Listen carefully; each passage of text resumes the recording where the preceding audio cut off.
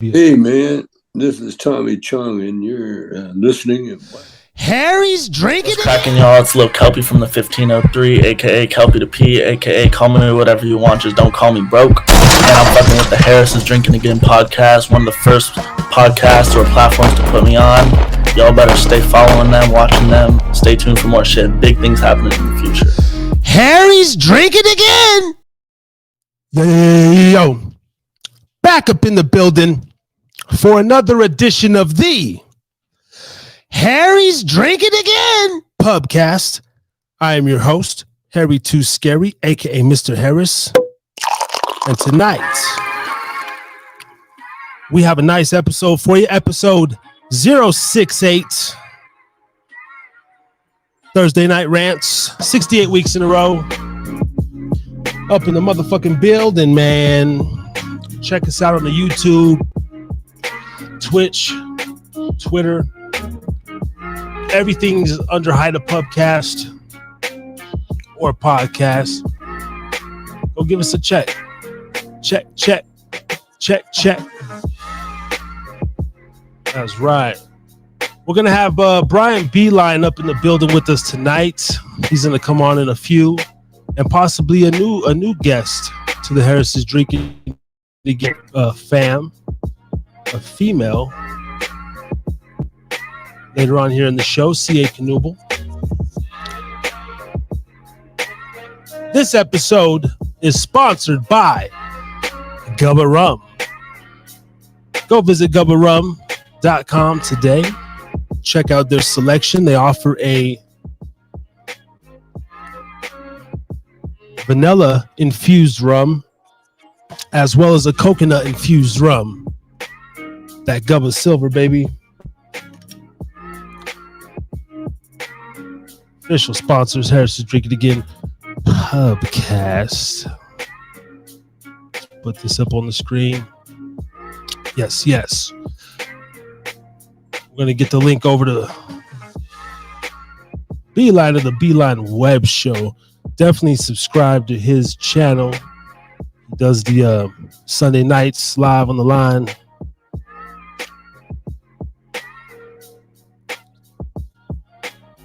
All right.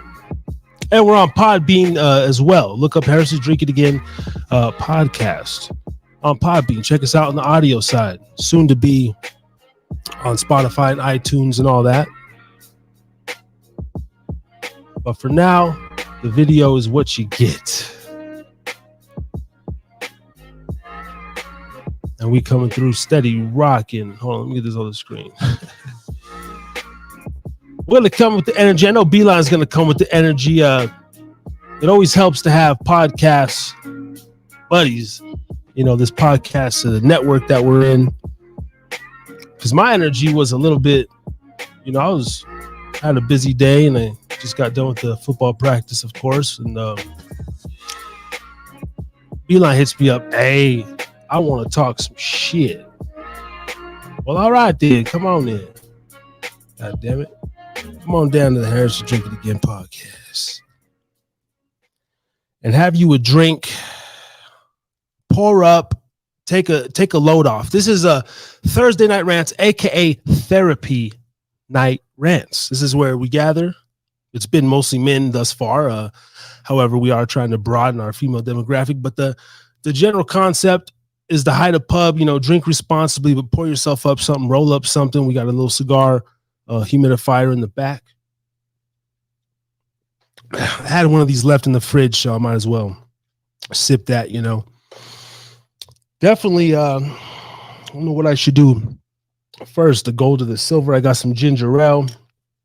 Also, later on the show, I'm back in the NV, so we got some premium flowers here. Shout out to Greenleaf Dispensary, or Greenleaf Wellness. Yes. Some banana pudding. We got ourselves some banana pudding there, so we got this for you at the Hyde Pub. And that's how we rock it.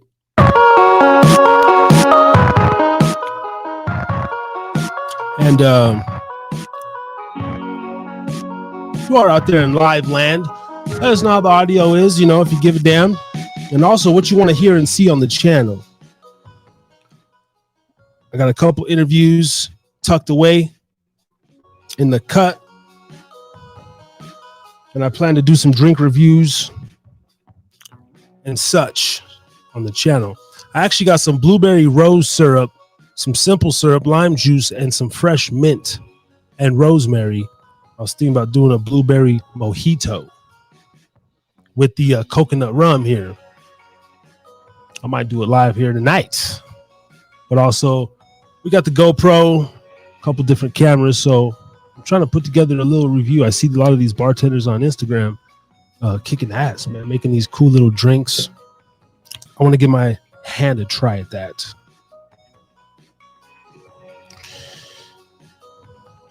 So that's what we got coming for you, man. We over here in the Reno town.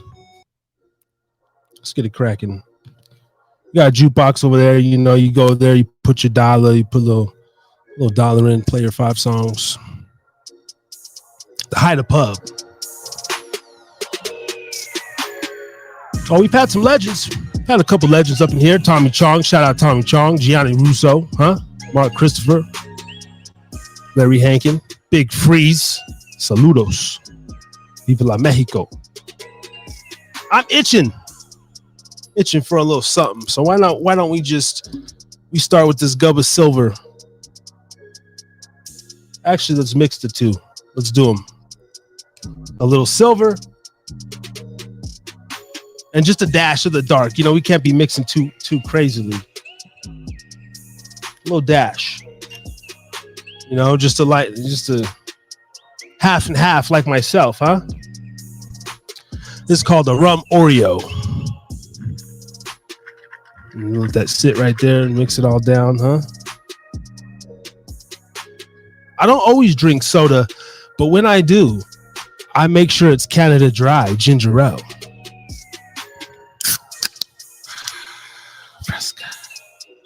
Yeah.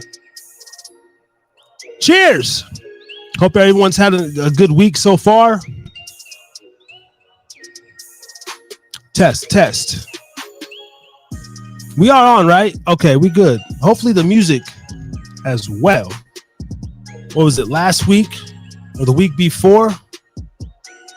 The board was fucking up.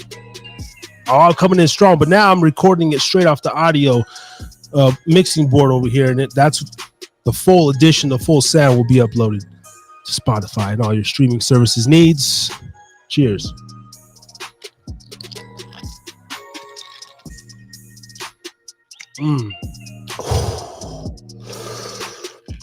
That's good. By the way, I haven't drank for pretty much 48 hours.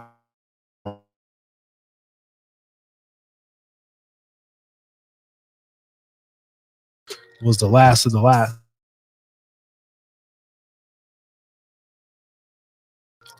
Throughout the day. Oh, that's nice. A little vanilla coconut with that ginger. Bumped up, man.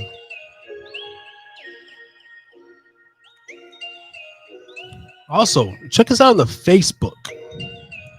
Go to Harris is Drinking Again podcast on Facebook. That is the what would you call it? The official page. The personal one, Harris Drinkin. But Harris Drinkin, that's where I do really most of my posting.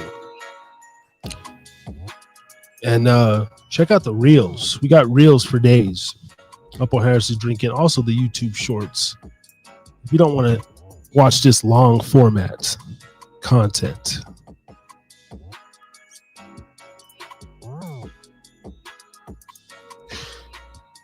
But the long format's where it's at, though, man. I'm telling you. I sit here and unwind. And we have these discussions amongst men and some women. Shout out to Justina as well as Wendy Lundy. She hasn't been in the building for a while, but we have had a hell of a run, man. 68, closing in on 70. You know what? I actually had one better.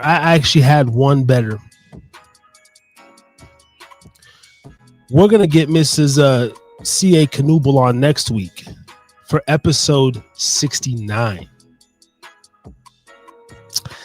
That is what we're going to do. Me and Beeline might just rock out tonight.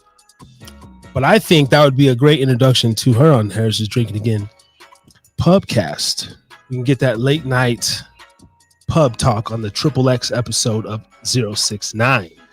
That's going to be amazing. So stay tuned for that. That's actually in effect. We're talking about that right now. Maybe bring her on, give her an introduction, and make that some sort of a spectacular. You know, she's an author and a stand-up comedian, and so she's got a lot of things to promote. An interesting perspective from the female side. 069. Stay tuned next week. That is going to be magical. It's going to be raunchy. Definitely make sure the kids are asleep by the time you come on the show. We might even have to start later, like 10 p.m. So YouTube ain't even tripping like that. And over here, man, it's still daylight. I feel weird hitting the record button when it's still daylight. This is a nighttime show. If you know, you know. Yeah, we up on the pod bean. There we go.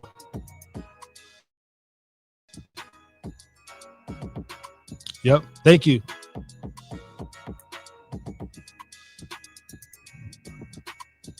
But yeah, shout out to Beeline, man. Because he came through and he was like, yo, I'm feeling a little frothy. And so I'm like, great. Come through, talk your shit. Hopefully he's drinking. We'll be on here in a few.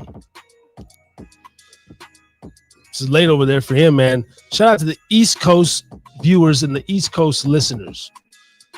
11 p.m. We've had some great traction. The analytics show, some pretty good traction. Late night fiasco. Thank you, Abigail Williams. Peace to your mommy. But yeah, anyway, the theme as well. Got the sign. We're getting a couple things. Went to Staples today to get a resume printed out and some more business cards. And I see they got the banner service. And so I might go that route. I'm thinking about getting the board, putting my hooks up and this and that. We just might have to get in works of redoing the logo and this and that perhaps. But we're gonna have some remodeling going on at the high. Yeah, man. Peace. Young Prophet up in the building. Was good.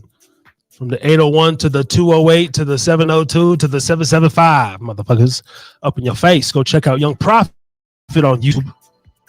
Support that young brother. And check out his music. He's just dope. He's got some dope shit. And he is I believe he's working on a project right now, or he just dropped one. He's got a lot of new music, heavy on the Facebook. Check out Young Prophet. And if you want to get an inside view of Young Prophet, you can go to type in right now the episode TNR 027. That's the Young Prophet interview. We got a part 1 and a part 2 up there. Peace, man. Let us know, man. Come through back on the channel as well. We'll give you another interview. You know, I'm over here rocking Harry Too Scary by himself, huh? Peace to Brother Ray, though, and T3. They're doing their thing. Brian B., the LLC Entertainment joined. He's up in the building, ladies and gentlemen. West up, Young Prof. And shout out everybody over there. Yo, we about to bring on this man. Now, he's no stranger to the channel. You can also catch him on TNR 045. His first live, TNR 045. After that, I believe before that, he had me on his show, Beeline Entertainment, LLC, Webshow. I'm not sure the number. Then we did the Pods Giving extravaganza. That was remarkable. And then back on his platform, we're playing ping pong over in this motherfucker. He had the New Year's Eve Podstravaganza, goddammit. And then ever since then, Sunday night, live on the line. You know, I got to get my intros ready.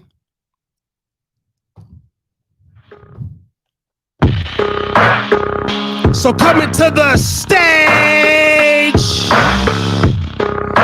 Brian Beeline.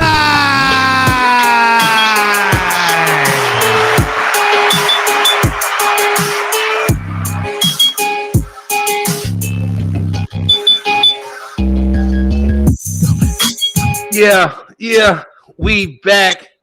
I'm back. TNR, what's that? We rap, got gas. Yo, what's good, my boy in the building? I'm fly and I ain't got children. I'm lying because I got about 3 of them, and you don't know me if you ain't seeing them. Yeah, I'm on the map right now. Your boy got the hat and it's black right now. There ain't no stopping because I'm rapping right now. And if you ain't watching the TNR, where you at right now? Yeah, what's good, my boy? I was drinking. Chilling on here, bro. I'm ready to go all day today. Yeah, it's real fast.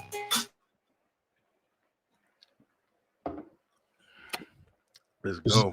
You just marinated, you know. That's what one thing that I think really made my channel pop in the beginning. You know, I was just loose with it, freestyling, drinking, talking shit, and I had a lot of artists on in the beginning and everything. And oh yeah, you know, that's always fun. People love music, man. Definitely, man. People love music. Man. And here at the Hideout Pub, we get plenty of that. You know, that's right. So yeah, I'm going with the this little pink and blue neon theme tonight. We got the lights, you know, the drink response. Make sure, you know. I'm feeling it, bro. I went and got me a couple of beers. I've cut back drinking a lot, and I don't hate it. I definitely don't hate it, but every now and then, bro, it ain't nothing like a good beer and kind of just get you right, you know, feel good. I've been kind of taking life back into control, kind of lost it. It's crazy how fucking ups and downs work, bro. Like it's literally like it's just that. You get up, you got stuff going on, and then all of a sudden, boom, you back down. So now you got to build your shit back up. Some people don't know how to build themselves back up, man. That's the biggest problem, I think, yo. Yes. My first show back here was titled Adjustments, and you know, making the adjustments. And I know I reached out to you behind the scenes, and you know, I was like, yo, check my audio and this and that. And I wouldn't say I necessarily bounced back, but it was definitely trying to make a transition and keep up what I'd already done. Yeah. And then I guess try to, through the scenario, come up with the best solution. And it's been fucking fun, though. It's been fun. I'm settling in, starting to get to my groove. I went to Staples today to get some business cards and a resume printed up, and I see that they make banners, big ass shits. So I was even thinking about going that route and getting these printed up. Yeah, okay. My mother made that for me when I first started the show. And I think she went to Staples to get it done. So yeah, it's a lot of ways. You know, I'm saying, like, and that's just one thing you could. I mean, you go to Walgreens and get a banner made. Like, it's just there's a lot of ways that you can go ahead and invent your shit. You know, reinvent. You've been on for a minute now, so I'm saying, like, you know, it all comes with it, man. Just keep progressing. You know what I mean? Don't allow yourself to get sad. Your best shit, to me, your best shit is you're consistent. As a motherfucker, like you're more consistent than even I am. Like literally, I think you're at like almost 100 TNRs alone. You know, just for every Thursday you getting on here talking it up with people or talking it up by yourself, whatever. Like wherever you at, and that shit is important, bro. People know they can rely on you to be there. That's true, and I appreciate that. This is the 68th consecutive TNR. That's what's up, man. The cuffs and the brother to brother, you know, a couple of the off the cuffs are just when I'm literally sitting there and I'm like, fuck, I want to go talk some shit. And usually I'm really drunk. I got about a dozen of those. But yeah, appreciate that. And but you, my friend, are goddamn way more consistent than me on the fucking socials, bro. You, first of all, even me and Brother Ray be talking about that. We'll be together, we'll be smoking, and he's scrolling. You're like, damn, Beeline. And like, it's just like, that's where and we had that discussion as well. Yeah. Where I've been trying to go hard on the Facebook, but I can't keep up with 2 Facebook pages, the 2 IGs, the Snap, It's a lot. and then you want me to get on TikTok. This man want. And what's your TikTok, by the way? So for the people that most of my social media handles are Brian B line, and there's underscores in the middle of each one. So it's Brian _B _ line. I can leave it to me to be complicated and shit, but that's pretty much all of mine. So you can go ahead and follow me there. I'm still building. Like TikTok for me, I kind of was late to the TikTok party. Like I consistently posted on there, but I don't think I really knew how to really mess with it. I wasn't on there dancing and shit. I was just on there, like, posting my clips that I post everywhere else. But now we're actually doing a couple more things. And I got a manager. My girl's my manager, and she, consistently is telling me like, "Yo, B, you need to do this. You need to do that. You need to, be more personable with your audience. Give them content that they want to see. And if you notice, man, I've had a bunch of different guests on to where we've just talked about like how the fuck they became viral. What did they do? One of our friends that we talk with that comes on the live on the lines, CA Canoble. I was just checking her out, man. And when I first met CA, she had a little Instagram page. It wasn't really much on there. It was like, I think she had like 300 people following her, and she just hit like 8,000 people. 8,000 people, because she consistently just posts every day, just little videos, little clips. You don't know what the fuck is going to take you over, man. You don't know what's just anything you do. Consistency is definitely important. Yeah. So I've managed to wake up every morning since the last 2 Thursdays. I got about 24 reels, like so about 12 a week. Yeah. 2 a day. Oh, yeah. So I've been doing that. But what I noticed is that the Facebook doesn't sync to the Instagram, but the Instagram reels you can sync to the Facebook. And I'm losing track. Yeah.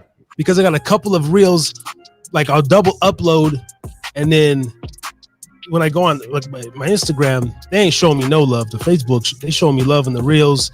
Got a few over 1,000, 400, 500, 600. But Instagram, I post on there like 40, 10. Yeah.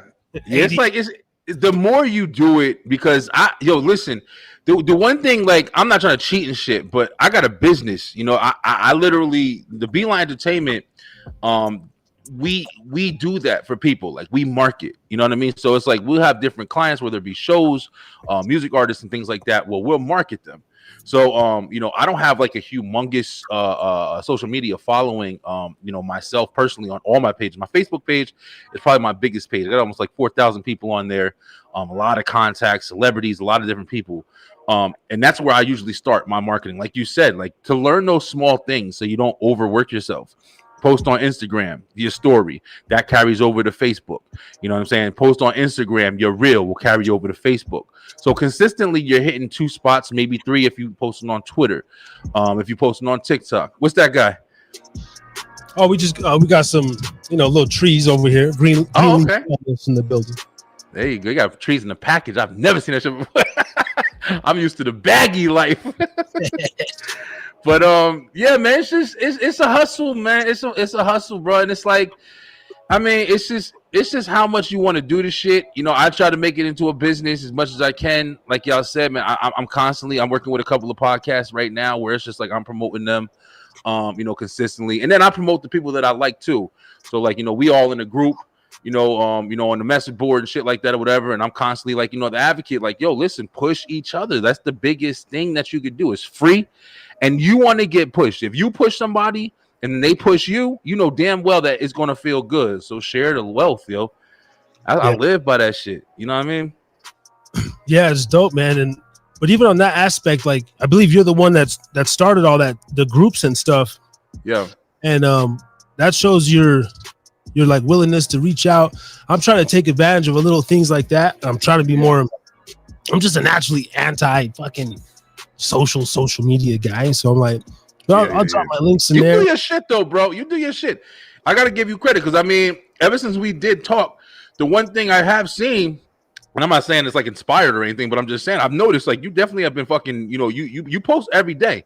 Like I always see something from you because I'm sharing your shit, and I'm over here looking at my cousin. I think my cousin the other day she was watching your shit, and she was like, "Oh, I love this," and stuff. So it's like it's just that, man. It's just like it's as much as you work, somebody sees it. I actually got caught up the other day because I was sitting there, and you know when you working and you doing something and you always feel like, damn, it's not enough. Like I don't feel like this is getting me anywhere, and you don't see the results and shit. But I went and I started checking back on old posts that I was doing.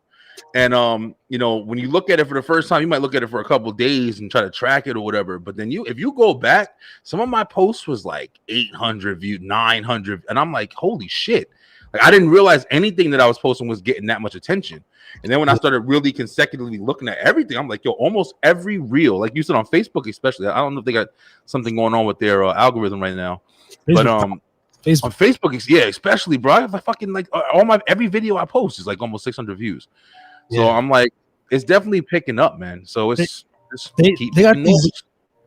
Oh my! They got these cool tools. Like I got a message today, like you've unlocked, a trophy or some shit. Yeah, like, you've unlocked something because you keep posting. Like post another. Yeah. Keep fucking going. Okay. They all compete with each other too. It's like that's what Tiff was telling me. She's like, you know, the algorithm, like, you know, because TikTok is so popping right now that it's like, you know, Facebook and Instagram, they want their shit popping too. And it's like, yo, I can go on TikTok. I've said this shit a million times on my show, on live, everything. But I fucking TikTok every day, 20 fucking times a day at night before I go to sleep. I'm on TikTok for 3 hours until 2 o'clock in the morning. Then I go to sleep and I wake up and I'm like, all right, cool. But like I don't watch TV that much anymore. Like, you know, I watch shit to talk about on the show. But it's just interesting seeing so many people have the opportunity to express themselves, present themselves to an audience. You know what I'm saying? Just think of all the shit you had to do back in the day to present yourself. It being somebody who was in music, you know, being somebody who has followed music, and you know, you have to do so much previously to get your fucking name out there. You don't have to do nothing but sit in your house to get your name out there now. And if you're not taking advantage of that, you're missing the golden opportunity, especially if you want to be a part of like the entertainment industry. So yeah, I live on that shit, bro. I live on that shit. Making connections, messaging people. I don't give a fuck. Like I everything. Being goofy, playing the games, all that shit. I fucking live on it. Yeah, you definitely inspired some shit though in that convo, man.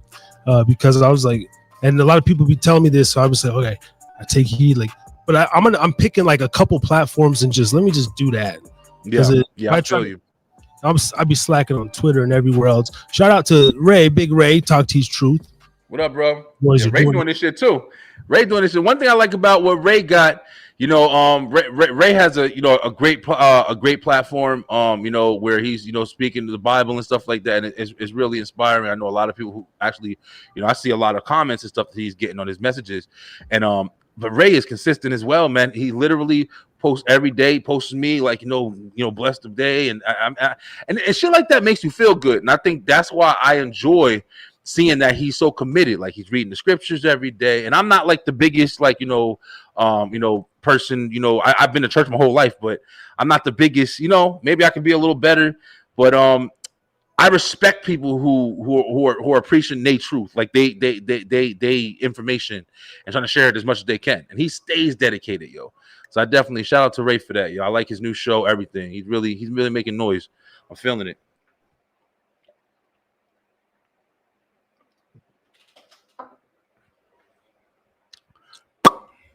Not even views, like we got frozen. Oh, Harris, I think you got muted there for a second, brother. Oh, okay.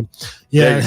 There you go. A couple times. Sorry about that. But I said Ray be killing on the Instagram, his likes. He be getting like 500, 600, 700 likes on his shit. Yeah. Not even the views, like actual likes. I'd be like, damn, bro. Yep. It's just weird how a lot of it doesn't translate over to YouTube or the other platforms, man. It's like if we could just get that all. That's one thing that, you know, when I'm working with these different podcasts, like just to kind of, you know, shout out, like once again, like I don't know if I said it before on your show, but what I do is I literally work with shows to get seen. And not that I'm, I ain't Martin Lawrence and Will Smith and shit, but I will definitely take my time, maybe time that a lot of people don't have, and take your product and push it. You know what I'm saying? Whether it be your episodes, whether it be your name, your brand, whatever you're doing, I'm going to push it consistently across social media. And that's going to be the platforms that I'm a part of. But what I use my platform for is to connect with a lot of different platforms. So I'm a part of like maybe 300 groups in Facebook, podcast groups, whatever, like personal groups, business groups, different things like that. So I'll take your product, you put out a show or an idea or merchandise, whatever, and literally place it in all these different groups and positions where people are going to be more likely to see it and maybe be interested in it. So that's what I do as far as marketing and advertising. And then so by that, Beeline Entertainment LLC at gmail.com. Is that correct as well? So we have right now we have the website is the Beeline Entertainment LLC.com. We have you can catch me there. Is probably the best way. You can go ahead and just get all the information. We have a lot of stuff on the website. But the Beeline Entertainment LLC, that's our actual business. We have the shows, our podcasts, which we have 4 shows now. We have the Beeline Webshow. We have the Beeline Entertainment Show, which is the entertainment show where people come on and sing and do different talents that they may have. Then we have the wrestling show. We watch a lot of wrestling, talk with different wrestling fans and things like that, and even wrestlers at times. And then we have the Live on the Line, like you were saying, which is open mic discussion. And I've been loving the way that the Live on the Line has been going, recently. But it's been a lot of fun. But yeah, man, we literally just market, man. We try to get you seen. And what we were saying about Ray before was the one thing about when you have a topical kind of a podcast or a show or whatever, like you're gonna hit a brand easily. You know what I mean? Like you're gonna hit the people who are interested in your conversation easily. And that's one of the biggest ways where you're gonna get yourself seen. Man, it's good to see you popping my shit up in there and stuff popping up now. I'm used to that now. Hell yeah. I'm trying to I'm gonna make clips and different things of this and everything. Got you. Let me zoom in a little bit for the people. We got a few people up in the chat. Salute to everybody. So this is Beeline's, this is your link tree. Yeah, Linktree is great, man. If y'all in a business, you don't got a Linktree, man, definitely get on that immediately. Get you some links up in there. Get you some website here. Yes, sir. Merch popping, yeah. You be doing your thing. I'd be seeing the merch and yes, sir. The overall market. See, this is my next step here, brother. This is my next step. Yeah, well, you doing it too, bro. Like you got, I see you got the Gubba Rum. That's definitely a big thing. The sponsors is something that, a lot of times people think that you need to be like, this humongous podcast. But I'll tell you, man, once I started having people on, like, we had the W, we reached out to W and they gave us a sponsorship, which is kind of easy. I'm not going to lie. I'm going to try to front. Like, it was kind of easy, but, they're a sponsor. We had a promo code. When people buy our products, we get paid for it. So that's great.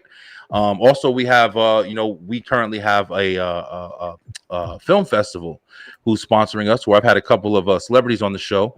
And the person who is working for the film festival actually decided to sponsor the show. I helped her out with some web design stuff that they were doing. And she's a sponsor now. So it's also, incredible. Plus a children's book, which it's a lot of different things, man. A children's book, like, I never thought. The children's guy has a rhinoceros, that he owns, Butch the Rhino, and he's pushing a children's book right now, which is incredible. And he's a sponsor of the show. And these are paid sponsors. So it's just different. It's different ways that you can gain attention from people with consistency, with reaching out, talking. It's all about networking, bro. Yeah, that's how we got, to everybody. But yeah, the merch thing is that was something that was fun to do. Be creative. I got to kind of go up there and update some stuff. But yeah, I'm wearing that right there. That's the Beeline LLC shirt. I got one of those. I try to pick up as much as I can so I can kind of show it off as I wear. I wear nothing but my clothes now. Like nothing. That's it. Like when I go out, I put my shirts on. I like going to Walmart, wearing my shit, standing in line, people reading the back of my shirt. I just had my kids just had a concert. And I literally just put my shirt on. And I was standing up in the back, and those people standing back of me. That's dope. it's cool when you do that and you come home and you see that people have checked you out. People have hit you up or whatever. I've gotten a couple at a gas station one time. I was buying some beer and this dude was the cashier. He was like, "Hey, what's your show about?" And I was like, I looked down on my shirt like, "Oh shit," like whatever. And then he subscribed right there on the spot. So it's beneficial. The more you invest in yourself, the more you're gonna be able to be profiting from the situation. It's important. Live, eat, shit, and dream this, yo. It's important. That's true. That's the truth. That's where my consistency just comes in. If I ain't doing everything at once, I pick a couple things and just focus on those. Yeah. The live, weekly live. Although I am thinking about rounding off, like I said, 104. I've still got 9 months or so. I'm thinking about, man, I don't want to necessarily end it, but what I want to do is kind of, because my lifestyle, I want to change up and maybe start doing a pre-recorded show. And because I'm a one-man show now, and I'm going to have a couple guests, start pre-recording, Monday, Tuesday, and then just premiering the show live Thursday. So it's still that consistency factor, but maybe physically committing myself to like Thursdays, like every night, I don't know. Well, I don't know. But switching it up. Yeah. I feel you. I mean, it's a lot. It's a lot. And what's crazy is kind of like we're kind of switching sides at this point because, when we first, linked up or whatever, like, you were like, "Oh, you record yours." And you was like, "Nah, you do live." And I've been recording mine since I started.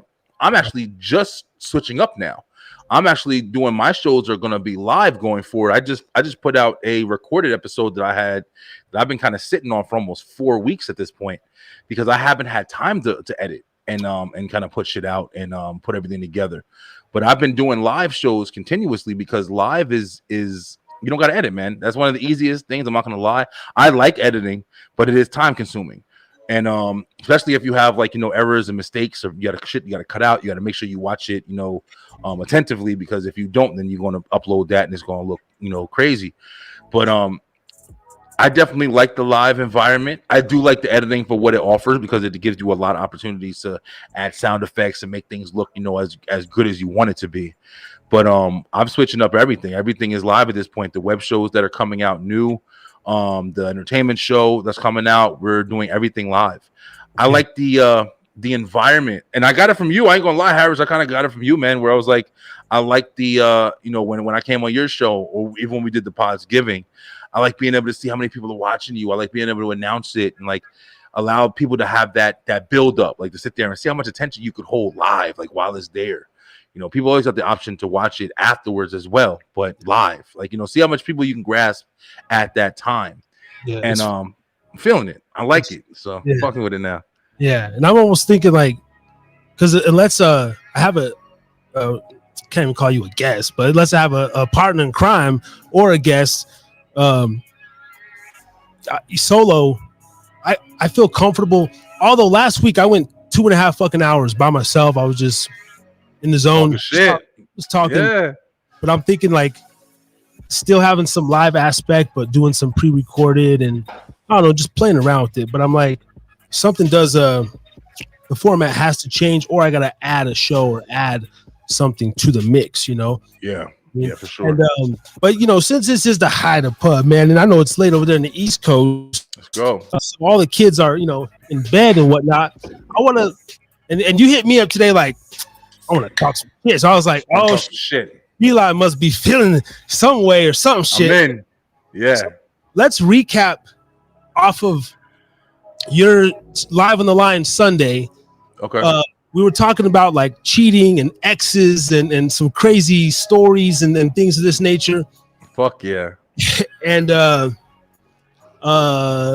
clip, where I was talking about I got some stanky coochie before, and then you were, with this chick, she was hugging the pillow, and she got up, and you. shit was devastating, yo. Just shit like that will take you out the game, yo. And when I tell you, it was like I said, it was a group of us in the room and shit or whatever, and we're just chilling. And this is high school, man. This is football, high school. We used to get out of football and be stinking. and be like, sweating and everything. And she lived right around the corner from the high school. So we went over there and we just go over there. She cooked us like, Chef Boyardee. She wouldn't like throw down like we was in high school and shit. She Chef Boyardee in a big ass green bowl. And we used to be over there eating, chilling, talking shit, smoking sometimes. Not that much because her parents was like strict and shit. But yeah, man, it was like a lot of stuff like that. But yeah, that's one of those things where I just, never forgot like that happened. And it's a story to tell, man. Sometimes I'll be bugging myself out. This is something that happens a lot. Like, with my girl, IT Tiff, she's my she was my co-host. She's my manager now. Okay. My fiance. Okay. A lot. She was kind of sheltered when she was young. She didn't get out. She didn't have a lot of experiences and stuff like that. So like even with like movies and shit, like she ain't seen a lot of movies that motherfuckers would be like, you ain't seen that. Like she ain't seen a lot of stuff. So a lot of times I'm like presenting shit to her. Like, I'm like, yeah, well, because I was the complete opposite. I was fucking out and about fucking wild or whatever, my whole life really. And so it's like, when we're talking to people that I know or like family or shit like that or whatever, people I used to grow up with, like they'll just come out the blue, especially if I ain't seen them in a while, and be like, yo, B, remember when you did that shit? And I'm like, oh fuck, I forgot. And start telling her shit. So it's like when we get into situations like when we were on live, and I forgot how that topic popped up. I think we were talking about something, and I forgot how I remembered it. It's like a button, like it clicks, and you're like, oh shit, I remember that happened. And that's one thing I like about your live in the lines is like, unlike my ass doing the TNRs, a lot of times won't even really have a topic, or I would just think of dependency, right before the show, and I'll type it in. But you have some unique or just these different topics, whether it's trending stuff, relationships, fatherhood, a lot of like women and men sort of convo, and I like that aspect. We were bringing up. I think it was you asked what's the very least it would take for you, or to what's the very least that you consider cheating, and then we went into. Yeah. It's interesting because there's so many different people. Like even on there, my brother, JD the Mouth, he kind of surprised me with his answer to that question, because it's not like I go in knowing what the fuck people are gonna say. Like these are just my thoughts, like to stuff like that. You have things that kind of like make you ask questions. You see a video or you see something. Like I said, I'm on TikTok fucking 4 hours, so I'm constantly just watching shit, and I'm like, damn, how the fuck do people think they could do that, or whatever. And when he said, one of that question, like, what do you consider cheating? Like, what's the bare minimum? Because you got people who are like, oh, if you texted another girl, you cheated on me. Or if you looked that girl in her eyes and whatever, that's cheating. But then you have other people who are like, oh no, you touched his balls, or you didn't fuck him. Okay, you didn't cheat on me. You know what I'm saying? So it's like it's different, man. You got head, oh, you didn't cheat on me. It's interesting how different people have like their perspective on what faithfulness is. And to be honest, I'm a little bit more closed. But I'm definitely not like that close to where I'm like, oh, you can't have any friends. And when my brother said that, I don't know if he was like fully real or fully understanding what he was saying. I don't think he necessarily means like his girl can't have any friends. I mean, I know for sure, but it's interesting that people are like that. Like, hey, you can't have any fucking male friends if you're dating me, because I don't want any opportunities to be available to you. And it's not like I don't understand it, but I think that if you're in a relationship, you have to have some kind of understanding where you can't fucking ball and chain your woman, or a girl can't ball and chain your man. I don't want you to have no female friends. And nah, you just gotta have respect when you do it. Everything is about respect, in my opinion. I'd be on Reddit. I downloaded a Reddit and shit, made a Reddit account, and I'd be on there, and I'm looking at like the relationship or whatever, just typing in crazy stories, and I get these little things, and it's like, I don't know if it's like the relationship, I think the category, but it'll be like, when I read one the other day, and one guy was like, my wife has been spending a lot of time with one of her new male friends. What, and I feel uncomfortable about it. What should I do? And he explained in his whole thing that they went out one night, the two of them, and just happened to meet a group of male friends, them two, and they kicked it off, and they went to another bar, met up with, ran into them again, and she really hit it off with this one guy, and then they went out again, and she brought the dude back to sleep on the couch at the house, tripping. And then this dude, and everything. And of course, I got one sentence in, and I'm like, this dude's a simp and a sucker. Like you're letting but I'm reading all the comments, and they're like, what about Uber and this and that? And dude, she's getting donkey fucked while you're passed out drunk and all this shit. They right. I'm like, damn, there's really some. So, but there's an example of, and I have not that close of an example, but I would never allow some shit like this. But no. But I have two very good platonic female friends. I've only had really two platonic friends, but one of them is married or happened to be married. But we would still she would call me in the car with this dude and no, it's just Dakota. It's just it's just Dakota.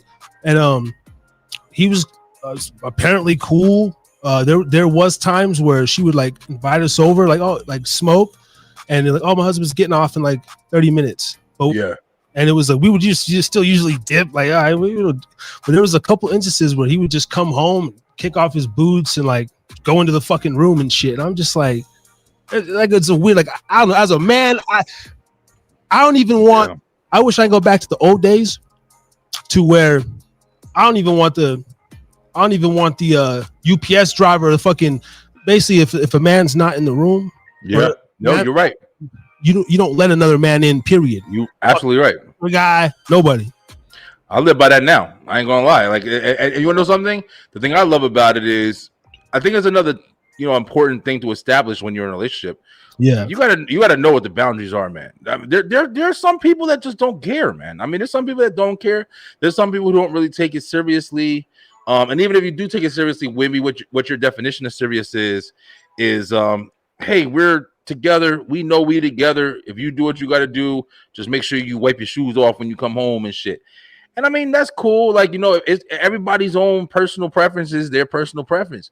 But in my opinion, bro, I just got to be honest. If you are deciding to be in a relationship and it's a committed relationship and you are living the life where it's hey, we're together and that's us together. But then you want to go ahead and, hey, I got a friend that we met at the bar and now I'm chilling out with him all the time. I don't understand how anybody can say, okay, well, I think that's a respectable decision that you're making. And I think that, I agree with you making this decision. Why are you hanging out with him so much? Oh, he's funny and nice and he does stuff for me. Really? Well, what the fuck are you with me for? You know what I mean? Fuck that. People want too much, man. People want too much. People want too much, in my opinion, yo. There's a lot of people out there like that. I ain't going front in general terms like that. I would be considered I'm the type of dude if there really should be no reason why you need another man's fucking energy or attention, period. And yeah. There's a couple, my girl was RIP to her brother. Her brother passed away, whatever, a few years ago. Gotcha. And she was close to some of her brother's friends growing up, and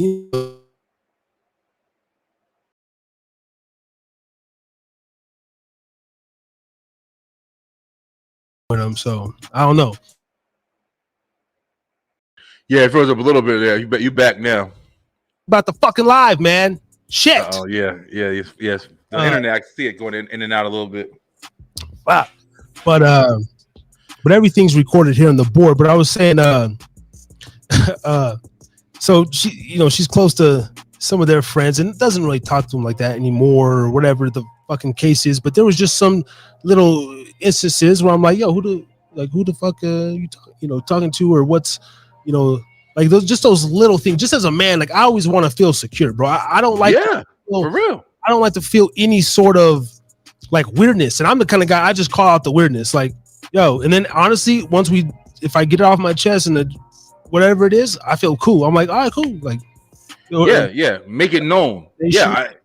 And there's nothing wrong with that. There's nothing wrong. I mean, that's how it's supposed to be, you know. Like you said before, like this guy's a simp. Like you over here fucking watching another man in your house with your woman. I mean, I don't understand how anything like unless he just doesn't care and he's just even for me though. Even if I don't care, I don't give a fuck if I'm just fucking some chick and I'm at your house right now and then some other nigga just there. Even if I don't care, just me as a dude, like. Listen, bro, I'm fucking in here right now. What the fuck is you doing? Like, you're not sitting here eating off my plate while I'm eating. Like, nigga, like you step to the side. Like, don't fucking encroach in my territory right now. You know, you could do it later when I'm not here, but I'm here and you fucking sitting here like this is your domain. Like, nah, bro, get the fuck out my shit. Get out my way at the very least. You know, but I think just I don't know, bro. We also living in different times, Harris. Like that's another thing that I gotta keep reminding myself, you know, every day, which is difficult. I mean, you got kids too, man, and it's just like I'm constantly finding myself having to raise my kids with like, you know, my morals and values and not the fucking world's morals and values at this point, because I don't even know what the world believes in at this point, because there's so much shit that they trying to teach these fucking kids, man. It's sad, man. It's fucking sad in my opinion, yo. Yeah. And I think you got a lot of these new kind of modern type women that they do this, like when they put Will on the red carpet with Jada and this like public humiliation thing, almost like they test their man.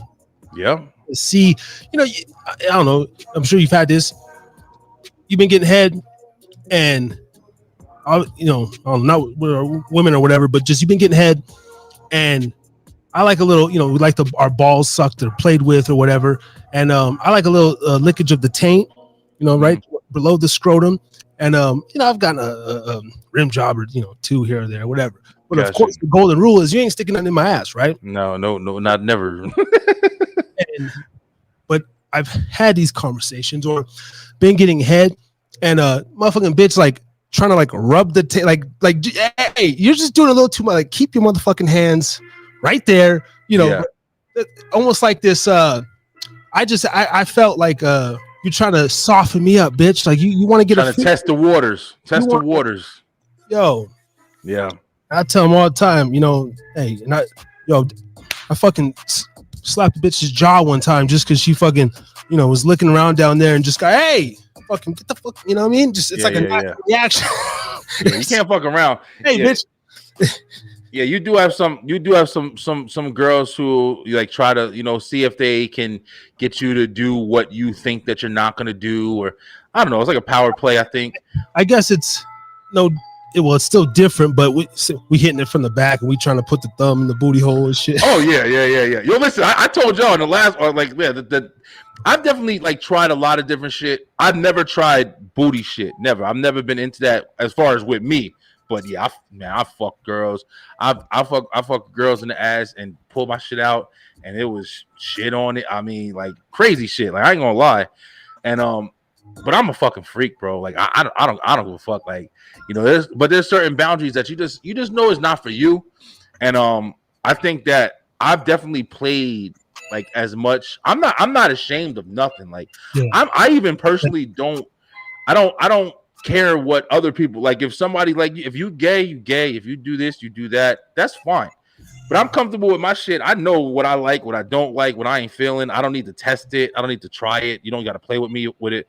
Like sometimes, even IT Tiff, like we fuck around. We goofy with each other, and like, you know, I just go smack her ass and, you know, stick my finger down her pants or whatever. Like when we out in the public sometimes. And she'll do shit like try to stick a finger in my ass, like, you know, I'm wearing pants and shit, and try to fuck with me. And I'm sitting there in the kitchen trying to cook dinner, and she come over there and try to like fucking play with me and shit. And I'm like, oh, get the fuck out of here. But she knows never in our relationship, or, you know, any relationship I can think of, I don't think any girls ever tried to like fuck with me and not, you know, respect that boundary or whatever. I don't even think I've ever had to tell a girl like, hey, yo, don't fucking try to do nothing to my ass, yo, because I just get that feeling, man. But one bitch, you know, she was just like rubbing the balls, but the finger kept going like But look, I said you can lick the taint. I said, bitch, I want your tongue down there. Stop fucking with the finger shit. Like, yeah. I said it doesn't feel good. You rubbing and pressing on my taint. Yeah. Chill. Fuck out here, you know? Chill that awkward shit, yo. I fuck with it. Let me be the in my shit. I like when I'm the freak. I've had some really fucking freaky chicks, yo.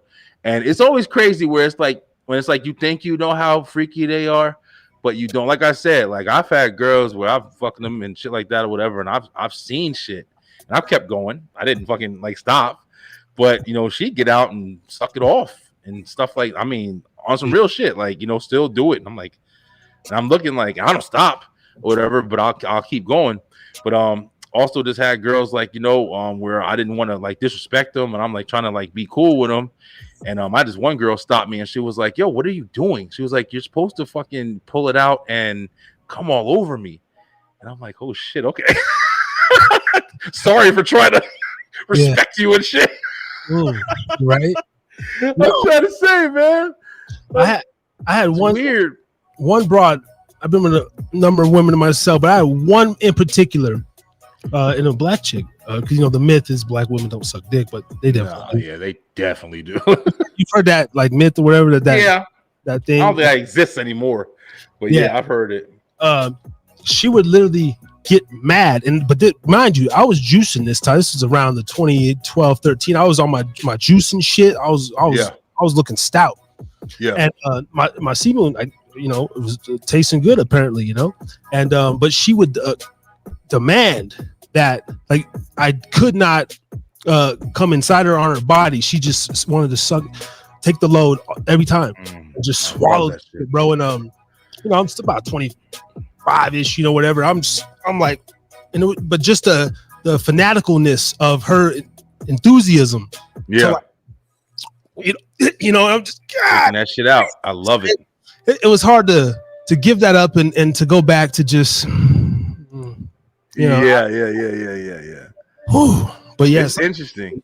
But that was interesting, man.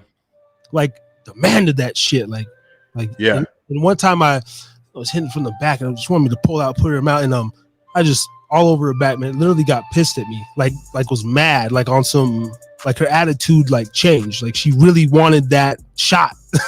Really? Yeah. I mean, like I said, bro, it's not like, you know, it's not crazy because it's weird, bro. I'm one of them kind of like deep thinkers and shit like that or whatever, and I'm like, you know, I always question everything and stuff like that.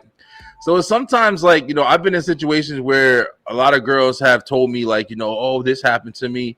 It's crazy to think. I told Auntie Tiff this one time, but it's crazy when I think back on how many girls have told me that they've been like molested and you know what I'm saying, like literally like in a conversation or raped, or I'm sitting there like, you know, sometimes when you hear it, like for me at least, when I heard it, like, you know, on the spot, like when it happened, I always think like, yeah, right, bitch, like whatever, you're just trying to like, you know, whatever.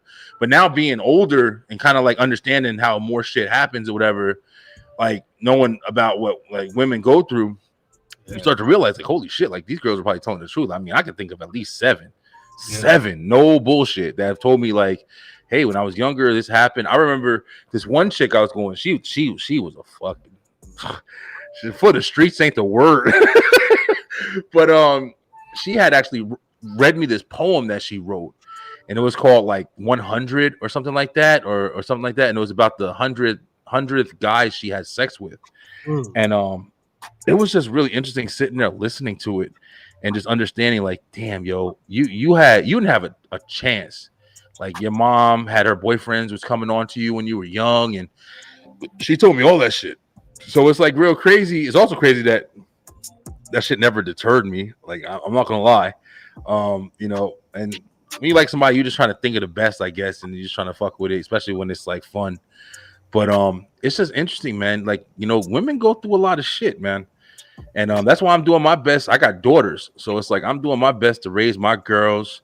You know, stick around, make sure that I can stay here and make the relationship work, and you know, everything like that, because, you know, they go through a lot of shit. You wonder why she's getting mad at you because you didn't finish on her because you never know what kind of like trauma that shit she needs to relive from. It's crazy. It's fucking crazy, man. Yeah, I had a legit nymphomaniac one time. Yeah, and she was like addicted to sucking the dick. Yeah, literally, I was working at this Denny's. She was staying at this spot, right? Literally, I'll get off of my break and shit. I go get head on the break or out, whatever it was afterwards. Oh yeah, fuck me off in the parking lot, goddamn. But she showed me the motherfucking papers, and she was diagnosed with nymphomania. And she was like, I'm insatiable. And then she was literally just one of those dick sucking DJ Paul, Juicy J, sit back, get on my dick suck. Yeah.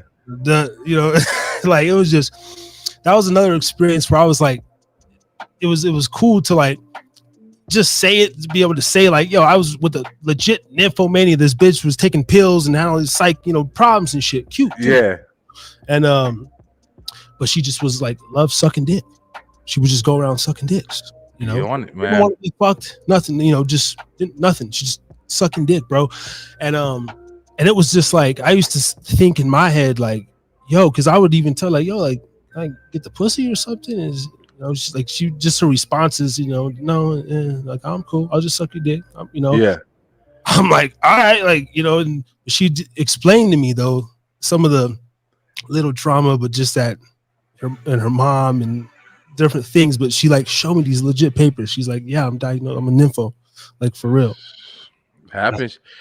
They sex drive, man. Whether it be your sex drive, they sex drive. That's all the other things we were talking about was just like, why. I think it was something we were talking about on the last live was why, like, everybody's always trying to fuck all the time, like, whether it be men or whatever.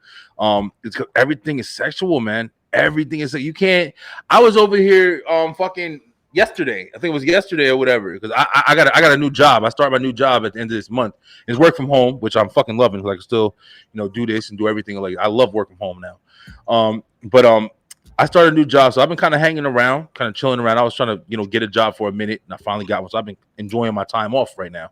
I just be on TikTok, I be on Reddit, I be on shit, and I don't know what, Instagram, everything ends up with fucking fine ass bitches, big ass titties and shit like that every time I'm on something. So I'll be watching shit and I'm horny as fuck. I'm like, every 5 minutes I see Tiff working down here or whatever, so I'm upstairs like, fucking, I'm about to jack my shit real quick.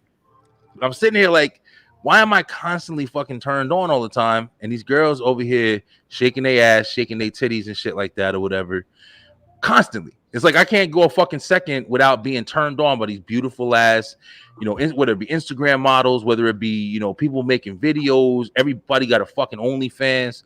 I'm over here looking up shit. I just stopped myself today from paying like $30 for this fucking shit that I'll be watching on TikTok. And I'm always like, damn, she pretty as shit. And then I found out she got an OnlyFans today. And I'm like, oh, I've been watching this bitch for like fucking a year. And now all of a sudden I found out, oh, she got I want to watch every video she's ever fucking had. And I was about to spend money on it. I'm like, oh man, I'm fucking losing my mind.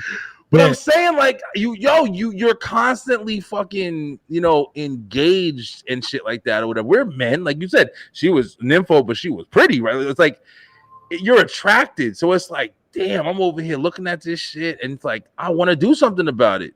Yeah. But it's like, if you lose your fucking mind if you just constantly, did something about it every 5 minutes. Like, yeah, it's complicated, man. And that kind of breakdown right there is why I truly, like, I don't believe in faithfulness as far as, at least from a man's perspective. I know women have the ability to just close it up and just accept one dick. Like, they have that ability more than men.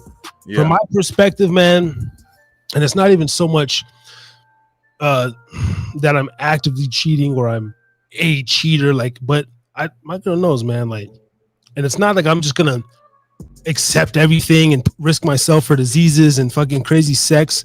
Yeah, used to be more like that. Used to be, but after sex addiction classes, they were good enough. Went to a couple SAAs, but either way, it's that temptation of, I was telling on your show, I work at a very nice bar.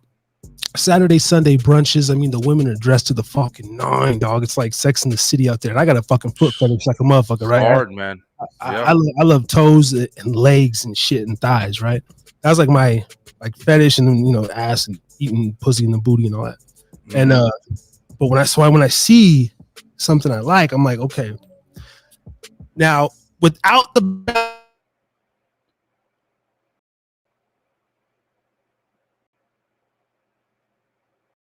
open,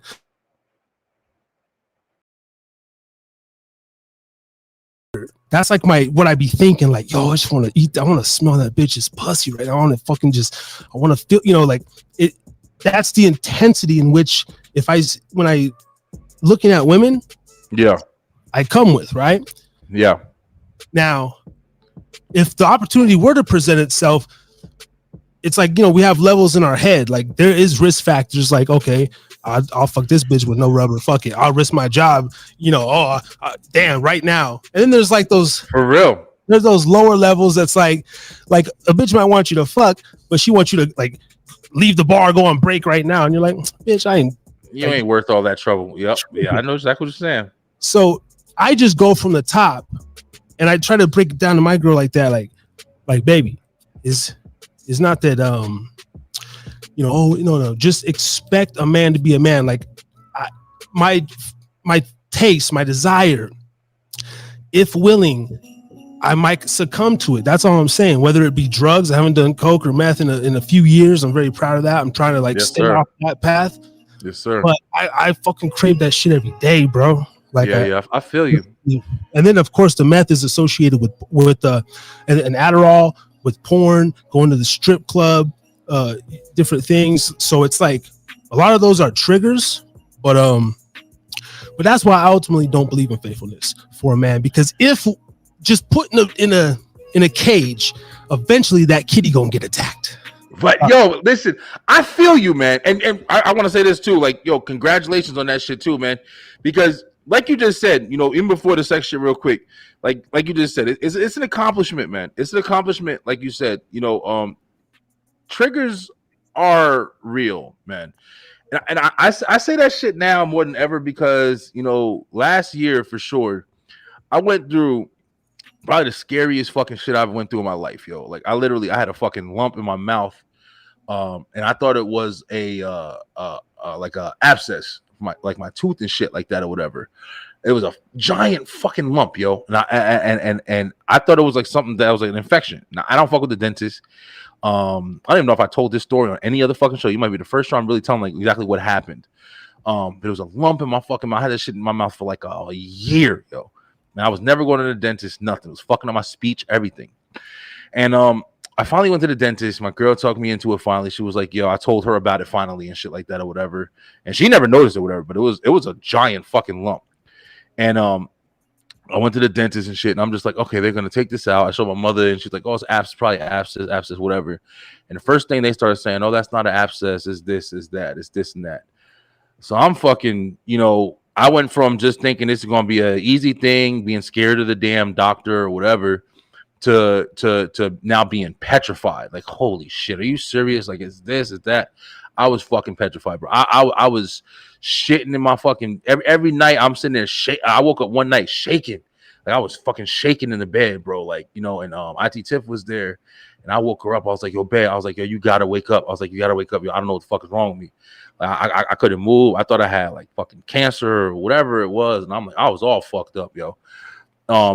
Now before that, I had quit smoking for, I think it was like 2 years. I quit smoking for 2 years, and I had that previous year, I had just started re-smoking back up, and I was smoking pretty fucking heavy, yo. I was smoking consistently. I had a driving job. Every time I would stop, I would smoke. Every time I was talking on the phone, I would smoke. I would smoke while I was driving. I was constantly fucking smoking, yo. And I don't even know to this day if that's like the reason what caused it or whatever. But they asked me when I was at the thing, like, do you smoke and shit like that? And you know, I went to the doctor, and you know, he saw it, and he told me everything, what the precautions was, what this was, that they have to test it and this shit and that and whatever. I was fucking scared of my ass, yo. I was so fucking petrified. The first thing, this is the bad thing though. The first thing I fucking said, I'm never smoking again in my fucking life. Never. You know what I'm saying? Like that health scare for me, that shit ended a part of my life that I can honestly say I don't give a fuck. You could be smoking free cigarettes in my, blacks, weed, everything in my face. I don't give a fuck about it. You couldn't pay me to fucking smoke at this point. And that's something I completely gave up. And luckily they removed it. They tested. I was good. I'm like, oh yeah, it's just this, blah, blah, whatever. Clean your mouth like this. They cleaned my fucking teeth, which was awesome. I never had that done. It was a fucking great feeling. But from there, man, like that's how deep it had to go for me to quit my addiction, even after I fucking quit. And I say addiction, like I wasn't on crack and shit, but I was fucking smoking, yo. I was smoking. I smoked my ass off. I was hooked on that shit, bro. Yeah. I was hooked on that shit. There's not even like even just the cigarettes, but the pattern. You know what I mean? Like just driving. Driving was the pattern. You feel me? Like that was the biggest thing. But it took something that severe to completely change my fucking mind. You feel me? I'm going through like, weight now is a big thing for me. Like I've been on and off. If I show you this fucking gym, Harris, I got in this, I tell everybody about that. I got a fucking weight set, boxing. I used to fucking box. I used to fight. I used to do mad shit, yo. And now it's like, got comfortable in a relationship and I don't do as much as I used to. So it's like, I'm not trying to have a heart attack to find out like, oh fuck, I gotta, kick it in the overdrive and meal prep and shit. Like I'm trying to get control of my life before the fucking warning light starts flashing, bro. That's so it's important, That's what I felt on my drug use and stuff. I smoke and drink to maintain, man, life's daily shit. And that's my equivalent. I grew up doing a lot of pharmaceutical. I was on medication from like 6 to 18 consistently, all sorts of shit. From Haldol to Adderall and all, Xanax, all this shit. Yeah. All the different doctors. And so then I became really anti that and quit drinking soda and the pills when I was 18, went through a little transformation. I grew and was like, whoa, holy shit, and lost weight. And then, but the drugs was, that's for me. I didn't want to, I feel like my heart and shit might give out now. Yeah, so I've done twisted the fucking quagmire so many times. I done, and shout out to the homies, man, who still, bumping hard, right? bumping every weekend or every other week. But at this point, between that, the shit, not the anthrax, but what are they putting in it now? The fentanyl between the lace bags and just my own heart, and then like so just the universe in my body, the Lord saying, bro, you've been lucky too many times.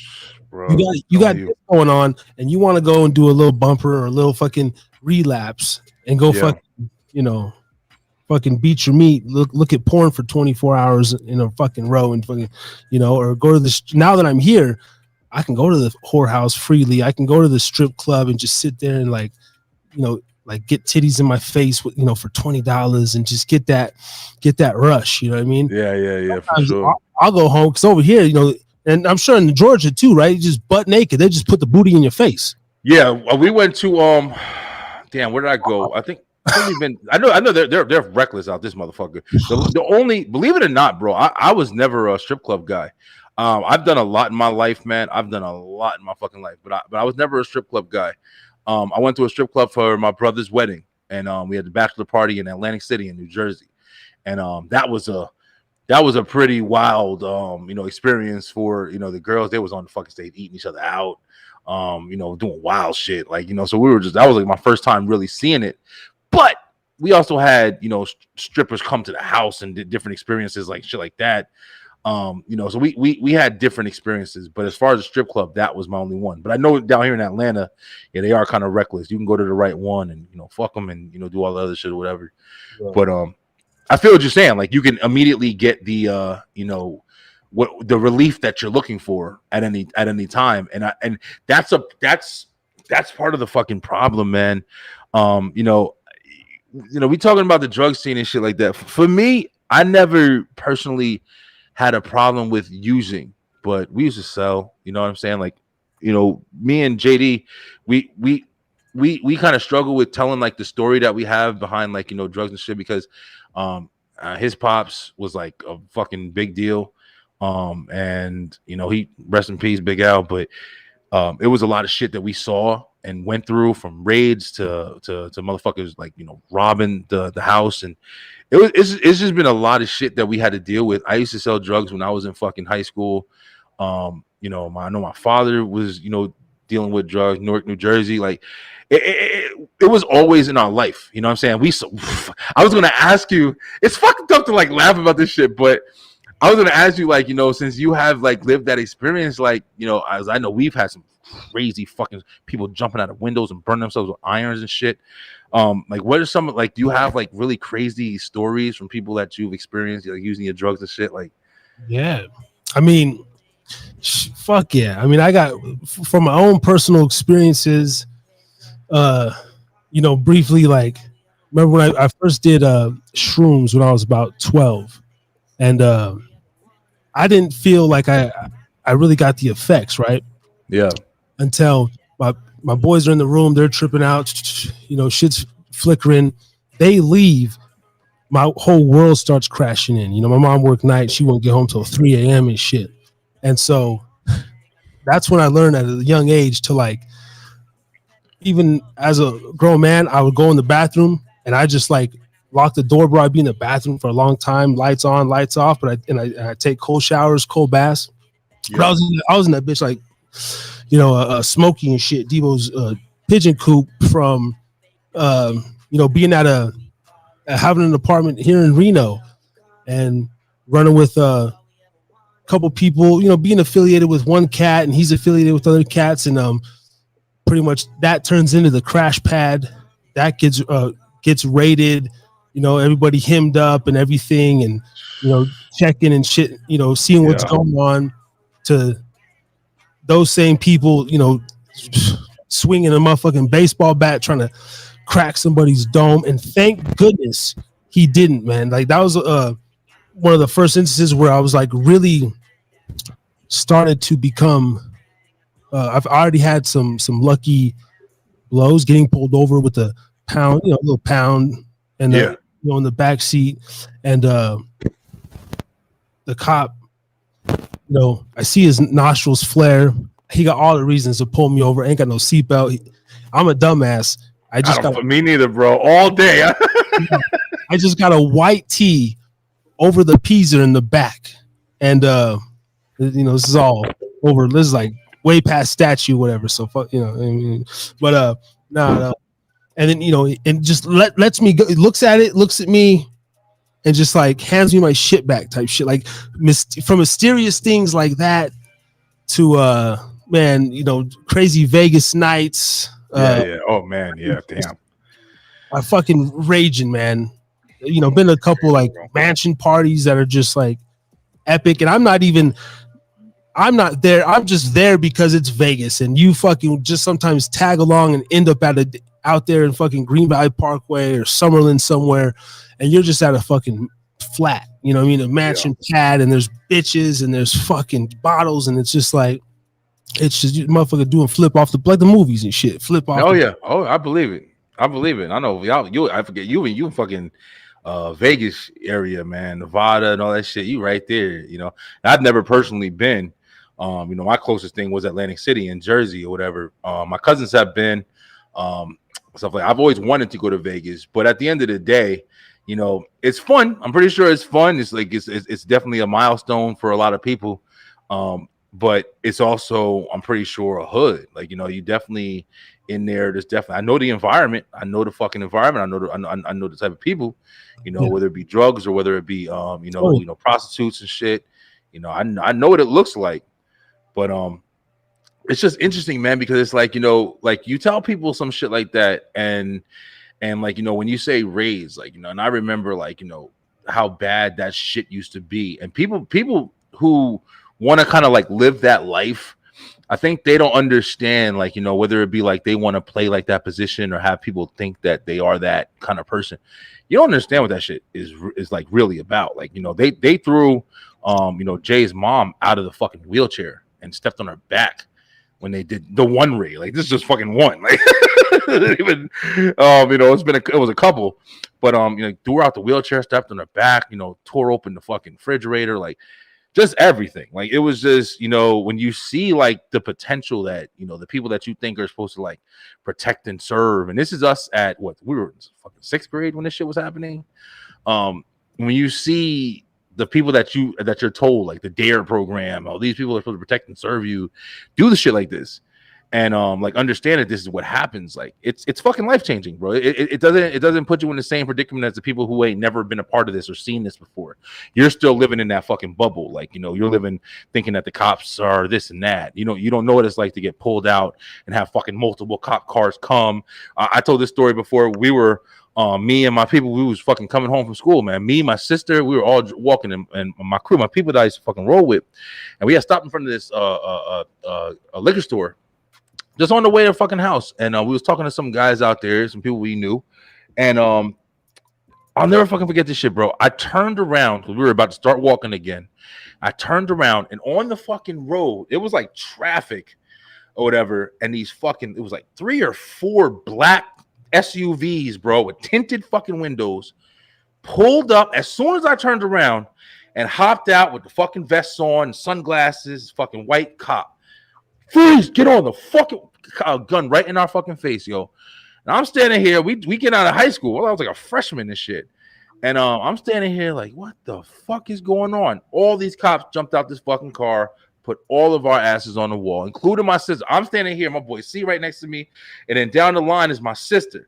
And I'm sitting there looking down, and there's this fucking female cop got my sister on the wall, and she's frisking her and shit like that. I'm like, what the fuck is going on? And it turned out somebody had called. We was just chilling. We didn't do shit. At least that I know, like, because you don't ever know when you roll with people. Yeah. But they said that we had a gun and shit like that or whatever. And I'm like, get the fuck out of here. Like, nobody had a fucking gun. Like, my boy C, it was funny. It was funny. My boy C was like, oh, well, I'm going to jail because he had like weed and shit on him. Yeah. But, they jumped out, they jumped out, fucking pulled the guns on us. And in that situation, like, especially knowing, like, hearing these stories and stuff now, like, I could have fucking been dead multiple times. Yeah. That's one of the time that I got pulled over by cops and jumped out at and shit. Yeah. So it's like living that life definitely opened a lot of eyes for me. Especially me having kids and shit now, to where it's like I watch my kids, like you said, your mom's working nights home at 3 o'clock, so I'm pretty sure, like, to pay attention to your kid, like, you know what I'm saying, like, what you were doing, so I was doing this shit, and you ain't over me. Not to interrupt, but like so many things are going through my head right now, and I've said this on the podcast before, but I'm gonna say it again, and whatever. I've been molested or whatever, but when I was a kid, right? And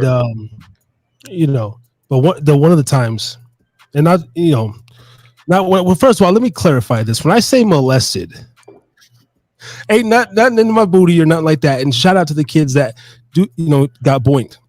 Yeah.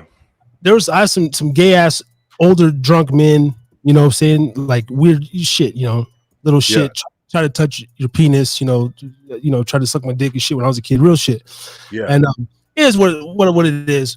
It's out there. I'm gonna make a clip of that myself. Yeah, my boys ain't gonna come back on me. You're gonna come back on me. Listen, bro. Yo, listen. You speaking truth right now. Hey, and I can get further into it, whatever. But I'll just quickly brush over some shit. And even at that same age, I was 6 years old. I was under my bunk beds and I was fingering this neighborhood girl, Michelle. She was 5 or 6 too, and I remember smelling my, and it fucking was the grossest thing ever, and it was similar to the belly button lint when you stick your finger in your belly button, right? Got you. I remember going out to I'm on 2 different things. Give me a second, bro. This is gonna. No, you good. This is gonna lead back. Feeling this. This is real shit. We on some real TNR right now. Let's go. We on the real shit, man. I'm sipping and motherfucking. Harry's drinking again. Right. We all drinking tonight. I'm on my second beer. I'm feeling good. I ain't drinking months. This is great. Hey, it's also therapy night, Rants. That's also tea, and so I'm getting my therapy. I talk my shit, speak my piece, right? Let's go, bro. But I remember going out to my mom down the hall. We live in this single wide, and I told her, like, she's, well, what's wrong? And I say, I asked her, like, smell my fingers, and she And like, I kind of remember like, and she's like, what is that? And I told her like, whatever. And it's a blur after that. She also caught me at other times, fondling and stuff. So anyway, from a young age, I was just like sexually active, bro. And then but fast forward to being unsupervised. I had this mean ass babysitter, and like she was like a bully bitch, older than me, like really fit, athletic. It was like stronger than me, bro. When I was 12, this would have been 11, 12, and like she could like rest, like sit on me and fucking like hold me down and everything, right? And she usually like when my mom would leave, bro. She would come through like 30 minutes or whatever. Oh, hi, play nice. Yeah. And then almost like as soon as she leave, like this bitch, like, fucking go, be mean to me, bro. Going around, throw shit and fucking just sometimes wouldn't let me come out. And I was like, I don't know, at that age, like I was starting to I'm like respectful because she's like, listen to you, and I remember getting bugged, like, bitch, you're gonna tell me fucking I can't come out and you're just a little older than me or whatever. But one day we're sitting there wrestling and doing whatever, and she gets on me, bro. And this is like the first. I think this is where my thing came from, bro. Like, I remember she had these denim jean shorts, and now, mind you, she was attractive as fuck. Like, she was the picture perfect, like blonde. And I'm not even attracted to white women, like that for real. But in that era, she was like the Britney Spears, Mandy Moore's lookalike, blonde, hot, cheerleader, the whole nine. And I remember sitting on my face, bro, and these dead, like holding me down and like pulling my hair, like rubbing my face in her pussy, Oh shit! Like through the jeans though, but like super short. I could almost feel the warmth of like her pussy, like coming out of my face, on my chin, bro. Like, yeah.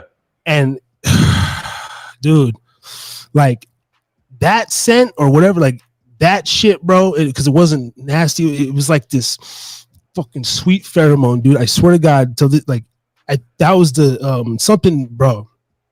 Anyway, like woke you up. Yeah, and then fast forward, I like to, and even snuck a little patty sniff or whatever when you're hanging out at a homegirl's house or something. But there's girls that I just actively dated or hooked up with. Even when we're getting ready to do our thing, like I'll take the panties off if they're, what I'm saying, smell them and fucking I'll be hitting it and shit, but wrap them up fucking like a fucking shit. Like to get off, to get off, bro. And that's one of my admissions, man. And I'm gonna shut the fuck up after this because but this is segues into something else on the jail shit. But it even went so far, and she knows who she is. Shout out to you, man. I still love you, baby. I still love you. I would request we would make appointments because she was married and everything. And we would make appointments basically to hook up and do our thing. And then I would request that the night before, like she like sleep in her panties or like wake up and she would like put them in a bag and like seal them, bro, because I really crave the scent of a woman's vagina. Not all. It's like it's very particular, man. Yeah. Like it just there's a certain thing there. And but that's what I attribute to lust, man. Like that little sweet fucking thing. But I don't know if that's from just getting that thing when I was a kid, man, because it was kind of traumatizing too. Yeah. Do you feel like you kind of chasing it? I mean, it's from what I hear, like I don't really think I have anything. I can't think of anything that like, I mean, for me, and like, even hearing your story, like I said, like I don't like to tell IT Tip's story too much. But we actually did an episode of the show, and it was really early on. Like I'm talking about like maybe like episode 12 or something like that of the web show when I first started doing the podcast. And we didn't air it. And she told her whole fucking story, man. And her IT Tip was in some really, really, really crazy shit. And for me, I wasn't. I wasn't. I had a really, good childhood. From what I can remember, I know people would say that you can block shit out, but I'll be honest, I really don't think there was anything for me to block out. I'm pretty sure I never got anything happen, like anything weird like that I had to block out or anything like that. So from what I know, nothing really happened to me and shit like that. So when I hear these stories of like shit that's happened to people, like it's really fucking interesting. But then also growing up, I found out that like my cousins had a lot of stories, and me and my cousins used to do shit when we were younger, and just different shit like that or whatever. So I hope I'm not somebody's fucking story or whatever. But you know what I'm saying? Like it's just weird. It's weird to fucking know what you experienced when you were young, because you were just doing shit, or shit was just happening. You know what I mean? Like it's not like you were in control really. It was just like you were just there, or whatever. But it's just real interesting to know that, like, whatever happened to you may be the reason why you are fucking, a freak. Like you like this, you like that, or whatever, why you're chasing it. I watch a lot of these fucking, documentaries on, whether it be like the murder documentaries and shit on Netflix and unsolved mysteries and shit like that or whatever. And you got these people who, for fucking crazy reasons, they like what they like. And you can't figure out why, or they can't figure out why. They're trying to, get the statistics. There's a shit on Netflix called Mindhunter, and it's like the first time that they were like figuring out what a serial killer was, like when they first gave the name serial killer, for whatever reasons that they were giving it or whatever, because they were trying to understand why these motherfuckers were doing this shit. They talked about the killer that was in Atlanta killing all those boys that was like going to the record studio, and it was really interesting, man. And it was just like kind of interesting to get that perspective and just understand why people are doing shit. You learn that a lot of these motherfuckers actually went through some bad shit when they were younger as well and stuff like that. Yeah. And all that has done for me, is open my ears and my eyes to understanding, whether it be the girls that's been telling me, whether it been stories that I've heard from like my people that I know, or cousins, family, even movies, TV, whatever. But just watching out for my kids, man. You know what I'm saying? Like really paying attention to what's going on with my kids. I've said it before on multiple times, like, on my show and on different shows, like I'm homeschooling my kids. I don't give a fuck. Like, my two 12-year-olds, we just got back tonight from my 12-year-old. I'm jumping around a little bit, but I'm starting to get twisted. I'm feeling this conversation. But back and forth. We playing motherfucking volleyball. We playing it, but it all goes in the same area. But I just got home, or earlier this evening, like, for my daughter, she had a concert, and she's been playing the violin in 6th grade. And we went and saw them playing the violin. Been playing the violin all year. The school year's about to end, and they had their little concert to show what they learned.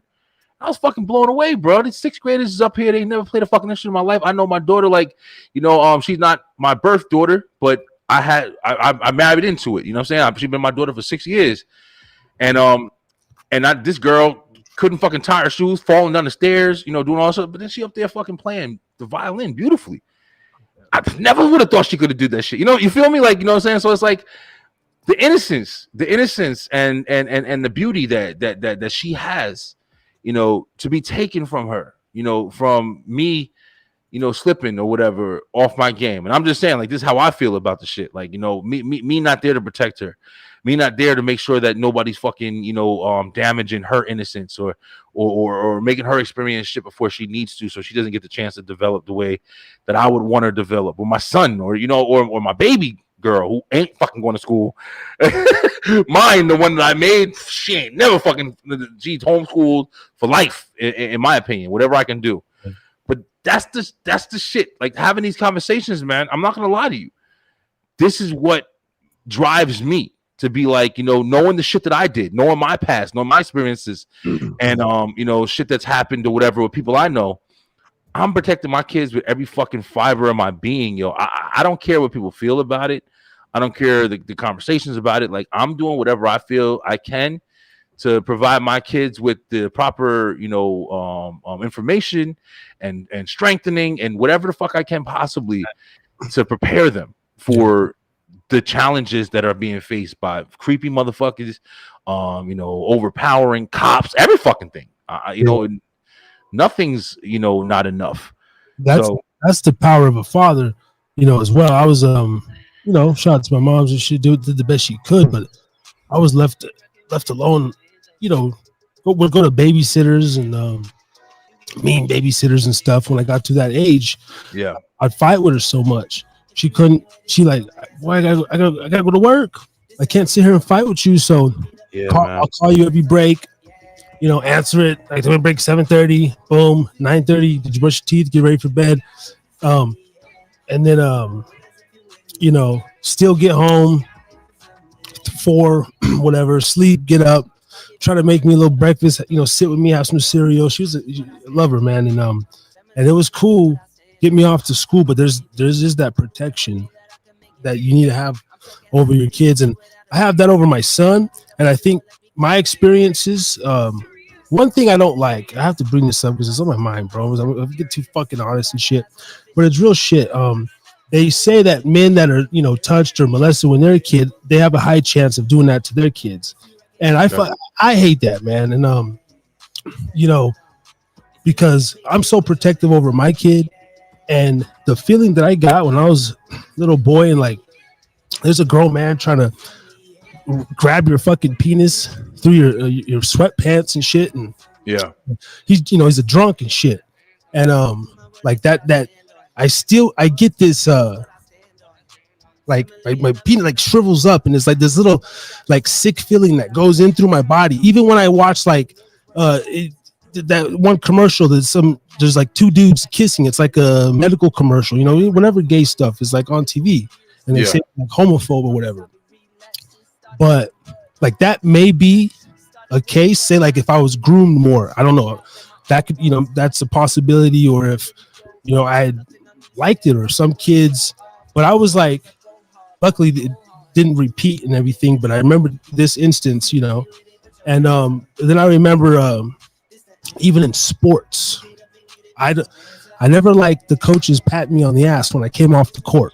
Yeah, I feel you. And one time, I remember I fucking didn't like it so much, and I put my hand behind, and the coach like hit my wrist and hit, and the way he did, he's like, and his reaction was like, Harris, you know, what the fuck are you doing? No, if I want to smack your ass, I said, fuck you. And like, I stormed out of the practice, you know? Yeah, for real. Like, preteen, like rage, you know, fuck you, no. And like, I remember going home and crying and feeling weird, bro. And so, like, I don't know. So anyway, I don't agree with that that stuff. That's why I'm very against the pedals and everything, and the programming of it, because it's like there is kids that far more worse happens to them, or, you know, so many things, man. And as a father, for sure, we got to be there to protect our kids and let them know, like, yo, what the fuck is up, and what's right, what's you know, important. It's important, man. Yeah. It's important, bro. It's it's another reason why, you know, kind of just tying everything back together. It's like, you know, relationships and shit like that are so much more than, you know, just your personal satisfaction, if that makes sense. Like, you know, sex is a big deal. You know what I mean? Like, you know, especially for, like we're saying, this day and age, you know, for certain people, like you, I like what you said on my show when you were talking about options. You know what I'm saying? A motherfucker who's walking around and he big as shit, not that attractive. You know what I'm saying? Like, you know, there's somebody for everybody, but we can all agree that there's some motherfuckers that got a lot less options than others. And shit, you know what I feel me? Like, you know, that motherfucker having a conversation about, oh, this person, that person, or I can stay committed. Yeah, I bet you can, motherfucker. There's a reason why, because there ain't a lot of motherfuckers out there after you and shit. But I'm not gonna lie, you know, I say it all the time, man. I know I'm fucking, you know, comfy and shit now, and I'm still working on my weight and stuff like that. But yo, listen, on some real shit, like I know I'm a good looking motherfucker. I ain't trying to be, you know, whatever. When I was younger, I definitely was a lot better looking. You know, and I got a lot of fucking play, man. I got a lot of fucking play, and I still had the mentality of just I like commitment. You know what I mean? I like commitment as far as, I don't know if it's possessive, I don't know, whatever, but I like having what's mine. I like knowing what's mine, and I like what's mine to be mine. without interference. It's not so much jealousy. It's not so much anything else. That's why I'm not like the sharing type. I'm not like I need to have this girl and that girl and shit like that. Like I've had fucking options. I've had options. I still got options. I ain't going bullshit. I got fucking messages on my thing right now. I still got options. But at the end of the day, it's just like I have been one of them people to where it's like it isn't for me. So it's like you got to understand that shit too. So that's why I don't judge other people, because I understand this. Other people who are just like, it's for them. They want to have multiple options. They want to have this. They want to have that. Yeah. But it's just for me. I feel like, man, because of the complication, man, that and the struggles of raising a family and teaching your kids how to do the right shit and it's so much, man. Like you said it before, where it's like, it's only so much time. You know what I mean? Like it's only so much time. With I respect single moms, the dads, for whatever situation, if there's dads out there who just they just couldn't commit, they couldn't do this, they couldn't do that, whatever, they just maybe passed. There's a lot of different scenarios that are out there, but the moms have the kids. You can't go nowhere. What the fuck you gonna do? You know what I'm saying? Like, if there ain't nobody else there, you got to be there. Some of them don't even fucking be there when it's that situation, but some of them are just trying to make it work to the best of their ability with what they have, and I respect that. There's nothing you can do about that shit. You feel me? Like, you got to work. You got to make it happen. You got to be the only one that's making a way. And and whoever's left in unfortunate situations because of that, it's just kind of how the ball is fucking bouncing in that situation. But that's another reason why I just feel like the household establishment has to be a structure that has a strong foundation. That's probably the best way that I can say. You feel me? Like I'm trying to say it the best way, and that's another reason why it's like a lot of times people will try to categorize you for having that kind of mentality and try to pass it off as a different kind of way, like, oh, you're hateful, oh, you're homophobic, or no. The thing that you get from having the mother and the father, both perspectives inside the household, building that foundation. And I'm not saying that it has to be that way. I'm just saying I personally believe that that's the best way, that you're gonna be a well-rounded, it's gonna be the best well-rounded, scenario for, bringing up the family. And not in all cases, because some people are pieces of shit. I'm trying to say it like the best way that I can, so I don't sound like I know every fucking thing. But I'm just saying, from my experience, I had, both my parents, and I know the challenges that it faced. I still did shit. I still ran the streets and did shit. But at the same time, it's like I understand that my kids are benefiting from having, me and even Auntie Tiff, because my son's mom passed away when he was only fucking 4 years old. So that's a whole challenge that he's dealing with. It's there's no right or wrong to this shit, but I feel like there is a better way to do it, and that could just be for me, but that's all I have to go by. You know what I mean? Like, I don't know what else to really look at. My thing is I just know, and so I haven't actively been cheating, and hopefully my girl ain't listening shit. But I have this thing, man, and shout out to my boy Jake and shit, man. But we be talking about it, it's like every so often, bro, like you just fall into some pussy, And even when I was young, I had like 2-3 month droughts, right? Just on some real shit where I'm just single, doing my like I ain't had no pussy in a couple months, but I need to get some bitches. Yeah. And this thing in my head, and I respect players, like real players, and like people, just cats that have a lot of women. I mean, to a certain degree, as far as I used to hold them high regard when I was younger, but this thing clicks, and it's like I start to feel like less of myself, like, yo, like I actually need to, like, I need to go fuck something. I just need a hump as a man, like I have to pound, like, to make me feel better. And I can't be in a relationship sexually, because even though I might not actively pursue it, the brain's a motherfucker, man. I'm talking about like a coworker, whatever. Like, I've literally like fallen into pussy, like to where I'm on my way to do one thing and fucking pussy just like presents itself, and I'm like, that shit fucking every few months that shit happens, man. Yeah, and it's like, and it's like option A, what you were gonna do, or it's like, do I veer off and just hit option B? And every so often I hit option B. And that's my honesty to keep me sane. Yeah. To whatever fucking mental, emotional shit I'm dealing with. But there's this urge, man, that and if I gotta pay for it, I'll pay for it. Like whatever I need to do to get that. If I gotta lie to get that fucking feeling, that satisfaction from, and it has to be somewhere else. So like the in-house pussy isn't enough. It's cool, but there's like a breaking point, man. Yeah, I feel you. I even know what you're talking about. I'm telling you, I'm so a fucking man. Like I said, bro, I really think that it's a lot to do. Like I think you said it the best. The biggest word is options, man. Let me go ahead and I'm gonna take a piss real quick, bro. I'm drinking this beer. I'll be right back. Let me go ahead and run and do this real quick. Got you. Beeline in the motherfucking house. He's gonna go take a piss. We're over here getting lit. I'm fucking talking some shit. Speaking my truth. We getting honest over here. Late night bar talk. Shout out to everybody. Wow. But every so often, I mean, that's just the urge that I have as a man. And I can't lie about it. I can't run from it. Yeah. I don't think maybe it needs to be corrected or doesn't. I think it's just what a man's going to do. But you definitely need to hold shit down in your home life, in your family life. I don't think you can be out here fucking around. That's not what I'm talking about. Just a simple act. The simple act, but it makes us feel good.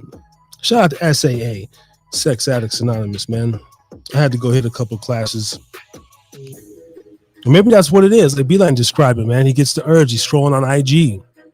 You know, whether I have sex with my woman or I'm jerking off, but like I feel the urge to rub one out every morning or every night or every other day. It's like whatever it is, like every 36, 48 hours, just skeet, motherfucker. Whether it be sex and then skeeting and then skeeting again because I just don't want to have sex. Or if I do, it would have to be with something else, a larger demographic.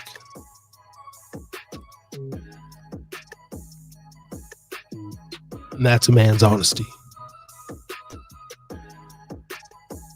As we move into hour number 2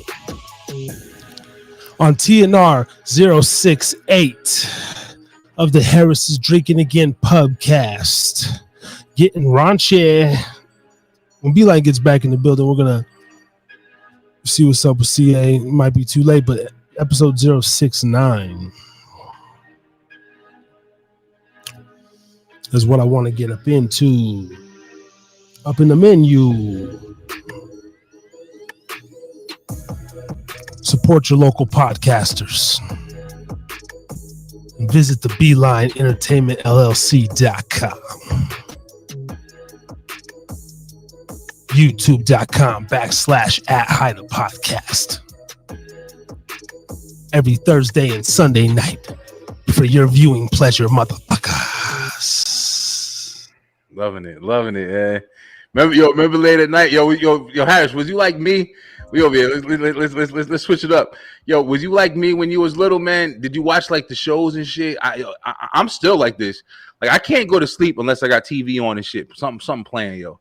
I can't fucking go to sleep. Like even after I go to bed from watching TikTok and shit, I watch TikTok until about, I'll go to sleep. Usually I lay down probably about 11, maybe 11 o'clock, and then be on TikTok for like an hour. Like depending on how much I'm fucking around that day, maybe 2 hours. But after that, even before I go to sleep, I gotta put something on. Like I gotta have TV on. Like Martin, Seinfeld, like whatever the fuck it is, I can fall asleep to. Yeah. You like that? Or you can just pitch black that shit? No, these days for sure. Like, we don't have a TV in the bedroom. Oh, really? My girl was like that. Like sometimes she be sitting there and fall asleep with the phone in her chest. And I'm like, I'm like, babe, the fucking breast cancer, the radiation, you can't do that. Take the phone in your closet. And But no, man, I like pitch fucking black. I don't like no crevices if possible, like dark and just silent.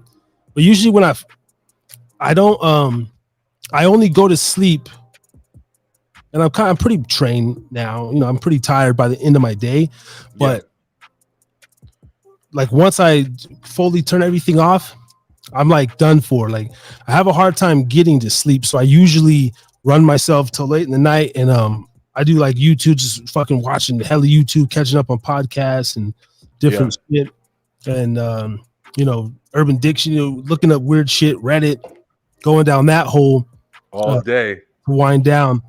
But when I sleep, it's got to be dark, man. It's got to be like, I tried even to sleep with like a lava lamp and a little salt lamp. I can't do it, man. Yeah, I gotta have something, man. My brain just fucking runs, man. My brain will. I can listen to shit, but or I can watch something and fall asleep while I'm watching some shit. It's not healthy though. Like you gotta, like, I heard of that. When you're sleeping, and this is why I'm into all that shit. Like, and I tell I'm trying to get my like daughter on that shit, man, because she goes to sleep with light. She's scared of the dark and shit. And but like my son, he goes to sleep like whatever in the dark, and I tell him that shit. Like you get a deeper a REM sleep when there's light in the room. Your brain, it's natural. It never fully shuts off, so you never resting. And then your mind can still receive all those images and pictures, and that's what they want with the television programming.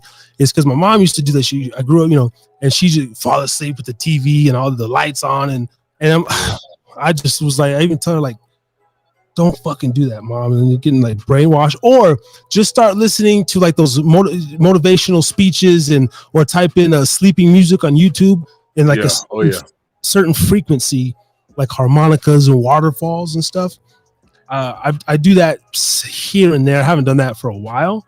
Yeah. But I went down a path along with my transformation and trying to find who I am. I would sleep with the headphones in and listen to like mantras, you know. And then one I used to listen to was like, "You will be rich." You know, this go to sleep, and it programs. And it would have like coins in the background and shit. I feel you, bro. Listen, it's crazy because, like I said, like, damn, I don't know, man. Maybe I'm supposed to be talking about this just tonight. I know I definitely wanted to talk tonight. It keeps kind of coming back to my own like self-reflection and shit like that. Like recently, like I said, bro, I went through a lot of transitions, man. Like, you know, that's why I love being on your show. Like your show is open. The vibe is always real good. Even the background and shit. Like it makes you feel good. But like, you know, I've been doing a lot, bro. Like, you know, I kind of came to the realization where I wanted to, you know, stop working for people, and I had my own business, and I was trying to, like, you know, completely just say fuck everybody and just do my business. And it was working out amazing, man. Like, you know, and to be able to have the opportunity just to try that even is like, you know, I'm so grateful for it. But be that as it may, like, you know, it definitely worked, and it was going well. But then reality kind of set in, and, you know, situation kind of happened, and, you know, you need money. You got to change. You got to go back to what your roots are and figure out what you got to fucking do to get, you know, your situation better. And that's what I had to experience. So I kind of went through kind of a down period, bro, where I was like, you know, I really wanted things to work out the way that I wanted them to, but I had to also be grateful for the opportunity and, you know, for what I experienced and lessons learned and all that shit or whatever. But kind of having to go back and kind of, you know, get back into the workforce and do other things. I was proud of where I was, you know, you feel me? Like, you know, when you had that accomplishment and, you know what I'm saying? And then you gain it and you're like, oh, well, this is working out well. And then you have to go and get faced with the reality of like, all right, well, that shit's over. Like, you know what I'm saying? Like it was a lot of adjusting, and it was a lot of just like, you know, mentally kind of break down and rebuild or whatever going on. So when you say things like, you know, you find yourself, I've been doing that as well, man. I've been, you know, kind of saying things, kind of understanding, like, you know, what I'm doing personally. And when you just said, like, you know, listening to, like, you know, your money, one thing that I always fucking say, and I said it, me and IGTIP just had a conversation about this shit earlier. One thing that I constantly fucking say, bro, I don't have no money. No matter how much money I have, no matter what, I always say, I've been saying it for years, even going back to high school, bro, I don't got no money. I don't got no money. I don't got no money. I constantly fucking say it. And I said it the other day when I was just coming out of my kitchen or something like that. I was like, damn, I want to do this. I want to do that. I was looking at my calendar. I was like, I want to do this. And I was like, damn, I don't got no money to do that shit. And when I said it that time, it spoke to me. Like I said it to myself and shit. And I was like, yo, how many times do I fucking say that shit, yo? Like, how many times do you literally tell yourself, I don't got no money? Oh, I see it fell. It fell. It was doing good. Fuck it. That's part of the, drink responsibly. Motherfucker wasn't drinking responsibly, and that's what happens. Shit, I'm about to give me some more. But yeah, man, like you say, bro, like I understand what you mean. Like even with the,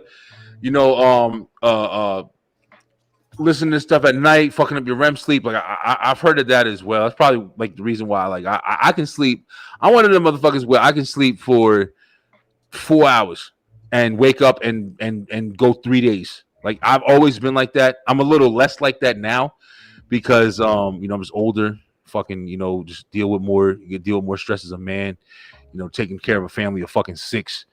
So it's like, I got more on my plate and shit. So I'm like just naturally worn out. Like before I can just run the streets, do whatever, fight. I don't give a fuck. Like, it's just life. But now it's just like just living. Not even doing shit. Like now you just fucking the stress of just living and shit. Like, dealing with stuff or whatever. Yeah. You're worn the fuck out.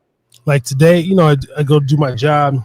I'm always up pretty early, by 6. The other morning I went to bed relatively early, 9:30. I was up at 2. Just woke up, couldn't go back to sleep.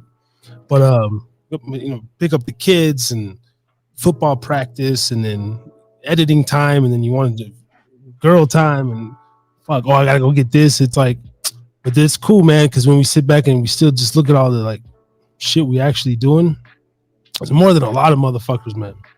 It is, and that's the biggest truth, man. And I think sometimes shit like that can be used to ground you.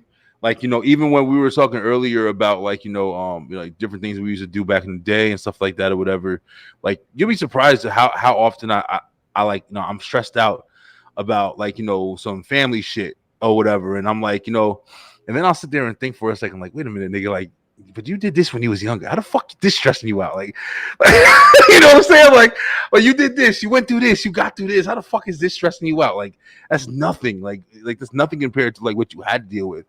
And it sounds funny, but at the same time, it's just like realistically, like I think about shit like that. I'm like, yeah, you're right. Like, what the fuck? Like, this is a problem for me now. Like, I used to have to deal with this shit or go through this or whatever. And it's crazy, man. Like, the different ways you kind of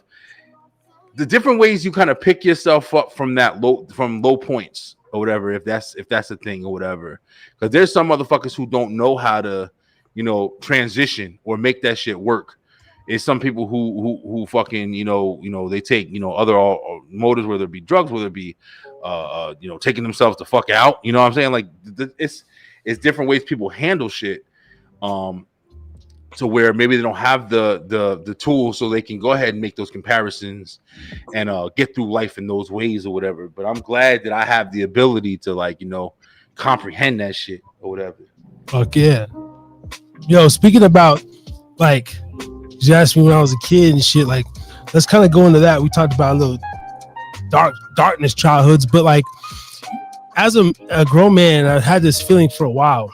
I only, I could sit here all day and get dreary and write a fucking dark noir book and put little exaggerations on it and make it like, oh, you had the worst childhood. But when I think about back, I only think about the good shit, man. And when and these days, trying to raise my kid, like me and my girl was at the game today. Do you remember the drink Fruitopia? Fruit Passion. Yes. Fruit Passion. Hell yeah. Right? And then, so my son's on this kick. Like he'll be on YouTube and he looks up all the old shit. He like follows retro channels. Hell yeah. He's always like, old school's better and stuff. But like, what are those like memorable moments, drinks, food, snacks? Like, we're relatively the same age, but for people listening and just in general, like what, like for me, Fruitopia, if they could bring back Fruitopia, Sobe, like Sobe might still be around, but remember in the glass bottle, the original, and then you open the cap and it had a little message on the cap. Oh yeah. Oh, all day. Like, it's funny that you're fucking talking about that right now because literally, we were supposed to talk tonight, bro. We're speaking to somebody tonight. I'm telling you right now, we're speaking to somebody tonight. We were supposed to talk tonight. I constantly, not to cut you off, we'll get right back. I literally was just last night on TikTok. I always look at the old school shit. That's my clarity. Remembering shit from back in the day, the 90s, my time period when I was a kid, and fucking living life freely, don't care about nothing. I saw one and Fruitopia was on there. And I remember that was our drink. Like me and JD the Mouth, like, yo, we literally would get a Fruitopia and fucking go everywhere, get on the bus, drive here. We'd always have a Fruitopia in our pocket, the fruit punch one.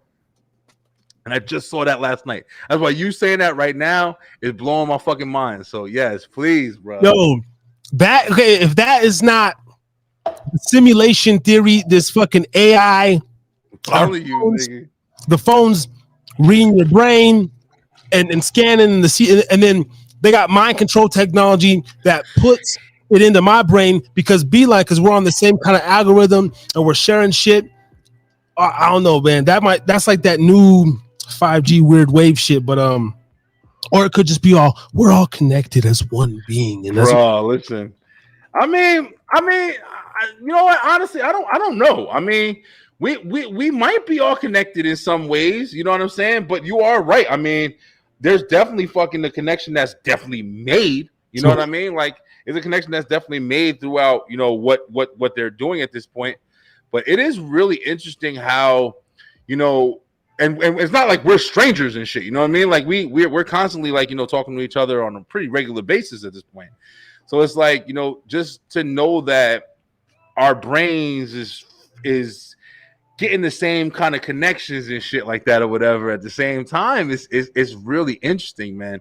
I literally just watched this shit. I'm not even fucking exaggerating. I literally just saw this like maybe last night. And I was like, Sobe and Fruitopia. Like I'm literally like, yo, bro, this is the shit I used to drink when I was a kid. Yo, the orange creamsicle one, the orange one that they came out with, and then the strawberry was my second, and the I think it was Tsunami something. The orange Sobe? One. I had the name in my head, but it was like Tsunami something. But real quickly, shout out to CA Canoe. CA. I wanted to bring up something. I was gonna hit you up, CA, on the back end. So Beeline had talked about getting you on the show tonight, but we got to yapping, and that's how it happened. Next week, TNR. Wait for it. 069. Yo, yo, dirty hoe ass, huh? The mentally ill hoe.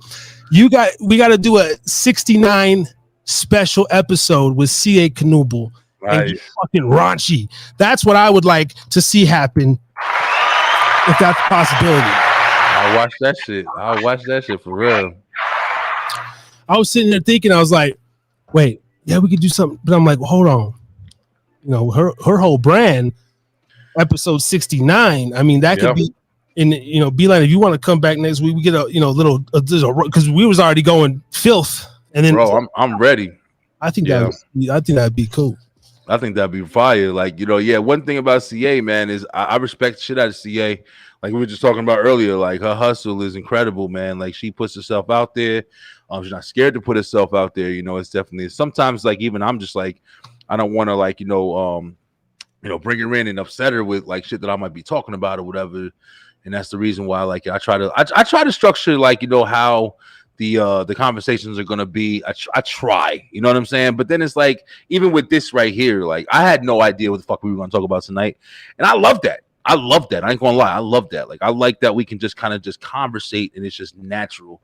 And I think people like watching that shit as well. Like, it's not fun when you are just watching some structured shit and it's kind of catered, tailored to how it is or whatever. It's fun when it's natural. Like we're literally opening up on some shit. Like, you know, I feel great. Like I said, I haven't drank in months. I don't even remember the last time I had a drink. And I'm on here, got me a couple beers. I'm fucking feeling really good right now. It's 1 o'clock in the morning over here. My whole fucking house is asleep. Like, and it's just natural. You feel me? Like, you know, and Harris, you know, we all day. So it's I would love to come on. You know, CA is real natural with it too. She's definitely fam. And I would do like I would like to CA send me some photos, headshots, whatever. I want to like amp it up, like make it yeah. I brought it everywhere too. 69, put the XXX in the thumbnail and just get into it, man, and fucking sure. do some shit. And it's pub talk, so we over here getting shitty and litty like a titty. Hey, that's what I want to ask her too, like, but have you, because I made a little Patreon or whatever. Let's get CA in here, yo. You got the link. You ready to get her in here? You want to get her in here? We can get her in here now, but I definitely want to get her back, like an official one next week.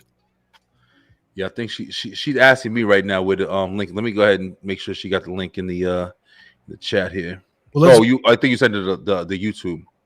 Okay, let me. Well, I don't. Okay, I can send it to her in Messenger. You want to send her a Messenger? That's what I'm. Get CA in there and talk some shit, man. CA got. If you want, bro. I ain't trying to hijack the show and shit. I just feel good. That's been a great conversation, man. I think I needed this shit tonight. I know you had mentioned it earlier. Okay, we'll get her here in a few minutes. Here we just crossed the 2 hour mark. Yeah, here in a few minutes. CA, if you're cool with that, maybe come on for a few minutes, talk some shit, and then but let's do it next week like official. Got it. And she could be the guest. I'll do the thumbnail, and we'll do the official 69. Oh yeah, I'll post that shit everywhere too. That'll be a fun show. Talk some craziness, man. Yo, hey, live on the line this week. We gonna be fucking talking. Like I was saying, bro, and I've been coming up, like you said, bro. Like we were kind of getting away from it. As far as talking, like the raunchy and the crazy shit, but at the end of the day, like, I think the reason why it's so much fun to do that is because there's not a lot of places where you can do that. And whether it be like, frowned upon, whether it be like, you don't really trust people, you don't want to talk about or expose yourself too much. I like being open, yo. I like being open. I'm not scared to be open. I'm not scared to be myself. And I also respect people who are actually doing that as well. I don't want to talk with people who are constantly trying to give me their image that they want to represent. I like talking to motherfuckers who are just real and upfront about who they are and what they do. And you know what I'm saying? Like, I think that's why I vibe with you so much, because you're not scared to put your shit out there. You know what I'm saying? You're not scared to just be you 100%. You feel me? Like, Oh, okay. Before we flip the script, because when we get a woman in here, it's gonna changes the whole thing. On this, have you? I gotta completely flip the script. This goes back to what we were saying. Did you catch wind of that? Have you been following the Young Thug trial at all? I haven't at all. Okay, at all. I don't know shit about it. What's up? I didn't even know he was fucking on trial. To be real with you. Oh yeah. Oh shit. Yeah, this dude's been on trial for like over a year in a RICO case right there in Georgia. Where you at? He's down there at Fulton County. Him and the YFN Lucci and shit, right? Oh damn. And the YSL gang that the government's trying to prove that they're a gang funded by music money and all this shit. And then this YFN Lucci guy, I'm not trying to get in the game. This is why I'm going to bring it up. Was I'd be following some of the hip hop blogs, but anyway, apparently YSL versus YFN, they've been battling. This other rapper YFN Lucci got shot at. They shot at his mama's crib. He's in jail fighting his case, but they're beefing in jail. This happened like 3 weeks ago. I don't know how I fucking missed it. I've just been busy, whatever. But I wanted to actually play this video, bro. Okay. It's a video, and this shit it scares the fucking shit out of me, bro. Back to my other original, one of my stories when I was hanging out at the little pad we used to have, and some motherfuckers came through, and I was rolling with some Southsiders and shit, and one of the cats was like, "Yo, fuck Reno. Reno's whack," and this dude, took off. What'd you say about Reno? Took off on him, right? Mm-hmm. Got a bat swinging for his head, and I remember like the shit whiffing, nicked his ear or some shit, kind of hit his shoulder, and I'm like, damn, And even then, I'm like, I'm down for the, it wasn't down with them, but you know what I'm saying? Like you're in that moment, the dope scene and everything. So, but there was moments like that where as the night went on or whatever, and everything ceased, I'm like started to become thankful of like, yo, like that dude could kill someone, or I could have been a part of that, bro. Like things could be so much worse, right? Oh, man, and that's when I knew that I started to get out of the whole, because there was a moment in my youngness up until about 20, dude, like where I thought I was actually something. I was maybe even trying to portray, not really, because those who know me, I don't think they would really see that, but I felt a little bit of that. But anyway, there's a video here, and this is apparently the YFN guys got one of Young Thug's guys, and this dude is hogtied. Hopefully, I don't know, this on YouTube, but we're gonna play it off Reddit. Okay. So hopefully you don't fuck around. Yeah, you should be fine. YouTube is fine. The dude's hogtied in jail, and he's got like a sock in his mouth, and he's getting beat and kicked, and the dude's trying to scrape the tattoo off him. Oh shit! And I ain't hearing nothing about any of this. So check this one out. But I want to bring this up to get your opinion, because it's like what we're talking about, like the whole just knowing who we are now and like what we are in, bro. Yeah, no, I feel you. I'm definitely down. Yeah, just speaking about it out loud, what I'm hearing you saying, like you said, I mean, you don't know how many times I tell myself, like, yo, I'm like, how fucking lucky am I, man? How lucky am I? I tell it to my family. I'm not gonna even lie. Like, I'm like, yo, I've told my son a bunch of times that I'm lucky to be here, and I don't know how good it is to say that, but it's just literally it's my true feeling. Like, it's so many times I could have been taken the fuck out, or from shit I've been doing. Yes. Now, I got this screen pulled up. Now, viewer be advised. I mean, I don't even know why I'm replaying this, because it's like traumatizing, bro. But this is absolutely why. And also, I just like when I did get arrested when I was younger, man. In there 3 days, bro. One time, 4 days. Shit happened on a holiday, so I couldn't see the judge till Tuesday, and I got like failure to appear, warrant or some cheap shit. And and I'm up in that bitch like, yo, I do drugs, but I ain't trying to sell them. I ain't trying to be Mr. Tough Guy out in this motherfucker. Yeah. That was my mistake. Shit, cut that shit out your neck, bitch ass nigga. Shut up, nigga. Pussy ass nigga. And first of all, just the first 7 seconds, bro. It's a grown ass man gagged and bound and moaning. Shut your bitch ass. Yeah. It's horrible, man. Too much slime, nigga. Stop moving, bro. If I bust your ass, now. Too much you slime. Look, I can't get that shit up off your ass. Oh, scrape the tattoo out. This is horrible. He's just scraping his fucking skin with a knife. You weren't crying when you was slime, nigga. He's stabbed. Fuck, nigga. Shut up, nigga. Shut up, bitch. I mean, even my spirit from watching that feels kind of weird. But what you want to know? You want to know what's crazy, man? This is gonna sound fucked up. Me and Jay be talking about shit like this or whatever. This is what be bugging me the fuck out. When I see something like that, and even what you saying, Harris, right now, and I look at that and I'm saying like, oh really? Yeah, it's fucked up. But it's not affecting me. Like it's really fucking weird, because you've been kind of conditioned to see like fucked up shit. You feel me? Like, even when I was younger, man, like I remember one thing me and JD talk about a lot is, I've seen people fucking die. Like I've seen people get shot and fucking die. Like I've seen a lot of different things that, to somebody who, if you told them the story, like, they're like, oh my God. Like, and it's bad, because you're saying to yourself, like, well, yeah, that happened. Like, you know what I'm saying? Like, yeah. Oh yeah, they were shooting. Yeah. We just ran. It's normal. You know what I'm saying? Now that right there is like, I'm watching it and I'm seeing like, damn, this fucking guy is just sitting there. And I'm thinking, this is what I'm thinking in my head. Honestly, damn, he's lucky. Like, he's lucky that old boy didn't like fucking wasn't doing more than what he could have did.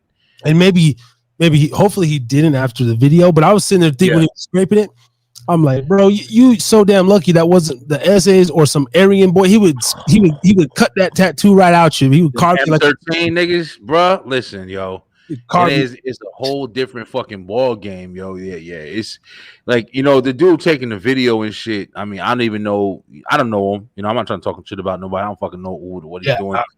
But he's just. I don't never want to know a motherfucker like that. I'm cool. I don't know. Yeah. You know, but like you just said, Aryan Nation nigga, like the real motherfuckers. Like, first of all, they ain't taking videos. You just hearing the story. You feel me? Like, that's the scary shit.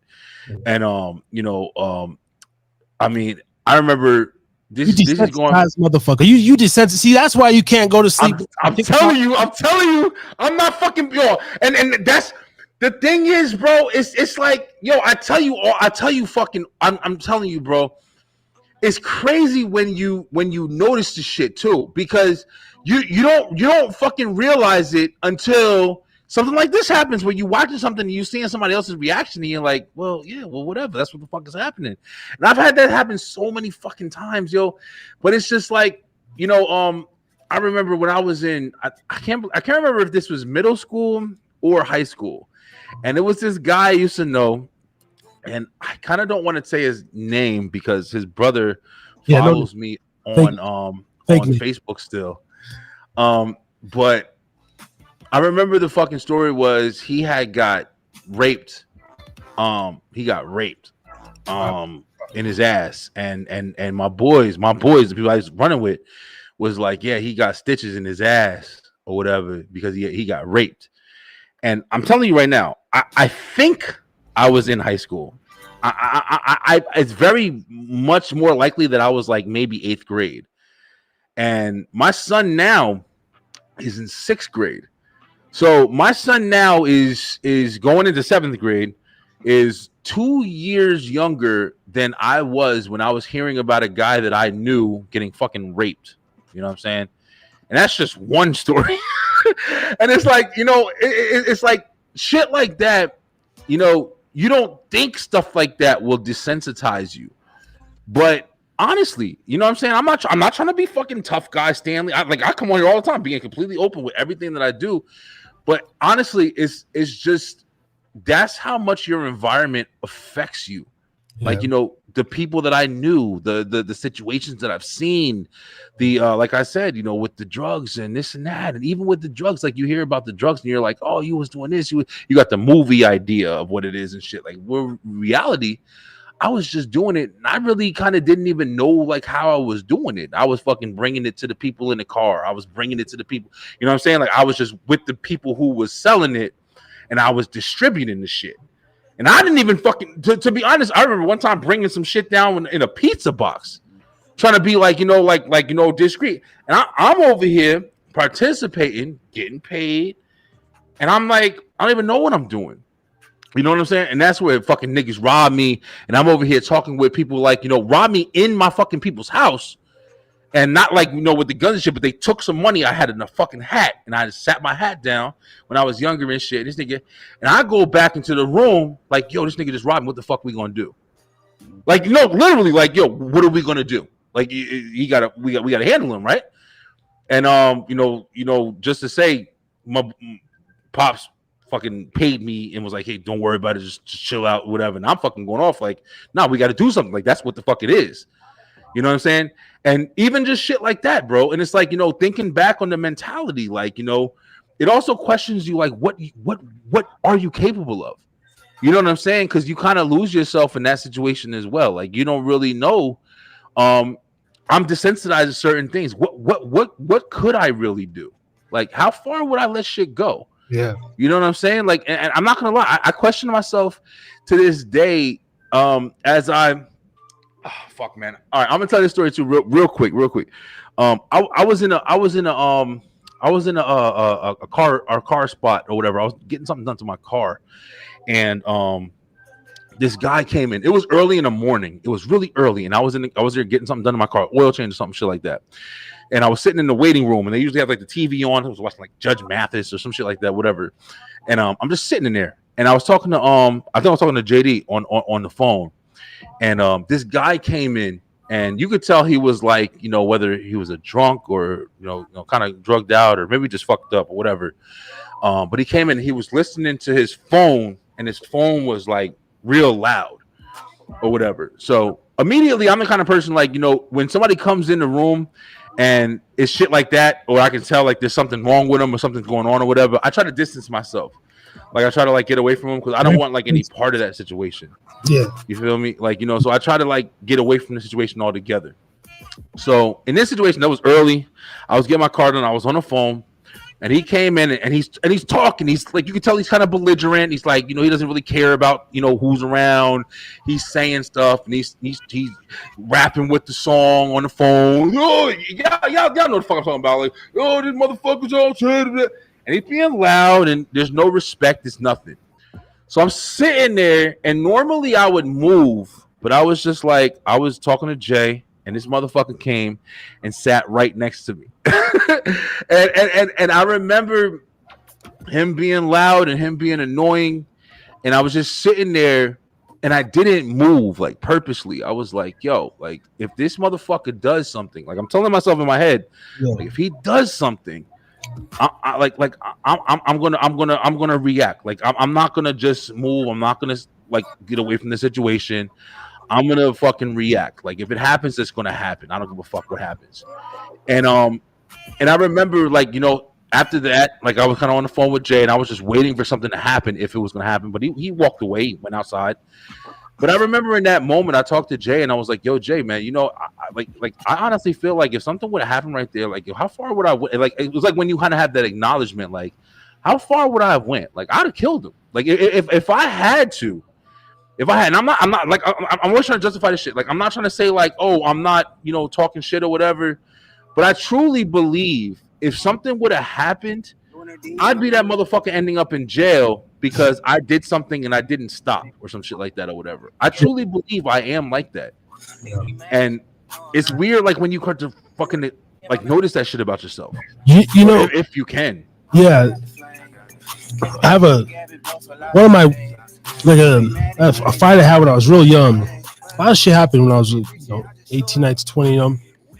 But long story short, I was over at this girl's house I was seeing. I think it was the roommate or her sister, and they were there, bro. I'm chilling with the one, and we were just smoking, drinking. We were both on the couch. Unbeknownst to me, now people in Reno know, like Par Boulevard, Dandini, this motherfucker just got released. And I'm chilling with the bitches, and boom, boom, boom, boom. And they look at me. I'm like, I'll live here, motherfucker. The fuck? And the way the bitch got up, she was like, I seen fright in her eyes, Open the door. This fool just got out. I was 19 at this time. He was 29. Because I ended up getting the best of him. And the next day, she was like, you whooped a 29-year-old's ass. I don't know. It was like 10 years older than whatever. But I remember in the course of the whole thing started because similar to that, we're sitting there drinking like we are now in the pub. We're knocking a few back. We're just men, I'm in your space, you're in mine.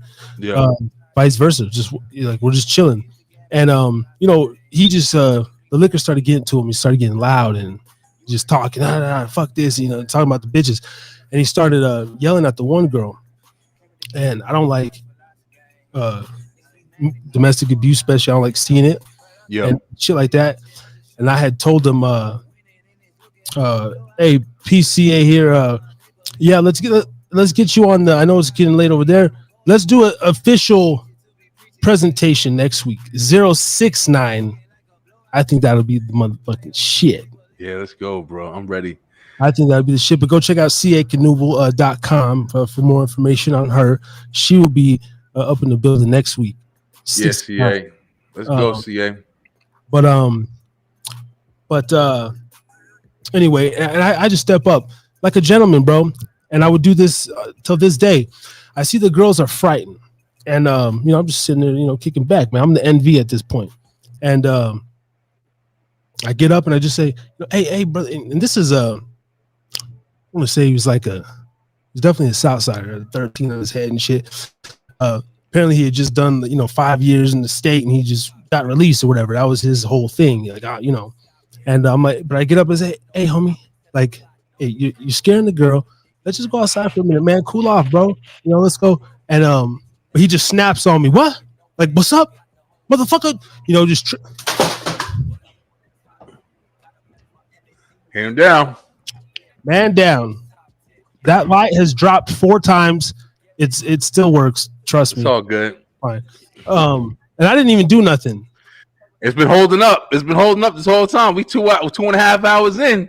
God damn it. Been doing this shit. But anyway, long story short, man. At this point, I see a fight's about to. Now I'm whatever we get turned around. I'm in the kitchen. The door's to my right. He's between the living room, the bathroom. So I got an access point. The girl goes around me into the kitchen, gets a knife, dog, and she comes up on my side and she's like, "Here, take this, bro." And it was like fucking slow motion, man. Yeah. Yeah. It was like slow motion, bro. I looked down to my left and she's like, "Here, take this." And I remember she's like, "You're gonna need it or some shit." And I was like, "The fuck?" But something told me like, if I grab this knife, there's no going back because he was aggressive and agitated. We already started fighting. Yeah. But I knew like, yo, I can get about this situation. I ain't about to stab a motherfucker. I'm just sitting here chilling with bitches and a fucking hour or two later, I'm fighting this motherfucker because I literally just got, and I would even do that now, like, whatever, like you're getting, to whatever, even if, like we're out and say like, I wouldn't get into your business. Like, but if you were just like, and I'm like, yo, be like, yo, chill, man. Like we just having fun and you just trip out. I'd be like, yeah. But anyway, there was this moment where I said, and this dude's sitting here talking about his prison bid this whole time. And it was almost this flash to be like, we could reverse roles. He's out. I could have been going in. We proceed to fight, tussle, give him a couple blows. But I remember getting him in a headlock and like, I didn't want to let go. And I remember this apartment had security guards. This is how like cautious I am, bro. Yeah. This is like, I was literally thinking like, yo, because I don't want it to go this route. And I said, how do I get out of this situation and at least these girls for the night? And I said, well, if I make as much ruckus and I bash this motherfucker, because I had him like pretty good, but he was going for my balls. And I remember this, it must be like a prison move or something. Yeah. Because he was literally, when I had him there, he was literally just reaching at my thigh, and he was trying to grab my balls. And I remember pressing, and I'm like, yo, if this dude gets a hold of my, because I never had it. I never heard of that. Never find no prison dude, bro. And like he had this little like stockiness on, dude. But I remember like I cannot let him go, and that's when like just like ferociousness, like, and I'm fucking banging, and we're loud. And luckily, bro, boom, boom, boom, boom. And what I do, and I fucking, at this point, I got him still in the headlock, and I'm backing up, and I open the door. And it's a security guard, bro. And I just fucking, I run, I threw this motherfucker, and I just run like a. Yeah. Yo, for real, man. I ran out the door. I left the motherfucking bitches. I said, "There's a security here. I'm sure the cops are gonna become." The bitch comes out running after me, and no, wait. And in a fit of rage, bro, I pushed the bitch down. Like I really did. Like I pushed her hard. Like nah, like fuck you.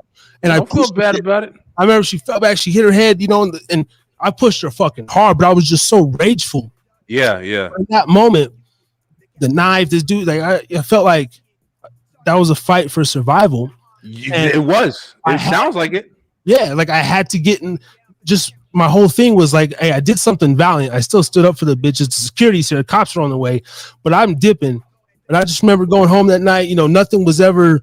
She called me the next day. She thanked me.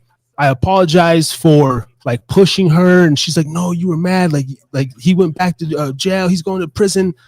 Like he just got released, whatever weeks or days. Was getting a process at the county. Shows up, and the motherfucker went back like that. I don't know, violated his shit.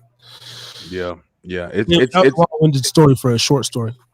No. But it's real interesting, man. And it's like, one thing I always try to do is I try to justify myself a lot. when I'm like, talking and telling stories, especially because we're on like, podcasts and this and that or whatever. And like I said, I'm really open, man. Like I'm open with everything. When I talk to my girl, like I'm open with everything. It's not just this. Like I'm an open person. I wear my heart on my sleeve, whatever the fuck you want to call it. But I'm starting to get fucking twisted, yo. So I'm hoping I'm saying shit right. Like I'm drinking. Like I had fucking 2 of these, and I'm drinking a fucking 4 Loko now. So like I'm like Harry's drinking again. lifted as motherfucker. 4 Loko. That's a drink from back in the day, bro. That shit is like almost empty, and I'm fucking down in this shit. Okay, sorry, I was getting ready to cut you off. Go. Nah, you good. No, you good. But just it's funny because like just listening to these stories and just kind of like reminiscing on growing up in Elizabeth, New Jersey, and like the life of just living like you gotta watch your back. You gotta fucking what I'm saying. I think about this all the time. Like people who like have the idea of like what the hood is or whatever and stuff like that or whatever. Like you got to understand, like you see it in movies, you watch movies and shit like that or whatever, and you kind of like say to yourself, oh man, I never lived there. But you don't understand, like when you're living there, you just fucking living, bro. We walk to the store, we get Chinese food, we do this, we do that, we go to parties, we fuck around. Like, you got friends, you got people that you fucking neighbors, you know what I'm saying? Like it's life.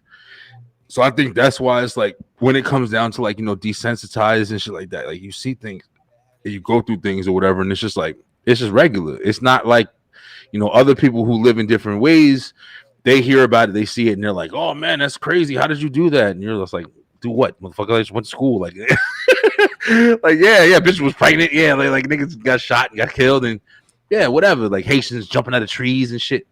But it was just regular. You know what I'm saying?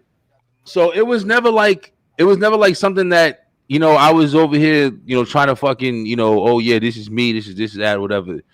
This is just shit that I experienced in my life, whatever. Now, I definitely, I thank God every fucking day that I am one of the people who grew up and learned that that's not the life that I want, for my kids or, whatever. Because I know motherfuckers who could be in the NFL right now. And because of the life that they lived, right, they just couldn't get away from that shit. You know what I'm saying? Like they couldn't get away from that shit, and they fucked their whole life up. They fucked up they goals. They fucked up their abilities,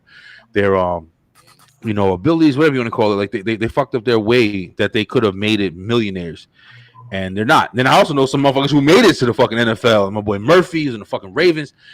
And this nigga was fucking running with gangs and shit like that or whatever, everything. Like the whole football team at one point, we were all fucking affiliated with gangs and shit or whatever. So it's like coming from that gave me the experience to like understand life. Like you was just talking about, man, where you were like literally, like you said, fighting for survival. Like, you don't realize it until you have to realize it that you don't always get a second chance, man. Like, when you're dealing with somebody, I think that's the biggest thing. Like, when I'm dealing with somebody, I don't see it like somebody else may see it that always thinks that there's another option available. I see it like, hey, this motherfucker might pull something out and get me before I get him. Yeah. So I have to get him first. Like, you know what I'm saying? I saw, I'm not trying to jump around, but I'm just saying, like, it all goes together. Like, I saw a video earlier when I was, I was watching videos and shit like that earlier, and it was a store, and these people were in a store, and I can tell it was like, it was like a hood store, it was like a little bodega or whatever, and this guy was in there, and he was arguing with this other guy, and this lady was in there with her kids, and the kids were fucking super small, like she was holding one like a fucking baby, like kid had to be like 2 years old, man, maybe 1 or 2 years old, walking around, and you saw the guys were heated. And they were in a fucking heated discussion or whatever. And the one guy, he kept pacing back and forth. And the little boy, he was just fucking standing there or whatever. And the other guy was by like the sandwich shop where he was like making a sandwich or something like that. And the other guy was pacing back and forth talking shit. They were yelling at each other. So at one point, like, like 20 seconds into the video, the other guy who was pacing back and forth, he finally fucking ran at the guy who was standing there. And then they both started fighting. And the first thing that happened was the little kid that was fucking standing there got knocked the fuck like immediately, like a domino and shit. And when I saw that, you know, being a dad, like I said, being overprotective and, you know, shit like that or whatever, like the first thing I fucking thought in my head, I was like, not the guys are fighting, not whatever, you know, first thing I thought in my head, this stupid bitch just got her kids in a hostile environment. She saw it was hostile. She didn't pick up the kid and fucking walk away, get the fuck out the store. You saw was something going on. The first thing I would have done in that situation, because I know this situation, is got my kids the fuck up out of there, yo. Just move my kids immediately from that dangerous situation, because I saw before it even fucking happened that it was a hostile situation. And I catch myself doing that now, because of times like when I was at the fucking tire shop and I'm over here sitting there and the guy comes in with the phone. I don't know if he's gonna be stupid. I don't know if he's gonna, yo, what the fuck you doing, man? I've literally had a situation where I dropped somebody to fuck off and I was asking for directions. And this nigga fucking banged on my door asking for a fucking Black and Mild or a cigarette or whatever. And I got out my car and busted my fucking hand on this nigga's teeth because he was fucking banging on my door, and shit like that or whatever. So it's like I've literally been in these situations where it's like I know how fast shit can escalate out of nothing. Like you said, you were fighting for your life. That fucking girl didn't come over there and give you that knife because she's like, yo, listen, she knew what that nigga was about. And she was like, yo, you gonna need this. But she didn't know what your fight or flight shit was. Yeah. So it's like, you know what I'm saying? So it's like you were like, nah, fuck, I don't need shit. I'm about to protect myself. Yeah. You know what I'm saying? I see this as danger. Yeah. And you know, you tell that to people, but they don't really understand it, man. Just like that lady didn't understand and take her fucking kids out of that place when those guys were fighting. Yeah. And it's because of stuff like that, bro. Just real quick, it's because of stuff like that that I'm glad that I had to deal with the shit that I had to deal with when I was younger, or, you know, growing up. So my kids don't have to be in those dangerous fucking situations, man. If that makes any sense, yo. It's like I'm so glad that I know what to look for. I'm so glad when I'm in Walmart and I hear the motherfuckers arguing, I know to take my fucking whole family and say, nah, baby, come on. We're going to go walk over here and go to this line because I don't know what the fuck is going to happen over here. Oh, yeah, they just arguing about Slim Jims, but that's what they arguing about now. But it can escalate quickly. So let's get the fuck away from that whole situation. So I don't gotta fucking kill somebody and y'all never see me again. That's how I look at life now. Yeah, you know what I mean? It's crazy, bro, but that's real. I've kind of always had that conscious mindset even before I was a dad, to where I escaped a lot of those situations, man. I'll be doing some pretty shiesty shit when I was young, hanging out with some interesting cats, and but always seemed to slizzle through and just be by the hair of my chin. And looking back, that's why it keeps me from going back, because it's like you can only get so many strikes, you know, before you strike out of this motherfucker. Very true. You were saying something earlier, being somewhere, you know, raids or whatever. I was at the Pep Mill parking lot here in the Pep Mill Casino. Me and my boy J. James, we were actually doing a dope transaction. We were buying, not supplying, and we was waiting on some dope, bro. And we're sitting there, I'm smoking a blunt, whatever, rolling up, and you know, we already been up for a couple of days. So we going to re-up, and we're sitting in the parking lot, bro, and we're waiting for the med dealer, and I'm looking around, just nothing's going on. The motherfucking guy pull up, right? Gets in, serves a little thing, pulls off. I'm sitting there still rolling. This motherfucker, you know, it's checking it out and everything. We're sitting there getting ready to pull off. This is the weirdest shit ever happened. And all of a sudden, like, I don't even know where the fuck they came from out of my peripheral. Like the undercover boys to another car. Hey, everybody, get the fuck down. You know, guns out and shit. Bro, I'm sitting there rolling up. He got a blunt lit, you know, and we're watching this shit and we're like, what the fuck? And bro, shit dropped, my pants, everything, bro. Yeah, whole life flash. I'm like, I'm going away for a couple years. Like, going to jail. Fucking scary as shit, bro. So this day, and he was like, I said, no, fucking chill, bro. We sat there for a few minutes, probably not a minute, 8 minute. Watch this shit. Then pull this dude out the car. A couple more people hop out, and we're like, "Dog, they're not here for us." But it was the weirdest shit because we'd already gotten our re-up, bro. Yeah. Like, we got served. I don't know if this was a hot spot, but like we got meth right here in the car. We just pulled off. We and all this shit, but out of nowhere, the cops like really arrested someone. It wasn't like they were trying to get us, and it was no like no, I feel you. Already an operation or something going on. Yeah. But I sometimes flash back to that, bro, and it's like, dog, how lucky, how stupid, like that shit could have changed the course of my whole shit, bro. Yeah, man. Yo, it's crazy. I say this shit to myself every fucking day. You know, with all the shit that I've done, with all the times I've been pulled over, with all the shit that I've had, from my Uncle Ricky to fucking tricking me, telling me he was going to his girl's house to pick up some pants, to pick up some fucking drugs. My Uncle Ricky was in and out of jail my whole life, and I was young. You know, I had my Chevy Blazer, and everybody fucking, you know, I was the ride for the family. And I went and picking up drugs, and you know what I'm saying, like that or whatever. And I didn't fucking really know, but I don't think I wanted to know either, if I was being real with myself or whatever. But like you just said, bro, like that night could have turned out to be something completely fucking different. But it's crazy. I didn't get locked up until I got to Georgia, which is fucking bananas. Like, you know, knowing all the shit that I've been through, and you know, the raids and this and that or whatever. Like, I would just so happen to not be there at the right times, you know, until I got to Georgia.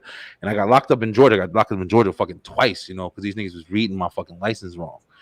And I was in the first time I was in jail for like 3 days, and then I got out. I think I was out for 3 days, and then I went to go to work again. And because I was coming from New Jersey with I had my Jersey license in Georgia like the whole first year that I was there. And I was kind of still getting myself together. I didn't know what the rules was or whatever. I was fucking just trying to be there for my son. I went to fucking work again 3 days after I got out of jail. I went to fucking jail again. They caught me they pulled my ass over again or whatever, and put me in jail. I was in fucking jail for fucking 4 days that time, whatever. So I was in Douglas County Jail 4 fucking times. And it's crazy because the second time I was sitting in there, and I was in there fucking sleeping in the thing. They processed me, they did this or whatever. And then I guess my girl that I was dating at that time, she's the one who bailed me out. And when a lady finally, like, you know, when one of the ladies saw me, she was like, "Weren't you just in here?" And I was like, "Listen, ma'am, I don't know what the fuck is going on." That's what I told her. I was like, I had my stupid work off. I was stinking. And I don't fuck anybody says like, "Yo, them motherfuckers will leave you in that tank or that whole shit." Bro, we were in that bitch for 4 days. I tell motherfuckers that shit. Now I think that's why they were so nice to me when I was leaving that bitch. But I told him, I was like, "Miss, I don't know what the fuck is going on." And I told her that. And the guy came out, and he was like, "Yo, listen," he was like, "Blah, blah, this is your information or whatever." And he saw that I was from Jersey, and they were reading my Class D license like it was a Class D license in Georgia. And apparently that was like provisional. So they were like, "Oh, you're not supposed to be driving, blah, blah, your license is suspended, blah, blah, this and that." And I'm like, "No, it's fucking Jersey. Like, I just moved down here." So they gave me get out of jail free cards. They gave me like a whole bunch of shit. And the guy was like, immediately, he was like, "Take this and go to the DMV right now and change your license." He was like, "Take these cards, take this, or whatever." And then I had a court date, the lawyer. Let me tell you something. When I think back on it now, it pisses me off. I probably got some fucking money, bro. Because the lawyer, even when I got to the courthouse, like, I told him the story. I explained to everything that was going on. This motherfucker was like, "Huh." Like, he was shocked that happened. And then I told him, I was trying to make sure that everything was good. I was like, "Hey, sir, are you sure? Like, everything's good?" He was like, look. He wrote in that fucking paper, "void," or whatever the fuck he wrote or whatever, to let him know that I was, you know, clear or whatever. And I walked up that bitch. I didn't care about anything. I was like, "Man, thank God this shit is over." But it was crazy that after the only thing that I can remember is like, you know, I felt like, I'm not gonna lie, I felt like, you know, it was God. Like, you know, this is your punishment for the shit that you've done. You know what I'm saying? Because I literally, everything else that I got, even getting pulled over, I never fucking got a ticket. I never got, like, you know, taken to jail. I never got caught in any of the situations where other people have gotten caught. I was lucky, even the time I got fucking jumped out, I got jumped out a couple different times when I was on my way to work. I worked at a supermarket that was overnight, so a lot of cops knew me. I worked at Walgreens overnight, so a lot of cops knew me. That was another reason I got out. And because some of the cops we had were fucking cool with my uncle, which got me out of some shit too. But that's why I never got locked up in Jersey. But when I got to Georgia, fucking immediately, bro, I got locked up. And I felt like karma. I ain't gonna lie. I felt like fucking karma, bro. And I changed my license. And since then, I've been playing it by the book, yo. I haven't fucked around, and I came down here, had my son. That's why, I feel like my son probably really did like save my life in a way. Yeah, because sure. Yeah, see, yeah, it's like I definitely do feel like the change of environment, the change of life, like getting away from the people that I knew, getting away from like my comfort. I was comfortable. I knew motherfuckers. I knew how to get out of situations. I knew how to get like the people that I knew to help me. I knew they'd help me. I was always comforted, and I'd probably be in a lot worse situations if I would have stayed where I was.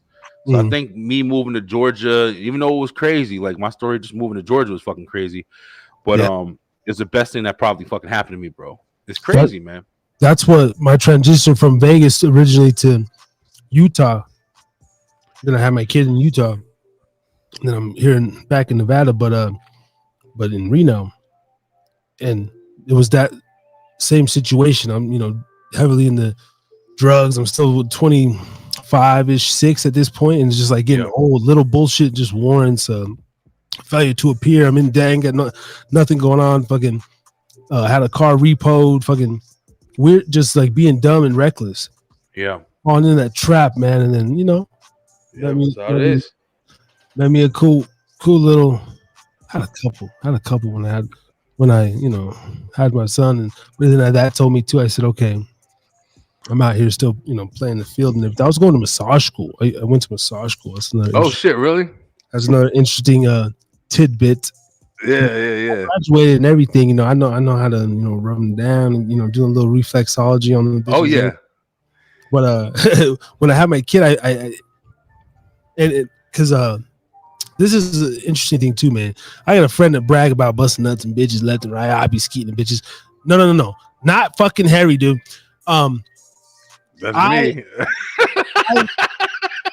That's me, nigga. Like the whole the pull out masters fucking cliche, but I was scared shitless to come in bitches, man. So I would just fuck and always pull my nut out, or hopefully I could jerk off in their mouth, which that one she let me just keep it up in there, man. Yeah. And my son, I am proud to say, he's literally born off of one shot, one kill. That's the deal. Yeah. And because even when we were dating, she had the IED, whatever that shit is, and remember we got it removed. And even for weeks after, I was scared to let one go, even after she like got it removed, man. Because I'm just like, I know my shit. I just had this feeling like I used to be scared of the pre-cum. I used to get worried like I didn't pull out quick enough, bro. I'd be like losing sleep because I really didn't want to kill when I was younger. For real. So the first one, that, and I literally looked her in the eye, man, and I said, I was just in missionary hitting it, and I was scared shitless, and I said, like, are you ready? I said, you gotta get pregnant.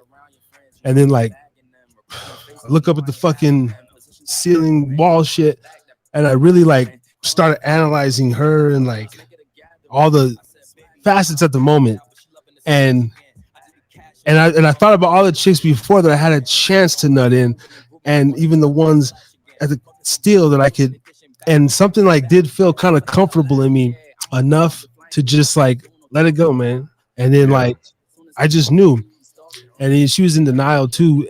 Middle of the night, we're like kind of arguing and shit. And I said, fuck this. This was when Walmart was still open 24/7 and shit. And we went to the store, 1, 2 in the morning, and I bought like 3 pregnancy kits, bro. Went home, and it was literally, we had this thing. If it's negative, I'm out in the morning. Because, we were hostile shit, This is like 4 weeks after. I don't know. It was, whatever, 3 weeks, like she's starting to feel. And I was just like looking, I was like, you're fucking pregnant. And, but I was like, if it's, positive, well, I'm here. Like it's meant to be. There's something here because I said I don't come in bitches. Like I don't. Yeah, for real. And so it's you. And sure enough, it was fucking positive. And I don't know, man. I did. I want to say one thing. I did a really fucked up thing. My girl's, what was she pregnant? Late pregnancy, like 7-8 months. Wakes up. I drop her off to go get her nails done. I had this plan kind of in my head. I come back. I don't even know if it was a plan. I just was like, I'm done. Yeah. I woke up, took her to get her nails, come back to the house. And I was just like fresh from Vegas. I came to Utah with a duffel bag of clothes and a whatever, nothing, a bike and shit. Not even a bike. Left my bike in Vegas. Started from the ground up. So I had me a little vehicle, whatever at the time. But I went back, didn't have any clothes. I put all my shit in the car and I left. I was going to come here to Reno. And I think that's why I'm back here now, is because I've still always wanted to come back here. Yeah. But I left her, bro.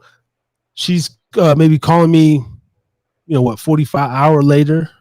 I'm not answering, bro. I just, maybe a couple hours later, I call her and, yeah, I'm done. Like, I'm not picking you up. She finds her way home, whatever, and she's crying, pregnant. But shout out to my boy Abraham, man. I make it as far as Windover, and sometimes you just need a good dog, like, to go. I pulled up. They treated me with the finest herb. We were just drinking, hanging out, man. Let me stay at his crib for a week, and he actually, boys, we just sitting there like, damn, dog, like, and he's the first one of us to all have kids out of the crew. And so he's kind of, he's younger than me, but I don't look at him. We're like equals, we're not little. It's just, he's my brother. And, but I give it a lot to him to, like, he was the one homie that was like the one my boy was like, yeah, fuck that bitch, just go do you. Yeah. You always got that guy, bro. Always. And every crew was fucking that guy. Always.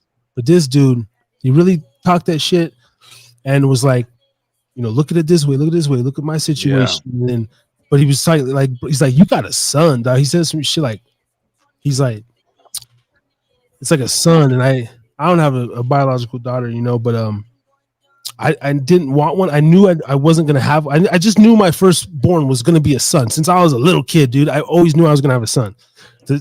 I don't know the second and third, but I already had his name. Like for the years, bro. I already knew my son's name. Four Locos. Go on.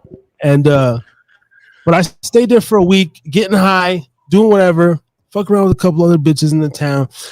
But I ended up going back, man. I made my decision. I said, I can't, I was almost gonna leave him as a bastard. I'm sorry, son. When you're watching this in the future, that's true shit, man. You're gonna go maybe through that shit. But I made the right decision. I love you, and we here rocking on the motherfucker. I love that. I love that, bro. I love that. But I love that shit, man. I had to dip.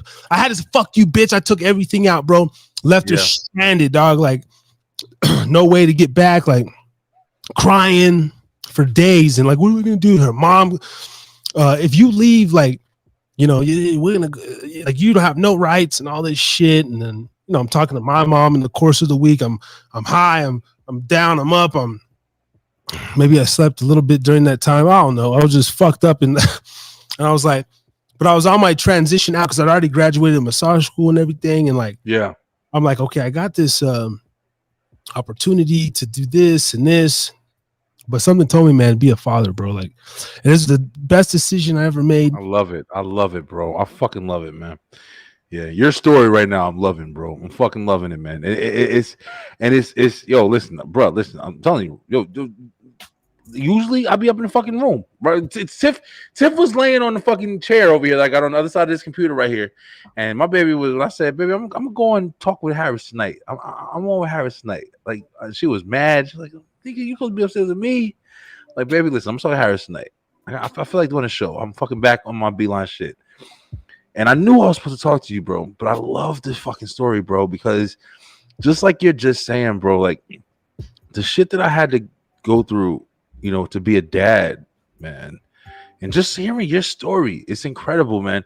You have the fucking picture perfect people who, oh, we're together, we love each other, oh, we're pregnant, oh, we're gonna raise this picket fence and all this shit. Bro, you think that was my story? Fuck no. Yeah. I had to leave everything to be a fucking dad to my son, man. Like you said, like it's crazy because like even when you were talking about it, like I've never admitted this, bro. Like this is really therapy night, yo. I've never admitted this, but I knew I got my baby mother pregnant, yo. You know, it's crazy. That whole year, I was telling my cousins that I used to hang out with all the time. My cousin Terry, my cousin Kyra. I was telling them every fucking day, like, yo, I'm gonna have a baby this year. I don't know why I feel like I'm gonna have a fucking baby this year. I'm gonna have a baby this year. And then I met my baby moms, and it wasn't even like some strong ass connection or anything like that or whatever, but she was just there. And I tell this story a lot. But I actually, at one point, I used to skate. I used to go skating every fucking, like, I used to get skating like 3 times a week, yo. I got my skates over here in the corner. I skate my ass off. And I fucking was skating one night, and she called me, and I literally was on some shit like, bitch, what the fuck are you calling me for? Fuck you, like, don't fucking call me. I'm doing something. I banged on her, and I went and skated the whole night. I thought that was the last time I was gonna call this fucking girl in my life. But she called me like the next day, and not even just called me the next day, but she called me the next day like nothing happened. like I didn't just bang on her and be like, yo, fuck you, like, why are you calling me? Leave me the fuck alone, fuck you, like, get out of my life and shit. And then we did our relationship, and she got pregnant, and I remember she was on top. That was just fucking crazy. And I remember I nutted all up in her, bro. Now I was opposite of you a little, Harris, because I used to nut in bitches fucking left and right. That's the reason why I was kind of like significant. Like, I just nutting bitches left and right. I've had, I'm not proud of it, but I'm honest. I've had 2 abortions. 2 girls have gotten abortions. I would have 4 biological kids at this point in my life. But 2 got abortions and I'm not gonna lie, I'm fucking happy that I'm not tied to those girls that I got abortions with. Oh shit. Holy shit. Oh, I might not be able to. I might not be supposed to be talking about this shit. I heard some crazy shit right there. But honestly, yo, like that's what happened. But when my baby moms got pregnant, like I knew she was pregnant. Same thing, like you just said right now. Like I knew she was pregnant. Yeah, I knew I was gonna have a kid, yo. And it was like that reality kind of just, we took the test, and it was weird because we were going through things, and her family was in Georgia, and she was staying up, north, because her family was from up north, but then they moved to Georgia, but then she went back up to live up north to go to school, and she was staying with her grandparents, with her mom's parents. And that's when I met her. I met her on fucking MySpace. Of all places, I met her on fucking MySpace. And she lived right next to the grocery store that I worked at. And that's how we kind of like really linked. We were like, oh shit, you live right next to the place I work. And she's coming to my job and blah, blah, blah, this and that. We were cool as shit. And 3 months in, bro, fucking immediately fucking pregnant. And she bounced to Georgia. And she fucking bounced. She listen to this shit, bro. She hit me on some trick shit. Like, it's my first kid. I don't fucking know. I'm worried. I'm this and that. And like, oh, fuck it. Okay, I'm gonna be a dad, whatever. I bought the ticket for her to go back and visit her mom. She's like, yeah, I'm gonna go visit my mom. I'm pregnant. I don't know what I'm doing and shit like that. I'm gonna go visit my mom. And she bounced, bro. I bought a ticket for her, everything. She was supposed to come back. I bought a fucking round trip ticket so she can come back. But she got down there on like the fucking first day. Remember, she was waiting. The first fucking day she was down there, she called me up and was like, yeah, I'm not coming back. I'm like, this bitch fucking just left me. I was living with my moms at the time. I had a pretty decent job. I was making some pretty decent money. Yeah. I had found an apartment. I got a whole bunch of shit. I got an apartment. Me and JD Mouth got an apartment together. And I was trying to get prepared. I was like, yo, I got a fucking place for us. Blah, blah, blah. I'm telling her, like, oh, I got a place for us. Blah, blah, blah, all this other shit or whatever. She's like, nah, I'm not coming back. I'm staying here with my mom's or whatever. And that's where it's crazy, bro. But that's where I knew I was moving to Georgia. I was fucking like 23 at the time, yo. I wasn't even like anything. And I knew I was moving to Georgia. And then from there, I made all my things. I went down to see my son get born. He got born and everything like that or whatever. I held him in my fucking arm. I was listen, I was crying, bro. I was fucking crying like a bitch, yo. I was crying, holding my son in the hospital because I knew I had to leave like the next day because he was a little late and I had like enough time out of work or whatever, and I had to take like a couple days extra. So I had to leave and drive back to Jersey, fucking 14-hour drive, so I could make it to work the next day and shit like that or whatever. So I was fucking crying in hospital and shit, like knowing I was gonna hold him for like the last time. And just that situation right there, I was like, yeah, I knew right there. I was like, yeah, I'm moving to Georgia. I'm done with Jersey. Like it's a wrap. Like I know I can't leave my baby. You know, only fucking first baby I have, I gotta fucking move to Georgia. And when that happened, like, you know, I got back, I made all my plans and everything like that or whatever. And you know, this fucking story is crazy. I was moving by myself. I had everything planned. I was saving up money. I was buying. Before I had went there, I bought a whole bunch of shit. Like I bought like maybe like fucking over 200 different baby items, from diapers to wipes to all this shit. I bought all that shit down with me because I was working at a supermarket. So I was getting discounts and I was just buying that shit every night before I went to fucking. I don't know, pictures on Facebook, fucking like a warehouse in my fucking room and shit like that, whatever. Because I had so much shit. So I went back to work. I think I stayed there for another year, another like 6-8 months or whatever, and I stayed there. And I was telling my job, like, yeah, I'm moving to Georgia, blah blah blah, this and that. I was just moving by myself. I didn't know I was going to stay. I didn't know what I was going to do. I was just moving. So then like a month before I was getting ready to move and getting everything prepared, the house across the street from me got fucking shot up in a drive-by or whatever. I came home and there was tickets or tickers or whatever the fuck they're called with the evidence of like the bullet shells and the slugs on the floor. And I'm fucking coming home at night because I worked overnight or whatever, and I'm looking at the floor like, what the fuck? And I was talking to my mother. I was living with my mother and my sister at the time. My mother was like, yo, we're coming with you. Like, the motherfuckers shot up the house across the street. Like, we're getting out of here. We're done. My mother never wanted to live in Jersey.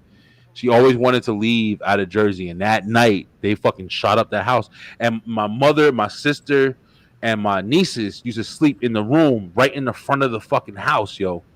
So it was like, my mother was like, yo, listen, we're coming with you. And from there, we went to Georgia. We took a trip to Georgia. And after that, like 3 months after that trip, we fucking moved. We all moved down to Georgia and shit.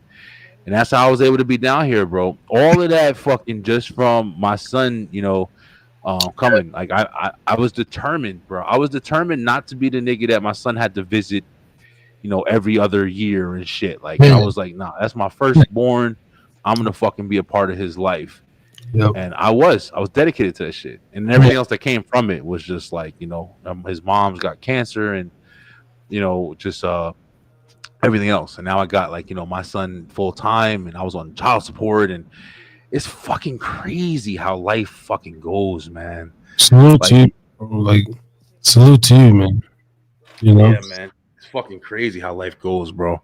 You'll never know. You'll never fucking know, bro. You got to just read the signs and just keep moving accordingly, yo. Because like you said, there's so many times I could have been in fucking prison, bro. Like, you know, murdering somebody and, you know, carrying a gun. And it's just like, it's so much shit that I could have gotten caught up in, could have gotten fucking just, not even just like my fault, just shit that I could have just been wrapped up in.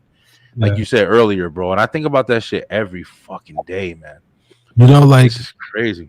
When I think about that moment, and I think that's typical of a young man who's, I'm just in my head, I'm tripping out, like, cold feet, like, what the fuck? And I made a rash decision. But when I sit and analyze, and even when me and my child's mother separated just recently, we weren't even fucking separated, bro. I purposely, and luckily, I just, everything lined up to where they were literally building these brand new apartments, you know, luxury apartments on the fucking corner. They ain't luxury, they're just fucking overpriced cardboard, but they were nice as fuck. And I remember driving there, I was like, damn, if I ever leave, I'm just gonna live right there, because I couldn't even go like the next suburb over or next town over. I said, yo, like, I gotta be within like literally jogging distance or sprint like of my son, bro. Like, yes, even though me and his mom, and I remember saying that, and I called my sister because I have a sister somewhere in the world, but whatever. At the time we was talking, and called her, and she like wanted to move up. And that didn't work out, but I ended up landing it by myself, and then separated but I always thought it was cool. I was like, and if I had, when I get this podcast deal, when we get this podcast deal from a Barstool Sports or fucking Digital Gas Radio or one of these big companies that want to pick up the Beeline and the Harrison Drinkin Again podcast, yes. When we get the bag, I tell my baby mom all the time, like, and I think that's what I meant to do. Like, I'm literally meant to have my cake and eat it too. I said, baby, I'm gonna just buy 2 houses in a fucking cul-de-sac. I'm gonna live right there. You live in the next one, or a little plot of land, and we just throw a couple of like. But I want you, the family, you know, and I want, hey, whoever the fuck come over to my, you know, creep in the back door. We ain't gonna do that. I feel you, bro. But I just had to be there, man. And now I made this transition, and it's even more on me because we were super comfortable, bro. I don't want to get too personal on that, but actually I might. If I ain't no personal, then I've already been on this motherfucking shit tonight. Oh, man. But I had a very lucrative job, man. Like, I was killing it in Utah, bro. Like, I'm talking about I was killing it, like killing it more than I ever did. And then when I say 80 a year, bro, like when I look really good. When I look really good. When I look back on these last 5 years, and then I don't have maybe what I envisioned to show for it, and it wasn't 80 for those 5. It was a progressive, and then but this last 2 for sure, and then even the 50, 60, like it just was. I was kept going up, you know, with the position and the different hustles I was doing with bartending and stuff, and like. But my main job was like I had the fucking one of the premier jobs in Salt Lake City, fucking killing it. And I downgressed, but I'm trying to get back into that similar position in Reno. Yeah. Because of this location where I worked. And I'm like, okay, I took my family away from that. So I've actually been battling with that the last couple of weeks, bro. For the first time, like I actually was like, damn, did I make a mistake? Like what drew me back home? What is this? I say Utah was my home. You know, maybe did I fuck up or am I really following this faith that I have that this is the place and I can still make it work? And so I've been like struggling with that one, you know. I feel you, bro.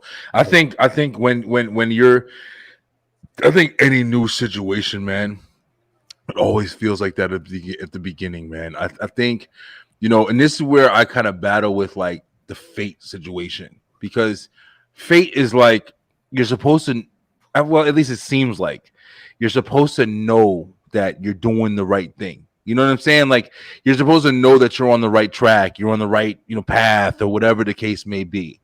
But the situation is, in all situations that I've experienced personally, every bit of change has come with struggle, yo.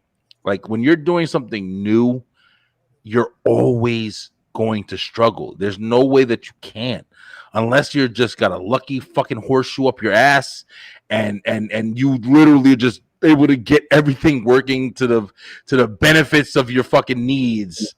You know, you're not going to struggle, but you're doing something new, man. You transition for the reason that you think you're supposed to do it. There was a reason why you feel you were supposed to move to Reno, or you were supposed to move out of where you were from.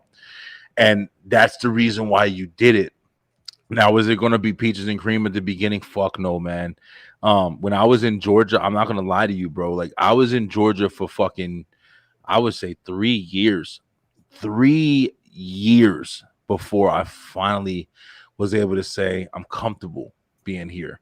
I'm comfortable being here. Me meeting IT Tiff was one of the biggest things where I was like, I finally feel like I'm the me that I was when I was in Jersey. Like the me that I was, the confidence, not the fucking bad shit, but the confidence of like, yo, listen, no matter what the fuck happens, I'll always be able to do me. I'll always be able to, you know, get money. I'll always be able to fucking, I'll never fail. You know, that was the confidence that I had when I was in Jersey. I was just that confident. I knew people. I knew what I was doing. I knew no matter what, I can always make shit happen. And when I met IT Tiff, she was the first person that made me feel like that.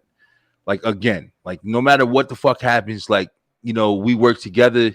We got shit going on. She makes me feel like I'm the person that I was when I was, in Jersey, when I was the motherfucker that I was in Jersey. When I was in Georgia, I got locked up. I got this, I got that. I got this fucking thing going on. I got fired. I got, whatever the fucking case may be. I didn't have car insurance, whatever the fucking case may be.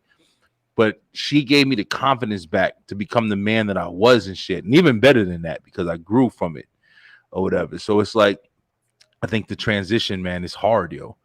It's hard, but you gotta stay motivated. You gotta stay positive. You did it for the reason, and for you, it sounds like your family, bro. You know what I'm saying? Like, you got the show, you got your family, you have like the new chapter of your life is the reason why it seems like you moved there, and it may not be easy right away, man. It may not be easy right away, but you gotta stay committed. You gotta stay committed, and you stay committed. My commitment issues is bad because I commit, but I commit on and off, but I'll continue to do some shit, but it'll be on and off. But you stay committed. So I mean, I think that you're gonna get there, bro. Like you seem like you're doing shit for the right reasons, and that's why I feel like you're gonna get there. You know what I mean? Like you come from a struggle, you understand struggle, and that's a big portion, I believe personally, of why motherfuckers get shit done. Only the strong motherfuckers can uproot their whole existence, especially from comfortability. Yeah. And then go ahead and transition and make it work as well. So like I usually don't get fucking really high. I just smoke like weed, like it's a cigarette, right? But there was a couple mornings where I got this fucking like 24, 25 shit percent, whatever.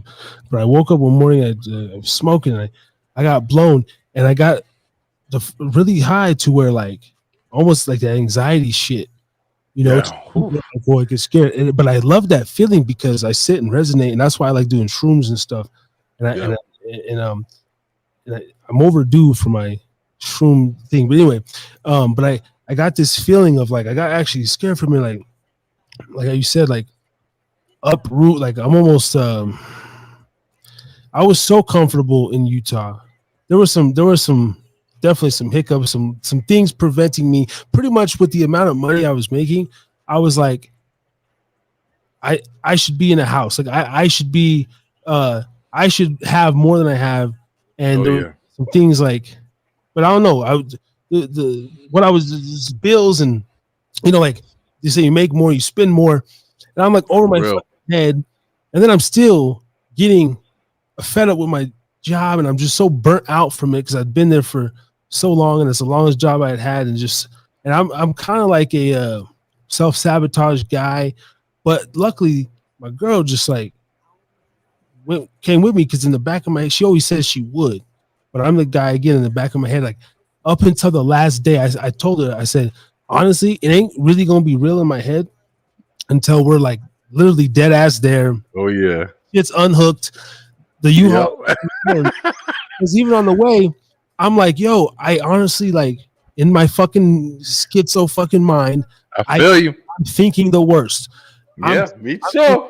You're setting this whole thing up, and then somewhere you're gonna veer off and you fucking turn back, or like just the last minute when everything's loaded, you're gonna just say like, you know what, fuck this. And the whole, she's showing, I don't know if she's down, she's just showing how much she's down, and keeps proving to me. And of course, 6, 7, 8 years, 9 years in, she wants the ring, and I'm anti-marriage, and I can't give her the marriage. I'm saying, bro, yeah, I feel you. I'm not trying to cut you off, but I feel you, man. And it's funny listening to you talk because that's literally how the fuck it is, man. It's like you don't know what to believe, even though it's being proven to you and shit. Like, I just had a conversation with my girl, and I just put my ring on my baby finger. The first girl I ever put a fucking ring on, bro. And I was like you, Harris. I ain't gonna lie, bro. I didn't fucking believe in marriage and shit like that, bro. Them girls used to talk to me about their kids and shit at ShopRite when I was at my job. Like, shut the fuck up, bro. I don't hear about your stupid ass kids. I don't give a fuck about any of y'all shit. That was me. I was that nigga and shit. But it's like, yo, sometimes, bro, shit has to fucking prove itself to you enough times to where at the end of the day, you got to just be like, yo, listen, bro, what else am I gonna do, man? You know what I'm saying? I prepare for. I'm one of them motherfuckers who prepare for the worst too, bro. I prepare. We were just having this fucking conversation in the living room today. Me and Tiff was talking about this shit today. How, you know, I'm the motherfucker who I prepare for the worst. I'm preparing for zombies taking over the fucking planet. All of that shit, bro. I prepare for the worst. And, you know, at times you have to be able, even though you do that, it's fine to fucking prepare for the worst. But even though you do that, you still have to take what's happening now. Like, you still have to fucking, you know, be able to accept what's happening in the present, the reality of the situation and shit like that or whatever.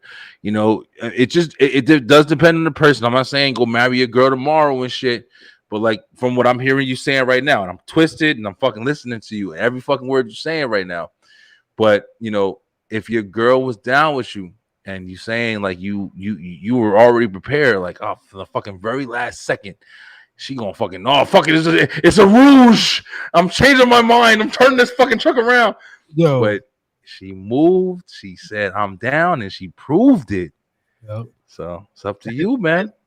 And still proving it. The fucked up, let me tell you how much of a fucking asshole I am. I didn't believe it so much. I'm so anti-marriage. For some reason, even though my life was peachy keen there, but only the money, the comfortability.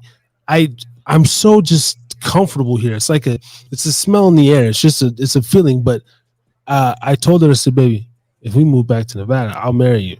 Like, that's the only way I'm gonna marry you. And now she moved back, and she's, you know, well, you know what you said? Yeah, I'm a fucking liar. Okay, goddamn, I didn't say when. I didn't say when I'll marry you.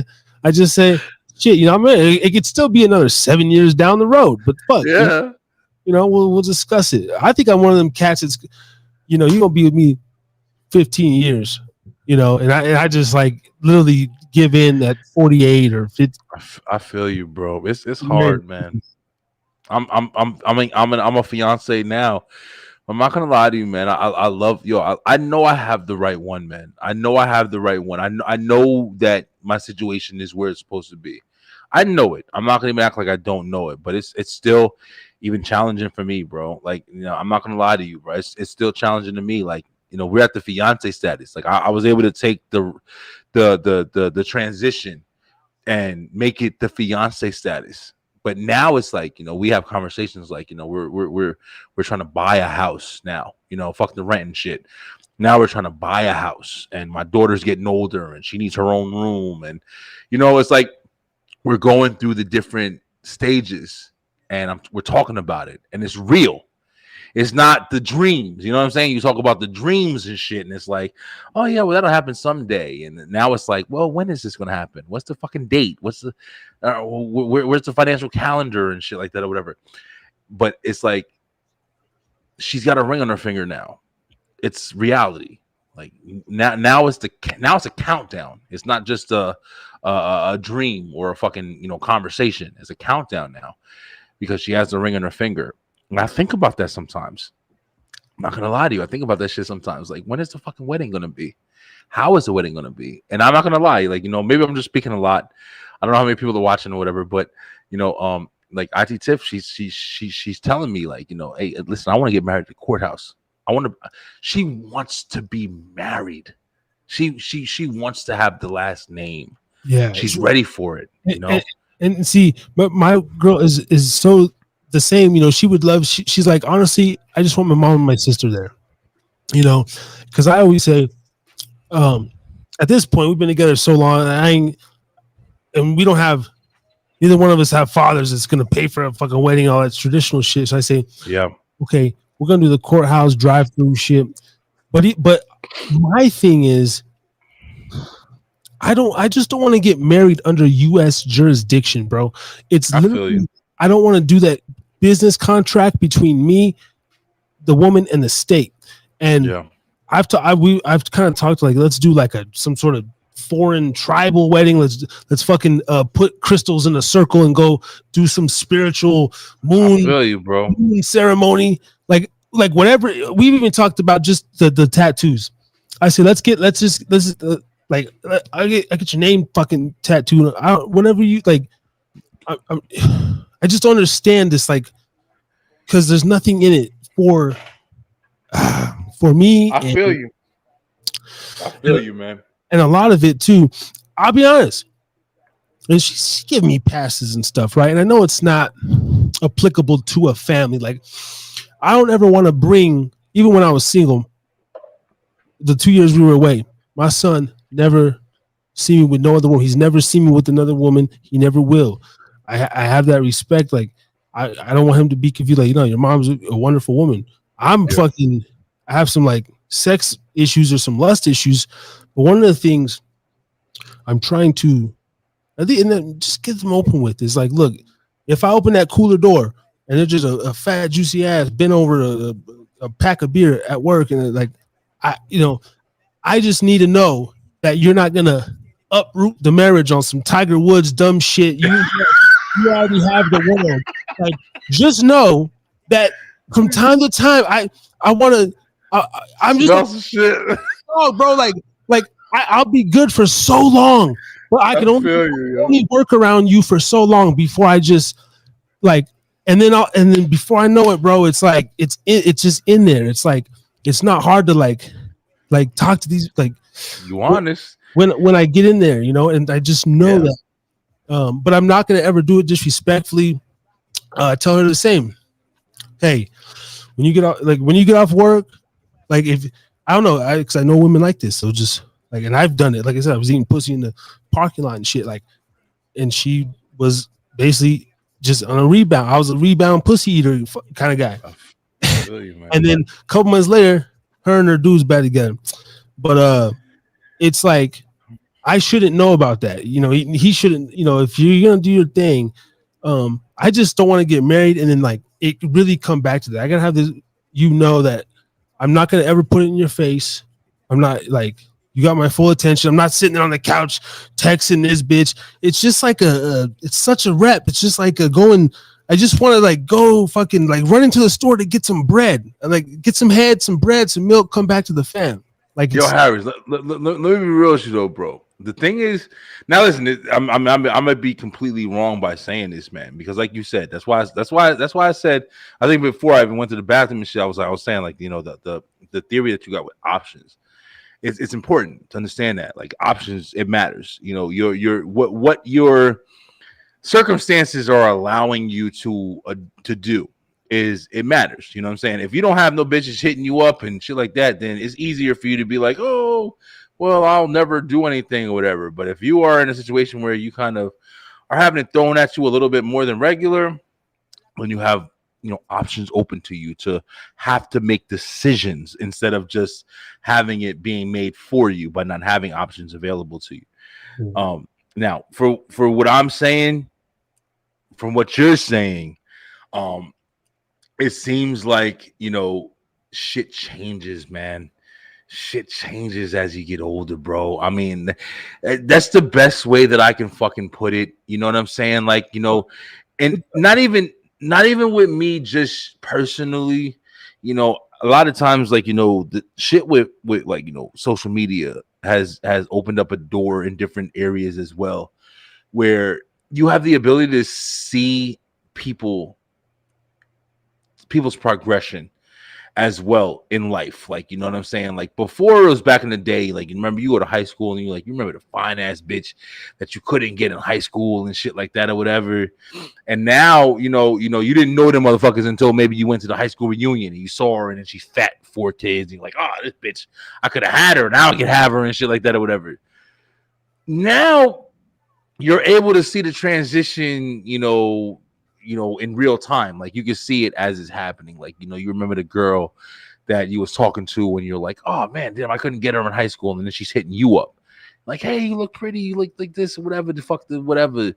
And now it's like, you know, that obtainable fucking thing that you couldn't have before is in your grasp now. So it's not like, you know what I'm saying? It's more along the lines like, you want it because you couldn't have it before, but it's not like you want it. It's just, you couldn't have it, now you can have it, so now it's why you want it. That's kind of like my mentality as far as like how you're able to you know, get different girls and shit like that. You know what I'm saying? Like, you know, at some point you kind of grow into a situation where, if not all the people do, but just me in general, like, you don't give a fuck after a while, bro. Like, you don't care, man. Like I don't care as far as I don't have any time, honestly, to literally cheat or fucking get to know and have a thing. But for myself, it's just like I can only be a good dog in the kennel for so long. I'm just saying, I gotta get out and sniff some asses, even if it's literally just sniffing the booty. You know, like sometimes, and I'm so honest, man. Sometimes my girl, you know, she be listening and shit, and I'll come back to bed and she's kind of mad, like, why you be talking about? I'm like, nobody knows you, whatever.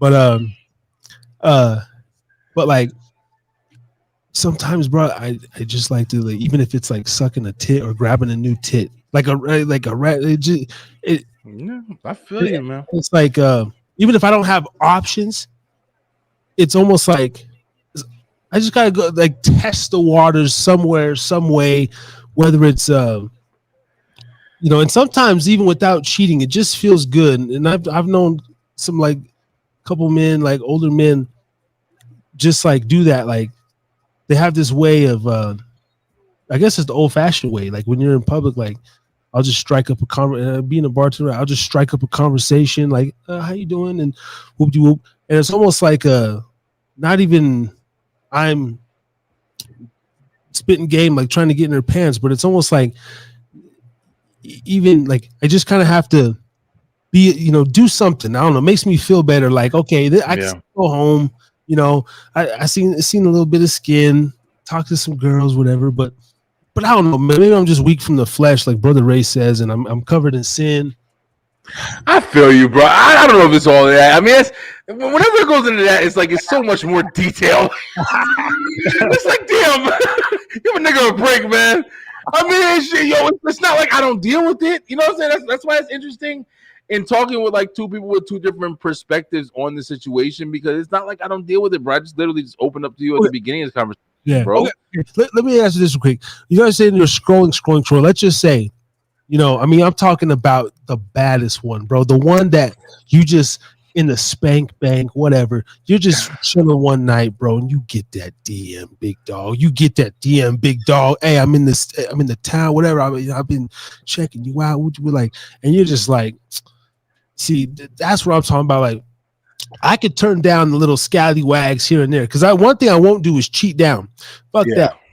If I'm fucking up some shit, my girl's gonna be mad. She gonna be mad. Like, babe, look at that bitch. Like, come on. Why you fucking around with me, right? Like, come on. But like, are you? You know what I'm saying? You gonna, you know, just listen. No, Harris, on some complete real. I'll even one up for you, bro. I'll even one up for you. Let's just say now. Listen, I'm just gonna bring up a complete point. Now I'm telling you right now, I'm fucking twisted, y'all. Listen. Beeline, Harris drinking again. Twisted. I'm beyond fucking twisted. If y'all don't believe me, I've had fucking 2 of these motherfuckers, 8% motherfuckers. This is empty. And I fucking have had a whole 4 Loco. All right. This shit is empty. All right. Hell yeah. But I'm still fucking, you know, that's what I'm saying. Like, don't ever call me no weak nigga on my drink or whatever. Right. But sitting smoking, drinking all night. All night. But listen, just on some realistic shit. Now, even if, like, you know, I've had a fucking crush. Like, I'm a wrestling fan. I love wrestling. I've had a crush on this wrestler. She's a wrestler. Her name is Bailey. Fucking, she ain't like the prettiest, but she does it for me. It's just my fucking girl. I look at her every time. I'm like, damn, this fucking bitch. I'll do anything for this motherfucker. Like, I'll eat her ass, whatever. Even if at this point in my life where I'm at right now, honestly, and I firmly fucking believe this shit, bro. I'm not just blowing smoke. If Bailey was to hit me up and I had to fucking sit with myself and say, damn, Bailey just hit me up and said, yo, nigga, you the finest nigga I've ever fucking seen. I love you, nigga. Like, I want you to eat my ass backwards, left and right, back and forth. Whatever. Like, you know, just saying like the most crazy shit that I would fucking wish that I could hear. I would get that message I'd be like, holy shit, I can't believe she just hit me up. But still, I would say to myself, like, damn, I'd be damaging what the fuck I got right now. Yo, I'm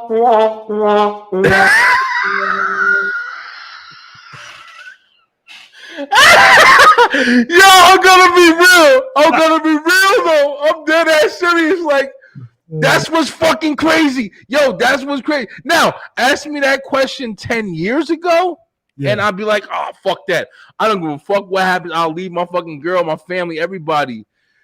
I don't know, bro. Yo, I listen, and everybody's different. Everybody's different, bro.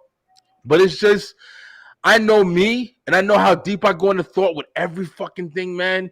And I'd be thinking about how much joy I would get from that experience. Yo, man, Bailey's fucking hit me up. I'm not even going to talk to IDTF like, IDTF, yo, listen, I love you, baby.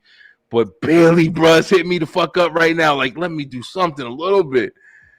But if she was like, nah, nigga, you my man. You ain't fucking with nobody. I'd have to hit Bailey up like, I'm so sorry, Bailey. I want to fucking do it so bad.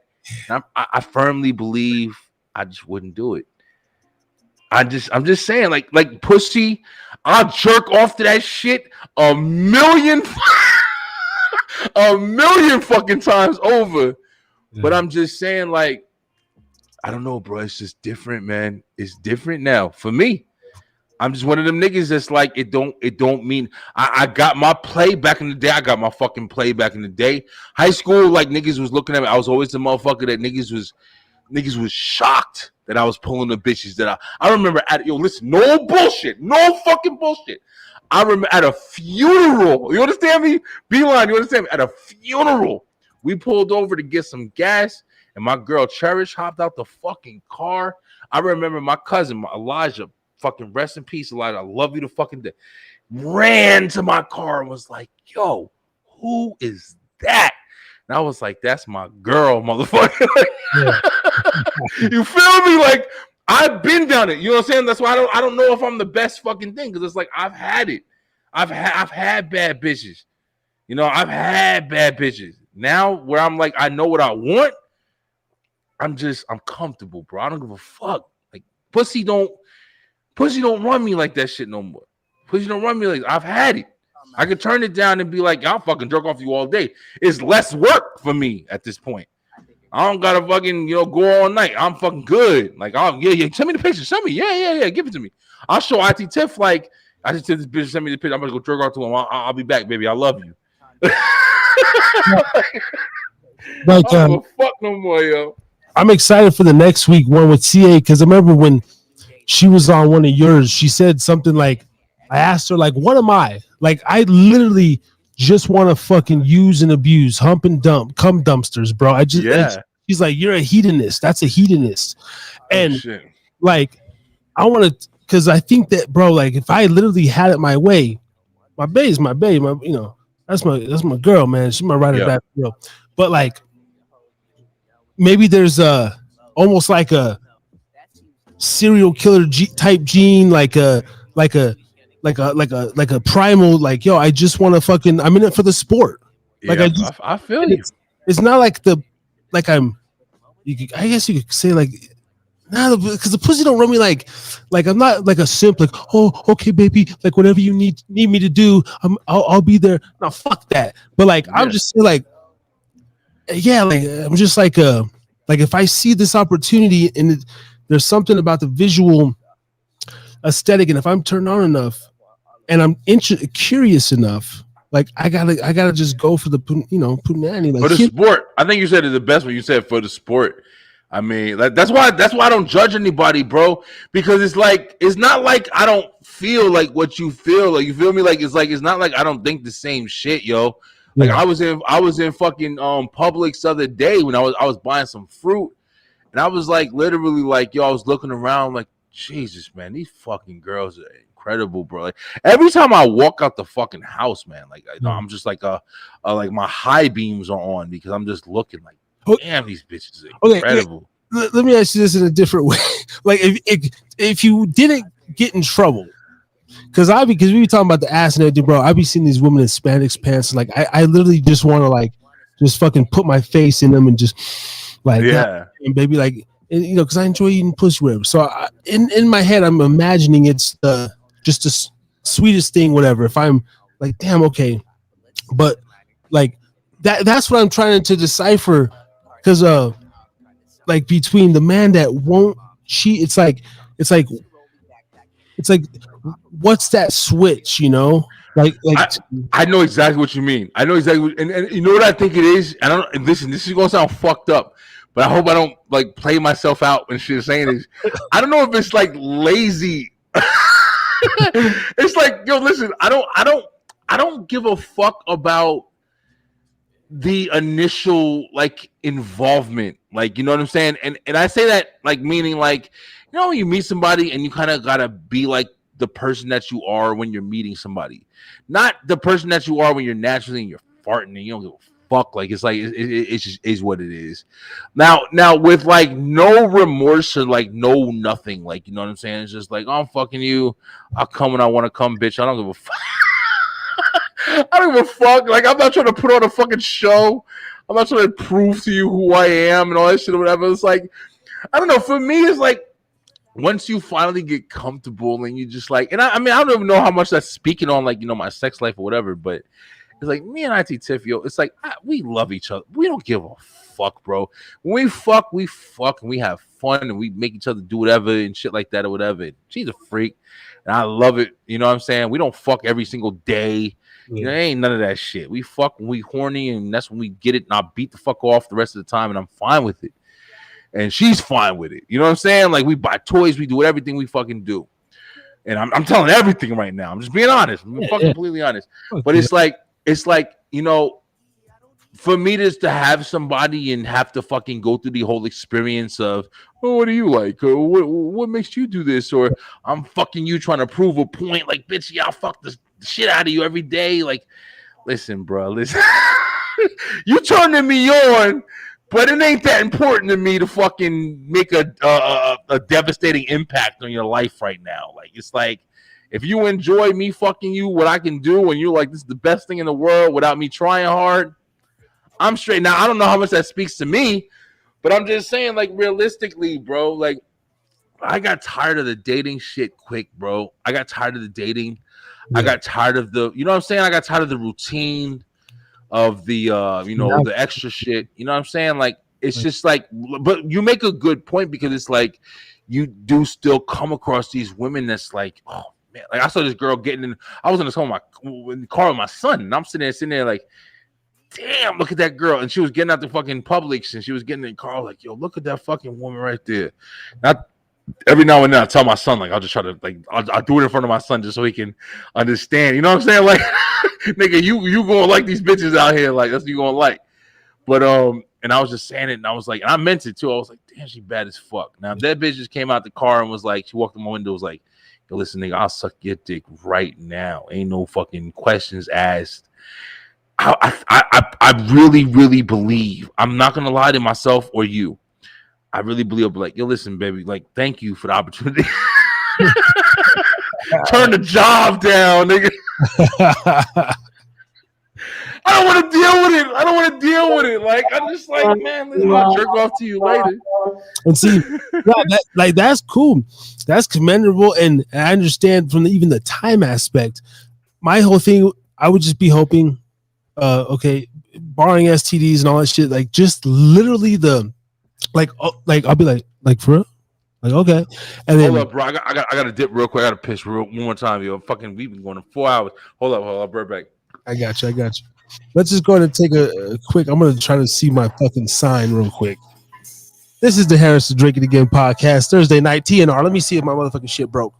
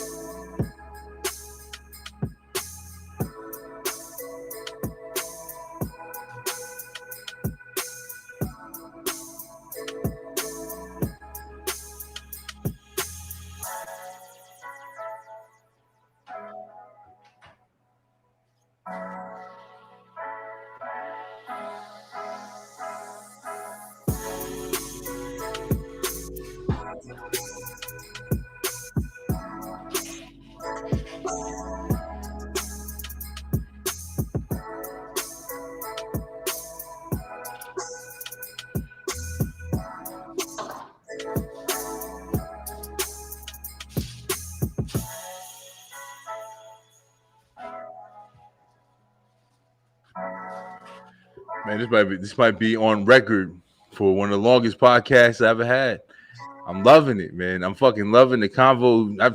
At times I think at times I've forgotten that we were on a fucking podcast, just talking real shit right now. That's got to be like the best thing about doing this or whatever. Literally just being honest and real, man.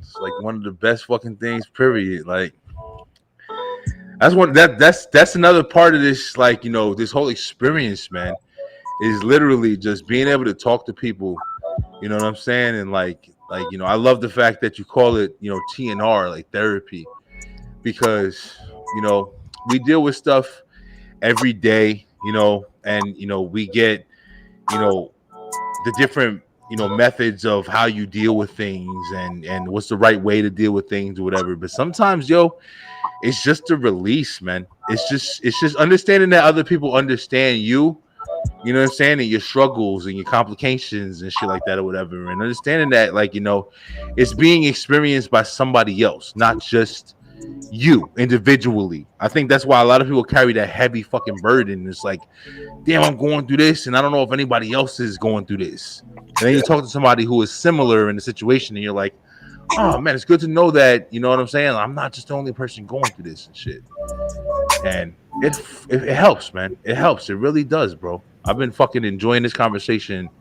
And to be honest with you, I didn't even know I needed this conversation. You know what I'm saying? Like I needed this to just understand that it's real. You know what I mean? We're not acting right now. We're not reading from a fucking script. We're literally just like relaying real shit, bro. We were talking about fucking 4 hours, almost 4 hours at this point. And it's it's nothing, you know. And it really started Thursday Night Rants, and then it was like after like the 6th or 7th episode, man, I'm sitting there. I think it was Justina, one of my first co-hosts. And me and Ray talked about it before. I said, bro, like I would get off the podcast and I'd feel lighter and happier, and my endorphins would be going. And I'd be like, bro, I feel good. Like it's like some therapy shit. And then Justina was on, and she was like, she was literally going to therapy. I have it in a clip, and she was like, ever since I've been doing this podcast with y'all, I actually stopped going to my therapist. And I was like, whoa. And she's like, yeah, like this is actually, you know, whatever, you know, it had helped her work through some shit, just bullshit with us. And I was like, and then like every night I get off the show and then I go about my day, it's like, for one, it's like productivity. It's you have something in the, because I'll, you know, remake the clip. It's reclippable. It's up there forever. And then there's no going back. So like if I act a fool, or if I say something, or if I stutter, that's what I like about live is like all your flaws are on deck and your shit's out there. It's targeted. So then, you know, you know, marked. It's like you could, someone could call you back on something or something. It's like, hey, everything's out there. Go back to episode 38 or whatever. I don't know. Fucking, you know, and a lot of the stuff, of course, I've had conversations. I'm like, man, I don't know what the fuck I said last night, but absolutely, bro. It's all like real and it's real, relative, you know. That's the biggest thing, I think. Real is so fucking real, man. And like you said, like, and I think that's one of the reasons that kind of changed me. Besides just the fact of like, you know, being able to edit and do this or whatever, but it's like it is a form of release, you know, and a release that I don't think you even think you may understand that you need. You know what I'm saying? Like, you know, like just being honest with you. Like I said, bro, I started this night, and I just came from my daughter's concert. You know, they were playing the violins and shit, and I was over there, like, you know, analyzing things differently, and see, you know, stuff like that. But I came from my son's like flag football, you know, practice. So okay, got you, yeah. You know, we're in those modes, but yeah, go ahead. Yeah. No, but yeah, you just like you're pointing out, like, you know, it's just like a completely different mind state. And I was just in here and I was editing a show, and I haven't put out an entertainment show in a minute because I was just like, you know, I was sitting on entertainment shows, And I was trying to transition between like, am I going to just do live ones or am I going to fucking cancel all the ones that I got and I'm sitting on? I mean, shit with celebrities, motherfuckers like, you know, they've been on YouTube since YouTube started, as the one I put out tonight. And I was just trying to decipher the fact if I was going to like really like, you know, continue with that or just start with something different. And while I was editing that even when I was at the concert and shit like that. And I was just kind of like, you know, figuring out my shit, you know what I'm saying? And even then I didn't realize like I'm going through a change. Like, you know, it's a difference. It's not the same as what it was before. I'm thinking about things differently. I'm approaching things differently. I'm handling things differently. That's why I'm sitting on recorded episodes of the show that I've been doing for fucking 4 years now. And not putting them out like I was doing them previously. I'm thinking about it. What am I going to do next? What am I going to change? What am I going to fucking, what image do I want to like, you know, pursue at this point? And I know I'm talking fucking really deep or whatever, but like this is my thoughts. You feel me? Like, yeah. And I edited that episode and I really went out to that episode and I was like, you know, listen, I want to talk. I want to talk. Like I need to get some shit off my chest. And I didn't know what I wanted to talk about. But Harris, jumping on with you tonight, bro, I got to be honest with you, bro. I think I needed this shit as much as you needed this shit. Like, you know what I'm saying? Like, you know, I think I needed to kind of release. I needed to release, bro. And I feel like you said, bro, like that therapy part of it, like I feel like I released a lot tonight. I think that the alcohol got into me the way that it needed to get into me and help me, you know, speak my story. Like I don't think any fucking podcast I've ever been on. I've been on a lot of fucking shows, man. And I don't think any show that I've ever been on has given me this kind of experience that I've gotten being on the Thursday night rants with you tonight, bro. A whole new fucking experience, like, you know, just kind of understanding myself better. I feel like I'm sobering up, like even right now, like, you know, talking about it. And it's yo, we're doing something, bro. We're doing something to these people, to the people that are hearing this, and people that are getting something and understanding what we're doing. You know, we're offering a form of release for people, bro. Yeah, and it's very interesting. Like, you know, just experiencing it myself. I'm loving it. You like I'm coming back full fucking throttle, man. I'm coming back with every show full throttle 4 times a week, and just allowing myself to just, you know, kind of you know, express and release through my pleasure and entertainment. And I'm loving this shit, bro. I'm loving this shit for real. Yeah, it's there's some weeks where I'll take a dip and my morale won't be right. And you know what's interesting about tonight? I don't want to say it in the beginning, but you know, the traffic's dying down in the latter hours. But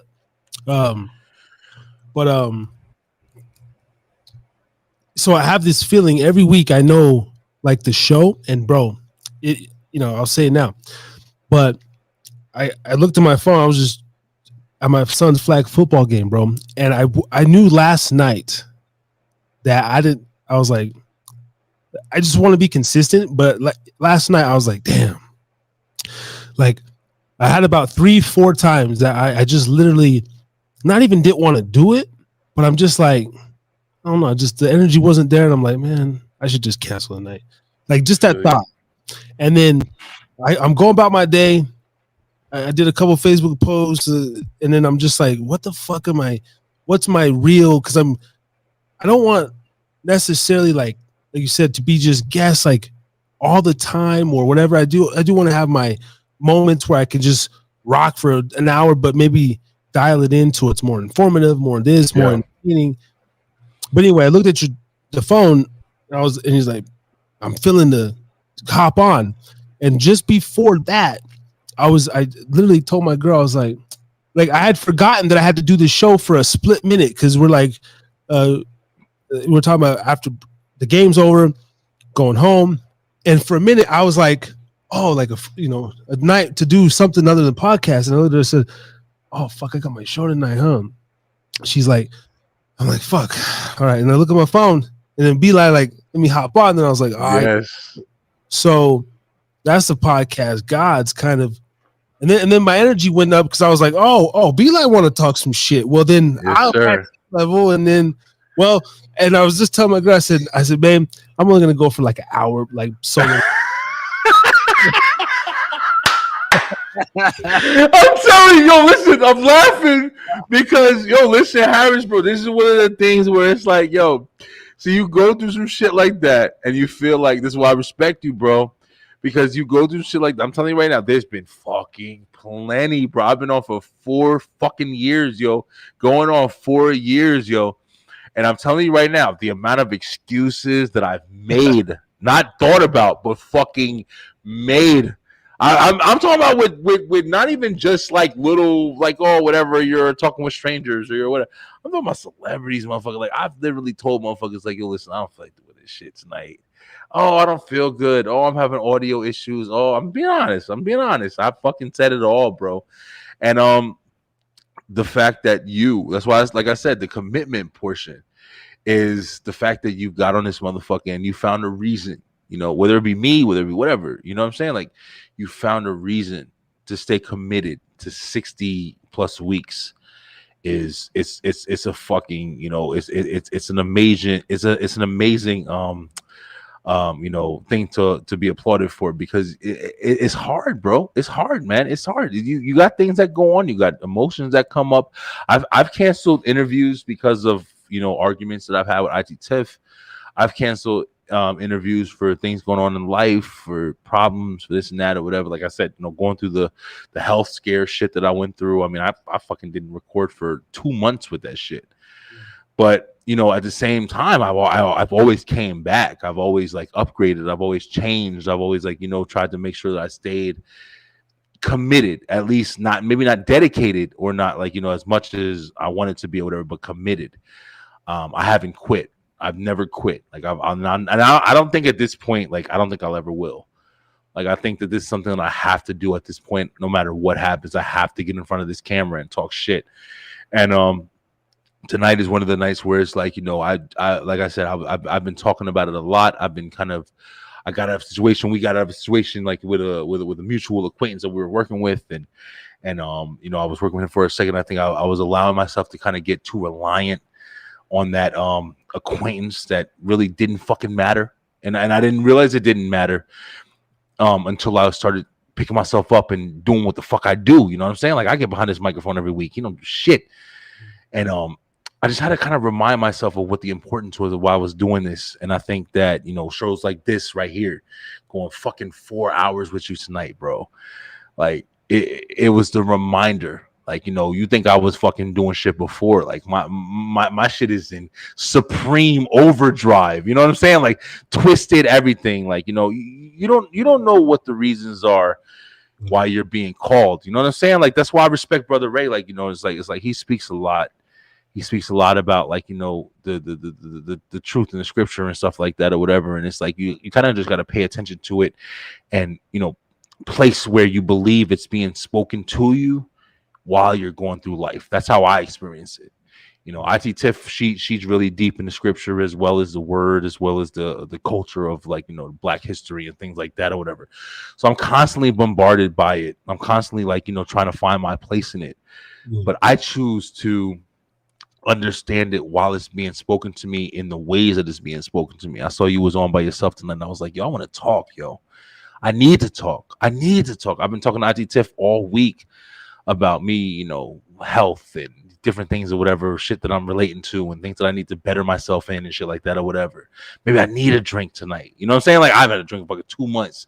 Maybe I need a drink tonight. Maybe it's opening me up for the right reasons, for the right understandings of what the fuck I'm doing. It's been a lot. And it's like to get on your show tonight and just really, like, you know, release. Yeah. It's been fucking incredible, bro. This has been one of the best shows I've ever done in my fucking life, yo. Yeah, that's so dope. I appreciate it, bro. I really appreciate it, man. Yeah, no, I appreciate you, man. Like I said, I mean, we're open platforms on each other, but when I seen your message, I read into stuff, man. And there's like, I'm big on energy and everything, and no disrespect to CA either, you know, and everything. I almost got her on, but I was like, nah, like I'm big on vibes, like keeping vibes. Like next week, like it'll be planned for, and like it'll be different. Like I'm big on ever since I did my DMT experience. See, myself, I still don't know about the Bible shit and the whole God, but my DMT experience, I did find God. It is the God molecule. Like it the main thing I got out of it was goddamn symmetry and wow, what's the other word? Like you're supposed to, every in synchronicity. Okay. Like at least for my life, it told me like every position that you're gonna be when you like if you use this feeling like love, good, just complete good, like be honest, just like you said earlier, like try to do things for the right reasons, like really, and then you'll be in sync. Whatever in sync is, you could be some bad shit's gonna be dealt to you, some good shit, but like, and I don't like the whole everything happens for a reason. Like I feel you in like the kind of Christian term. Like I don't believe this God knows. Like he probably know, but like I don't think that shit is set in stone. But I just think that if that shit happens, I mean that's your path. Like it's like Pac-Man. No, I feel you exactly. I feel exactly what you're saying. Yeah, like you're placed in the position to make the decision, to make the right moves. That's how I kind of feel. I that's one of the things that I kind of go off, and I've been going off for years, man. Like I grew up in church, and my aunt's telling me all the shit, and the pastor's telling you all the shit. You know what I'm saying? Like I've seen crazy church. The unique experience that I think I had was my cousins and my uncle, and they were all musicians, so it's like they were playing drums and they were doing this and they were doing that or whatever, so they were in and out of different churches, and I've seen so many different fucking experiences, bro, like Christian, whatever you want to call it, but I've seen people for the wrong reasons represent whatever the spiritual guidance is, and I've seen people who think they're doing it for the right reasons represent what spiritual guidance is. And I didn't understand, luckily I caught it at a good age, I think, where I understood that you have to understand it for yourself. You can't understand it for what other people understand it for, because then you're just not a robot, but just like you're programmed, just like you said before with the TV and shit. Everything is programming you to guide you in whatever place that they want you to be. And until you take the reins for yourself and kind of understand what way you want to be guided, as I hope I'm making sense. Like, what I'm saying? I'm starting to sober up a little bit. I'm not as fucked up as I was. But I definitely think that your experience in life, everything that you're gaining in your lifetime is what is guiding you to your spiritual journey, to your intellectual journey, whatever the fucking case may be, whatever road you're on, because everybody's is different, everybody's is guided in a different way. And I think I learned that early. What's crazy, I tell people this shit all the time, not to open up too much, because I know we about to close up in a minute, but comedy fucking crazy, but comedy, no bullshit, comedy is what opened me up to my spiritual fucking awareness. And it was just being able to hear real understanding in a comedic way was me understanding like how I can experience my spirituality. And I know that sounds fucking crazy or whatever, but honestly, it's like, sometimes you don't need to just be told what you need to experience. You need to just be aware of what people experience, so you can kind of relate to what you're, if I'm making sense. That's kind of how I feel like I learned my way. I will ask you what comics you listen to off top. Like, I know exactly what you mean. I've only watched YouTube clips, but George Carlin be kicking some real shit back in the day. Man. And then modern day Cat Williams, Patrice O'Neal, as far as that knowledge, like with the women or with the Cat with his the industry, Schmalluminati type of backroom. So I definitely feel what you're saying there. But like, what were some of what other than those guys, like any particular comics, or was it just your understanding of the art of the comic, like not necessarily comics, but you just understood the speech, like, this is like the last free truth type? Yes. That was a great way to put it right there. Like, I think that was the point, from, like you said, Lewis Black, which is very interesting. I remember the point in time where I was listening to some of his comedy, and I was listening to him describe religion and describing the Old Testament and New Testament of the Bible, and describing kind of how he, kind of like, adjusted to understanding that it was two like stories, somebody rewritten the story. Like it's a combination, from Bill Burr to, it's been a lot of different comedians that I've kind of grasped onto. And I know to some people, like, and I'm glad you understand it, Harris, but I know to some people, like, it sounds fucking crazy what I'm talking about. But at the same time, it's just like, you have to understand it. Like, comedy for me is the truth that's spoken, whether it be like the idiot's guide to truth or whatever the fuck you want to tell it, or whatever. It's just like the easy way to like interpret the message. You know what I'm saying? Like, it's the easier way to interpret the message. The message is delivered so strongly to people, and they have to try to like diagnose how they're gonna be able to, interpret it throughout their life. Especially, like, you can understand some shit but still not know how to use it in your life.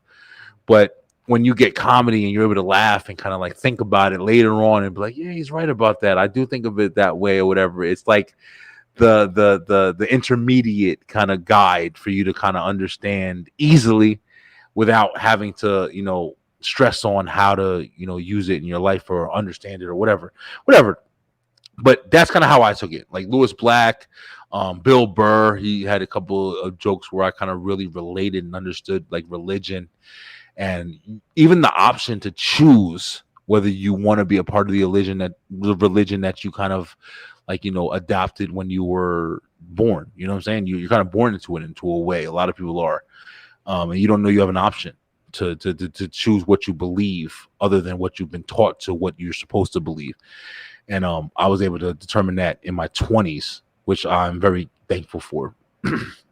But a lot of stuff like that. I don't question anybody on how they do their things, or if they were able to have the same kind of like, understanding that I had when I was at my age or whatever. But that's just the way I choose my life. But I still am. I feel like I'm spiritually aware. I feel like I don't close any doors, and that's why I, like you said, you took shrooms and you've had different types of psychedelic experiences and stuff like that. And I've heard other people's descriptions of those as well. And they have different ideas of what spirituality is as well. So it's just a lot, man. It's just so much to try to think you have a understanding of. You can only understand as much as you understand, and that's about it. So you can't question everybody's fucking understanding of a situation. You don't have the right answer. Yeah, that's just how I feel. I think that's why I would be thrown into the agnostic, even atheist category, but I believe in there's definitely some shit out there.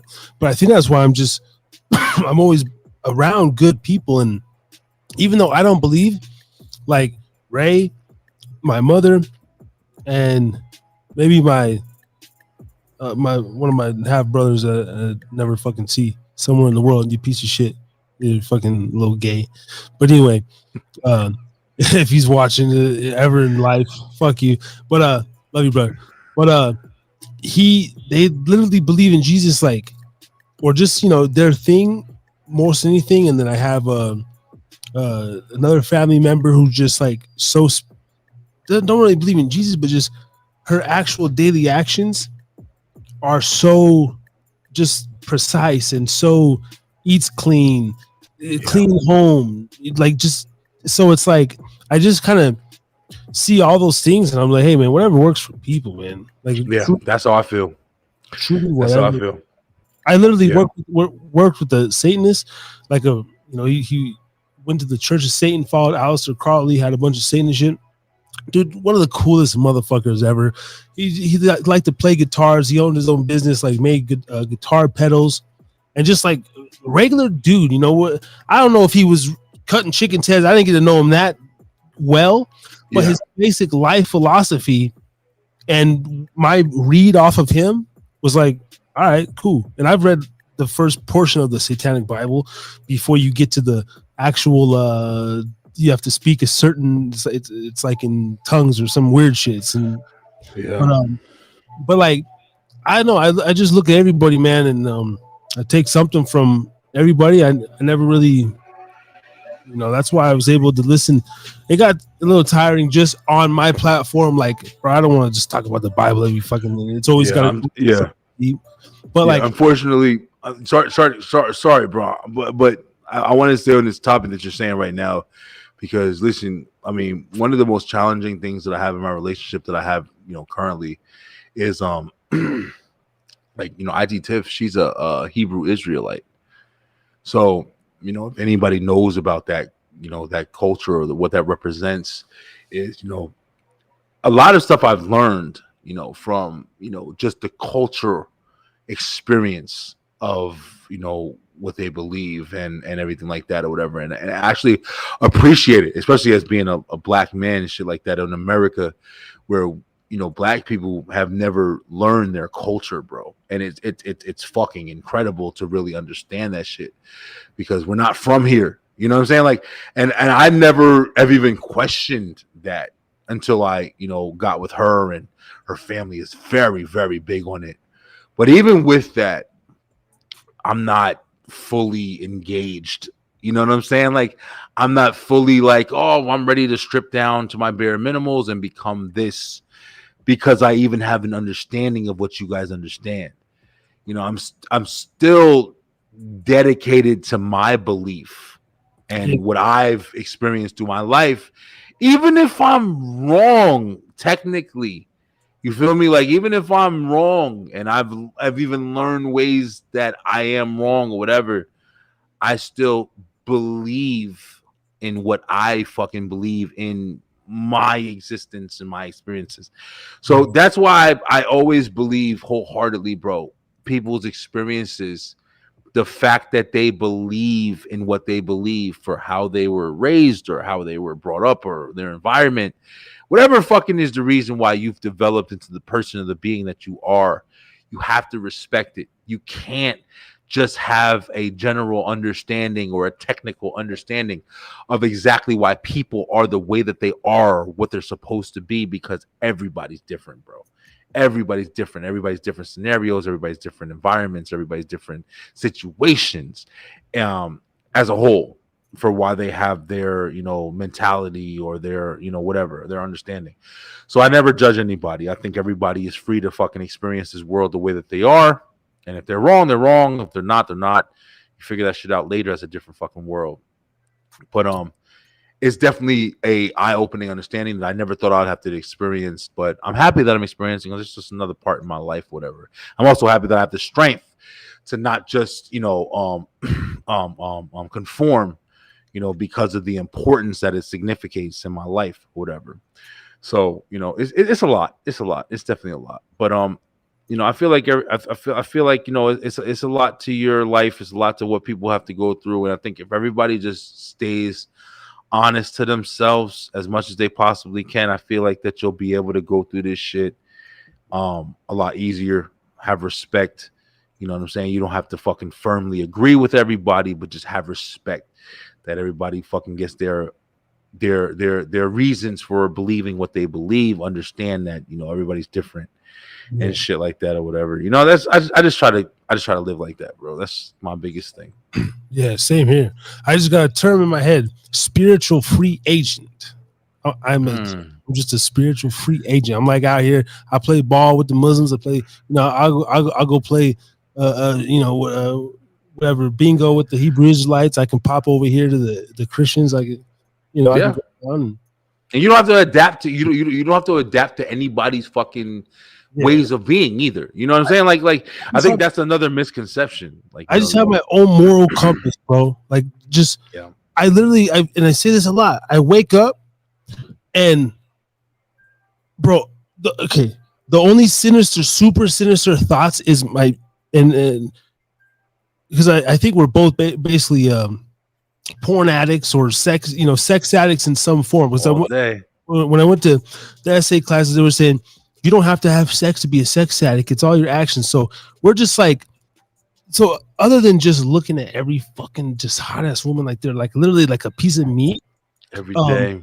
I don't like wake up with those. I don't want to harm them. I'm not gonna attack them. I'm just like, God damn, like Exactly. And but I have no malice in my heart, bro. Like I don't want no fucking. I say I don't say hi to everybody, but like definitely if I'm within walking distance, hey, what's going on? If I walk in a room, just a simple, how you doing, sir? Boom, keep it moving. Simple. Like I just treat respect, and so just love, and then of course just like nurturing your kids, like what's fucked up. Like you seem like the type of dad, bro. And I don't know, I'm just judging based on how you are and running your family. Like, bro, there's a lot of fathers, even they're present, bro, but they don't know how to be. I'm talking about like, it's true. Like yelling at the kids.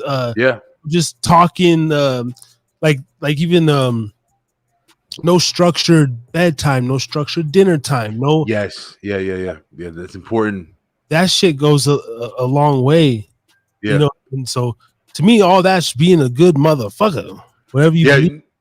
Yo, it's really interesting that you say that shit, bro. And it's like one of the things that I had to learn along the way is Tiff is real big with she's very organized. So it's like she's very particular with putting schedules together and doing this. And I'm kind of reckless, you know what I'm saying? Like I'm kind of wild. I am the dad where it's like, listen, get your shit together. Like, fuck it. Like, get your shit together. No, you can't fuck around with me like this. I know too much. You can't get by me. Your dad ain't one of them fucking, I went to college and I'm pushing my glasses on my nose. Like, nah, I'm a street nigga and I know how to fucking get through. And I find myself doing this with my son, more than anything. My son is 12 now. And I want him to be a man. You know what I'm saying? Like I want him to be a man. Now I'm tough on him. You know what I'm saying? I teach him how to box. I teach him how to do shit that I wish that I was taught more, because I want him to be strong to prepare for this world that he's got to go into with a strong mentality, instead of motherfuckers trying to change his mentality every fucking chance he gets and everything like that or whatever. So I do treat him rougher than maybe some people would even third party perspective would understand. But I know why I'm doing it. I do, curse and, say things, and it's not drastic, but it's just preparation. You know what I'm saying? Like it's understanding that when you hear that from somebody else, you're not frozen by it. You're not broken down by it. It's like, no, my daddy built me this fucking way. Like, I know it. But that's, you seem like that. I just had particularly an experience like having to be somewhere a little while ago, and just the way this individual outlashed on his child, like for being a little child. It really tripped me out. I was like, whoa. And I was like, his home ain't gonna say nothing. I feel you. Yeah, but the shit like it was almost like I made me sit back and like I'm like father of the year. Like I don't do none of that. Like it was that like still loves their father, but it was just this reaction, and I'm looking at the whole scenario, and I'm judging. I'm just analyzing. I'm like, damn, I really don't like. I mean, I talk stern, and then I let some F-bombs slip. Dad, you owe me $1. Oh, I'm sorry, buddy. Okay, I got you. But it's like my actual conscious behavior of every single moment. I'm literally interacting with him, like consciously. Even if me and his mom argue, like I'll say, hey, like not right here. And I just walk away, or I'll close the door and like, hey, shut the fuck up. Like, let's just wait till the kids go to sleep. Then we can start. And it's important, man. Yeah, like there's so many different environments, and and this person's a great person, but I looked at that kind of communication, that interaction, and I'm like, well, I mean, it's not healthy to me, I don't want to have that with my kid. Like, no, you're right, bro, and it's crazy because like sometimes unfortunately like and I'll be real, bro. Like I've had to learn that shit because I like Harris, when I tell you, bro, like I'm such a different fucking person than what I used to be when I was younger, man. I was really rough, man. I was really rough, and I never even thought I would have kids, yo.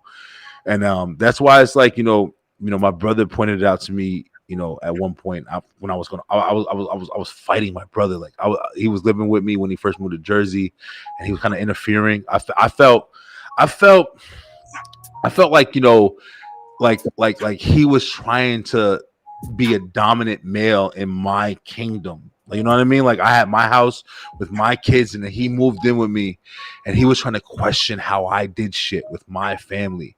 And when I tell you that alone, like set me the fuck off. Like I was attacking my brother, bro. Like JD the mouth, like and it was experiences like that kind of woke me up to like, man, like the mentalities that I have when I was younger and my fighting aspect and everything like that or whatever, like I'm carrying that over into the dad that I'm trying to be now, and I had to learn from that. Even the fights with Auntie Tiff and it's just like it's for me. It's been so many learning experiences, like the trial and error learning experiences, not just the oh man, I gotta realize that I did something wrong before and not do that again. Like I fucked up and then had to realize, whoa, I can never let this happen again.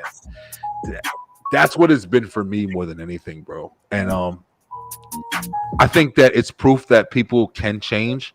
It's proof that no matter how deep or far gone you think that you are, you can have a second chance.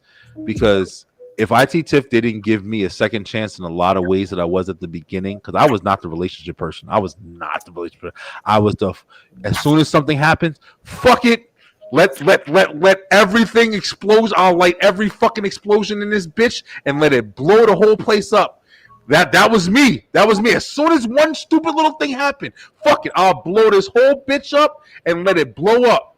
But IT Tiff, I lit every fucking thing up and it blew up and she was still there. And I was like, how the fuck are you still here? Like, you know what I'm saying? And I started realizing, like, after I was fucking lighting bombs, she was still there. I mean, 3, 4, 5, 6 times after. She's still there. I'm like, oh, right. I got to stop lighting fucking bombs, man. And after 5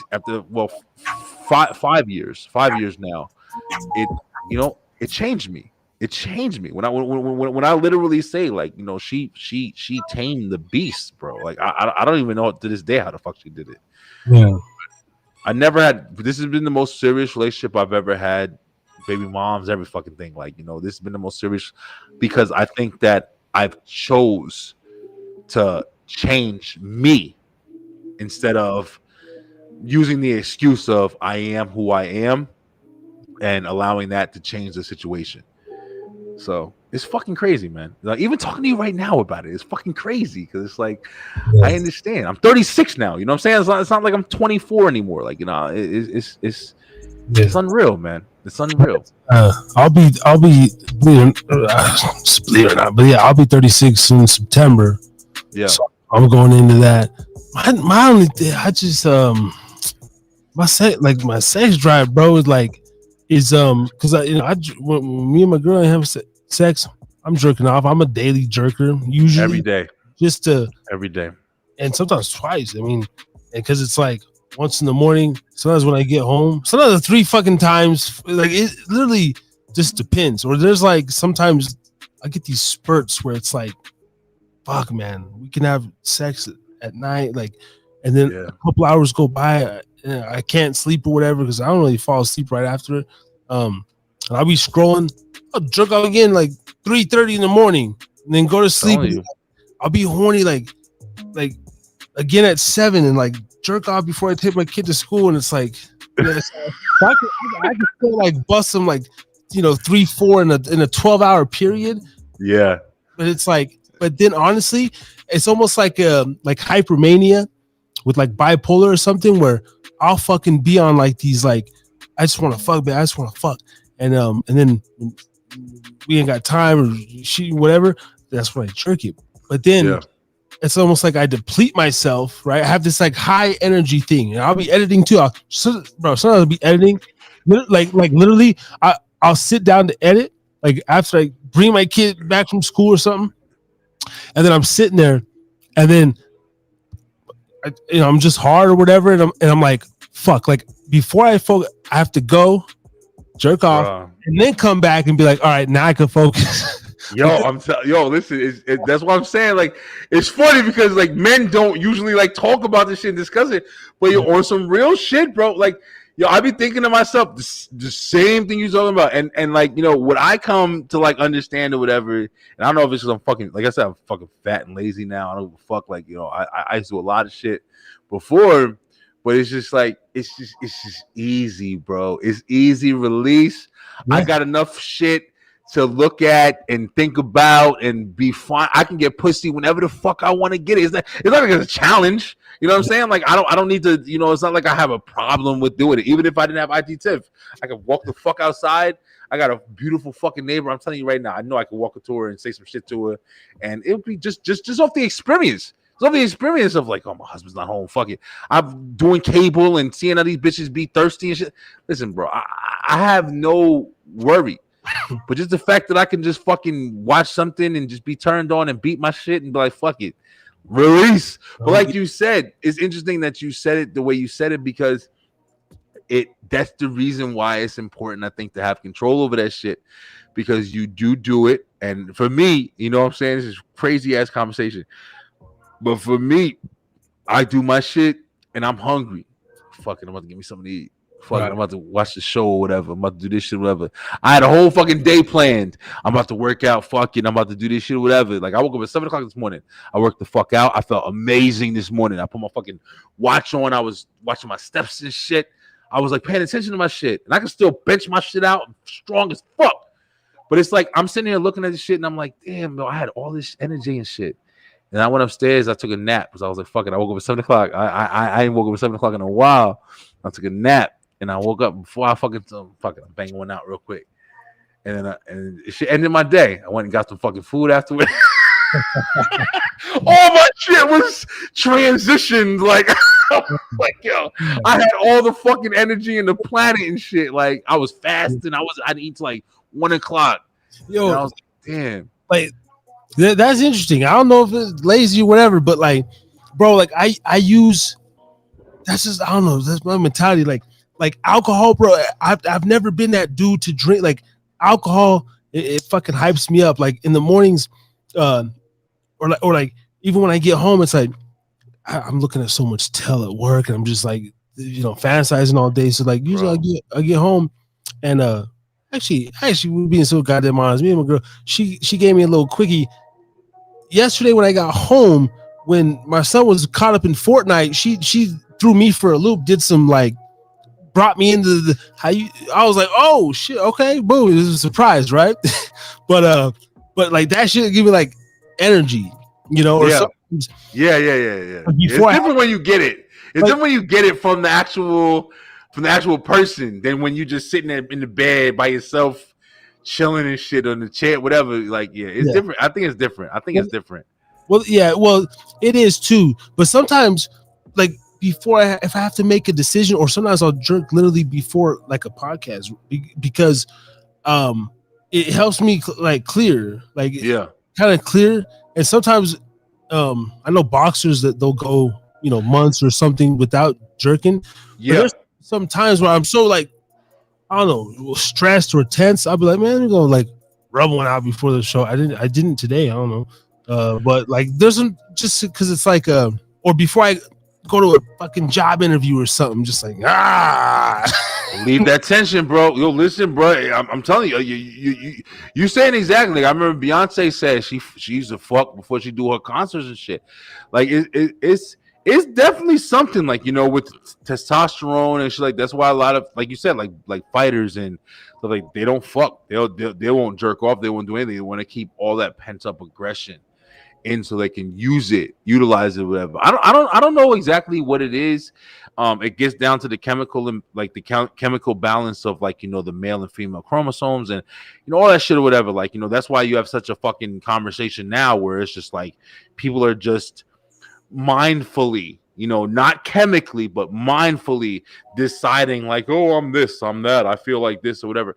But you're not going down to like the biological fucking description of what you are or what you have, and you want to be a man, you're a man, but you want to be a woman, you're a woman, but you want to be a man, and you're thinking that it's just a mind state or a mentality, but it's a lot more than that, bro. Like it's like, I don't give a fuck what you doing, like, and unfortunately, these doctors aren't making it easier because these motherfuckers are shooting people up with this and that, and giving them this and that, and it's like, at the end of the day, no matter how the fuck people look at it, how people feel, like, you're not gonna be able to tell the fucking difference soon, bro.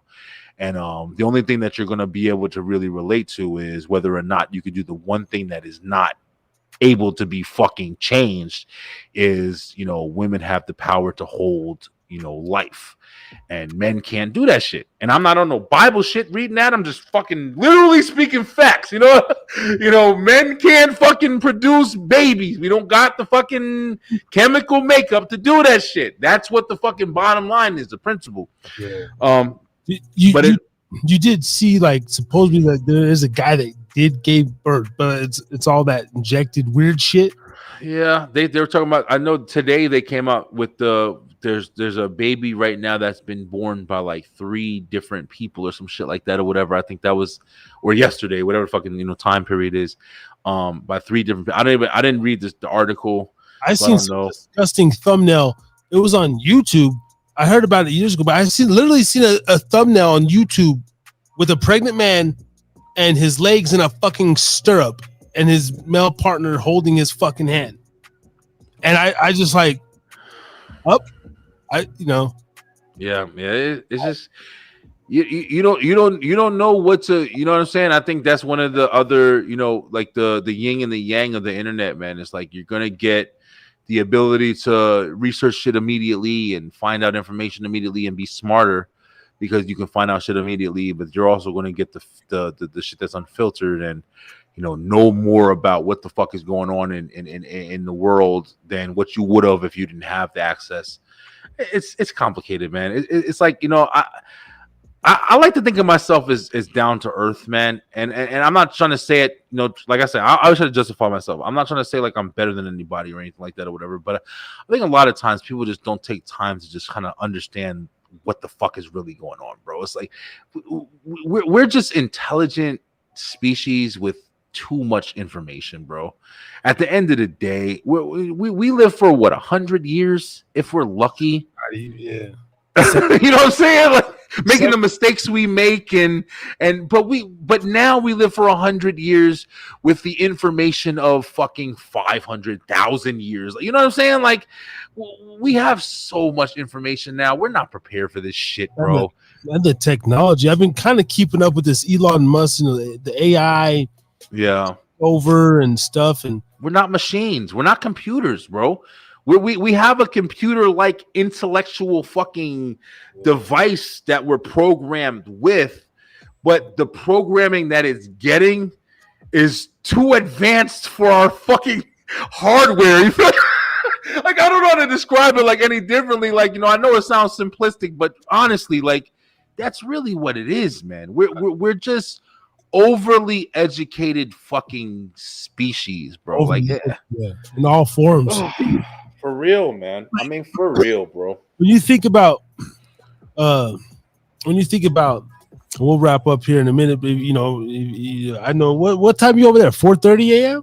Bro, it's fucking 3:30 over here. Yeah. Well, I don't got it. I think Tiff is actually taking the kids to she's going to her dad's house. She's trying to like I said, homeschooling my daughter. So she's homeschooling her my daughter with her sister's son. So she's actually going. The kids are all gone. So I'm sleeping till fucking 5 o'clock tomorrow if I want to. I don't start working until next week. So I'm straight right now. Yeah, I did the I got the premium melon, so I could stream like 10 hours. There you go. Love it. Shit, but damn, I kind of lost what I was saying there. I know you were talking about. We were talking about like the intellectual of like humans and stuff like that. I don't know if that was on the same lines. Yeah, Elon Musk and his Elon Musk. Yeah, you said that. brain, I Chip don't in know. your brain and But there's a correlation. I don't know what the exact point was, but there's a correlation between the like I don't know the mark of the beast, this little vaccine, the 5G, the AI, yeah. and just the way they're promoting it. You know, the way they're like trying to connect this all. I guess under this one basically a grid. You know, David Icke speaks. There's literally a smart grid. There already is a smart grid. Yeah. And with all the devices. Oh, that's what I was kind of going to say. Is that no time in history, even the lights, right? Like just because we have all the technology and podcasts and this, like never in the time like has there ever probably been like so much energy consumed, or like I have a light here, even when we show I'm still looking at this light scrolling. I wake up and like so much radiation and bright fucking audio, and there's always sound. There's like sound everywhere. You go to the store, there's like music. Frequency has been. I've been watching the TikToks and shit that I've been watching. See TikToks. I'm an educated motherfucker because I watch TikTok and shit, right? But frequency has been the newest terminology that people have been using to say, what our bodies are vibrating from. And you'll know something. It makes sense. It makes sense too as well. But that's been like the newest thing that I've been seeing people really talk about, the frequency that your vibrations and what you're giving off and the vibrations of the world. And like you're saying right now, the vibrations that, whether it be your Wi-Fi in your house or your electricity or, the shit that you're intaking, whether you're watching your phone and laying on your chest and getting breast cancer. And it's so much depth, bro, that I think everybody is just finding information as information is being delivered. I mean, you know what I'm saying? Like it's not like anybody has the information. It's like it just gets delivered, and it's like the message is encrypted, and you're trying to decipher the message because nobody knows shit. Everybody is just on a fucking guessing game of what makes the most sense for the most part at the time. You know what I'm saying? Like, literally, you have to think of it like this, bro. We're literally in a period right now in the world, and I haven't talked about real shit like this on my show at all, but I've wanted to. Where we're literally experiencing the change, where the fucking government, bro, the people who have never talked about this shit, are literally saying like, yo, we have been experiencing, intergalactical beings and things and shit like that. We have no fucking clue what's going on. These motherfuckers is coming on TV and saying, I have no idea what the fuck we've been seeing, but we've been seeing it forever. And, it's been saying, oh, we're the only ones out here. We're alone. We're this and that. But now motherfuckers is coming on the TV screen, not the internet shit, but on the TV, the main source of the media, and saying, hey, we don't know what the fuck is going on. We ain't known for years. Yeah. You know what I'm saying? And that's the part where, if you're a person, whether you want to call it woke, whatever the fuck you want to call it, you have to start understanding we're in a different fucking era, bro. Like the shit that they used to keep secret from us is now the shit that they're starting to state loudly. Oh, yeah. You know what I'm saying? So now the shit that we're reading and we're getting and we're like, oh shit, you know what I'm saying? That was the shit that we were listening to when we were like, oh, UFOs and others. Now we're listening to the other shit, and saying, oh, well, that'll come out 10 years from now and be the shit that we're talking about, like we're talking about the UFOs now. It's just like, bro, at times, Harris, I ain't gonna lie to you, bro. Like, there's been times where I've been watching shit and reading shit, and I'm a conspiracy guy, but I'm not crazy conspiracy guy, where I'm just conspiracy guy. But it's just, there's so much that's really, I think, at this point, it can't be contained because of all the different avenues of information that we have. That, my nigga, we're gonna really be experiencing some X-Men, fucking, fiction movie type shit. Things that we ain't never thought were able to be, reality, in my opinion, bro. No, in my opinion. I again, I think they're the little green men, whatever, programmed, but I think they're letting us know now because that's what they do in the media. They slowly, lube us up. Like the government's just foreplay. But right now, they're kind of like rubbing our shoving tail. it in. It's shoving like, it in. yeah, if not already in, right? And I think I don't want to get too crazy, but there's some things. Just maybe do your own research. Just look up, or maybe I'll just send you a link. This is it's a pastor, or whatever. He's talking about R.I.P. to him. I forget his name, escapes me right now, but he's talking about CERN. The CERN. Yeah. Thing is, and that their ultimate goal is to take antimatter, or what are we? We're matter, and so antimatter is like whatever, the opposite of us. And he talks about, he connects it with the Bible, and even my atheist ass, like, or agnostic ass, like, I kind of dealt what he was saying, and then when I did my DMT trip, it tied in. But the scientists, whoever they are, the actual scientists, is the Fauci's, beyond the Fauci's, all these like guys that really know what they're doing. Yeah, they've actually found what antimatter is like, and so basically he said they're trying to. There really is a veil that protects like this world from the other world, the dark world, and he goes into like the really like portals and stuff, and people at the top or the bottom, whatever, they can like send demons back and forth, or these beings that are being held back. Yeah. And I think we're in a lines of something like that, or these son of a bitches, bro. They're the same. They're just advanced spacecraft, right?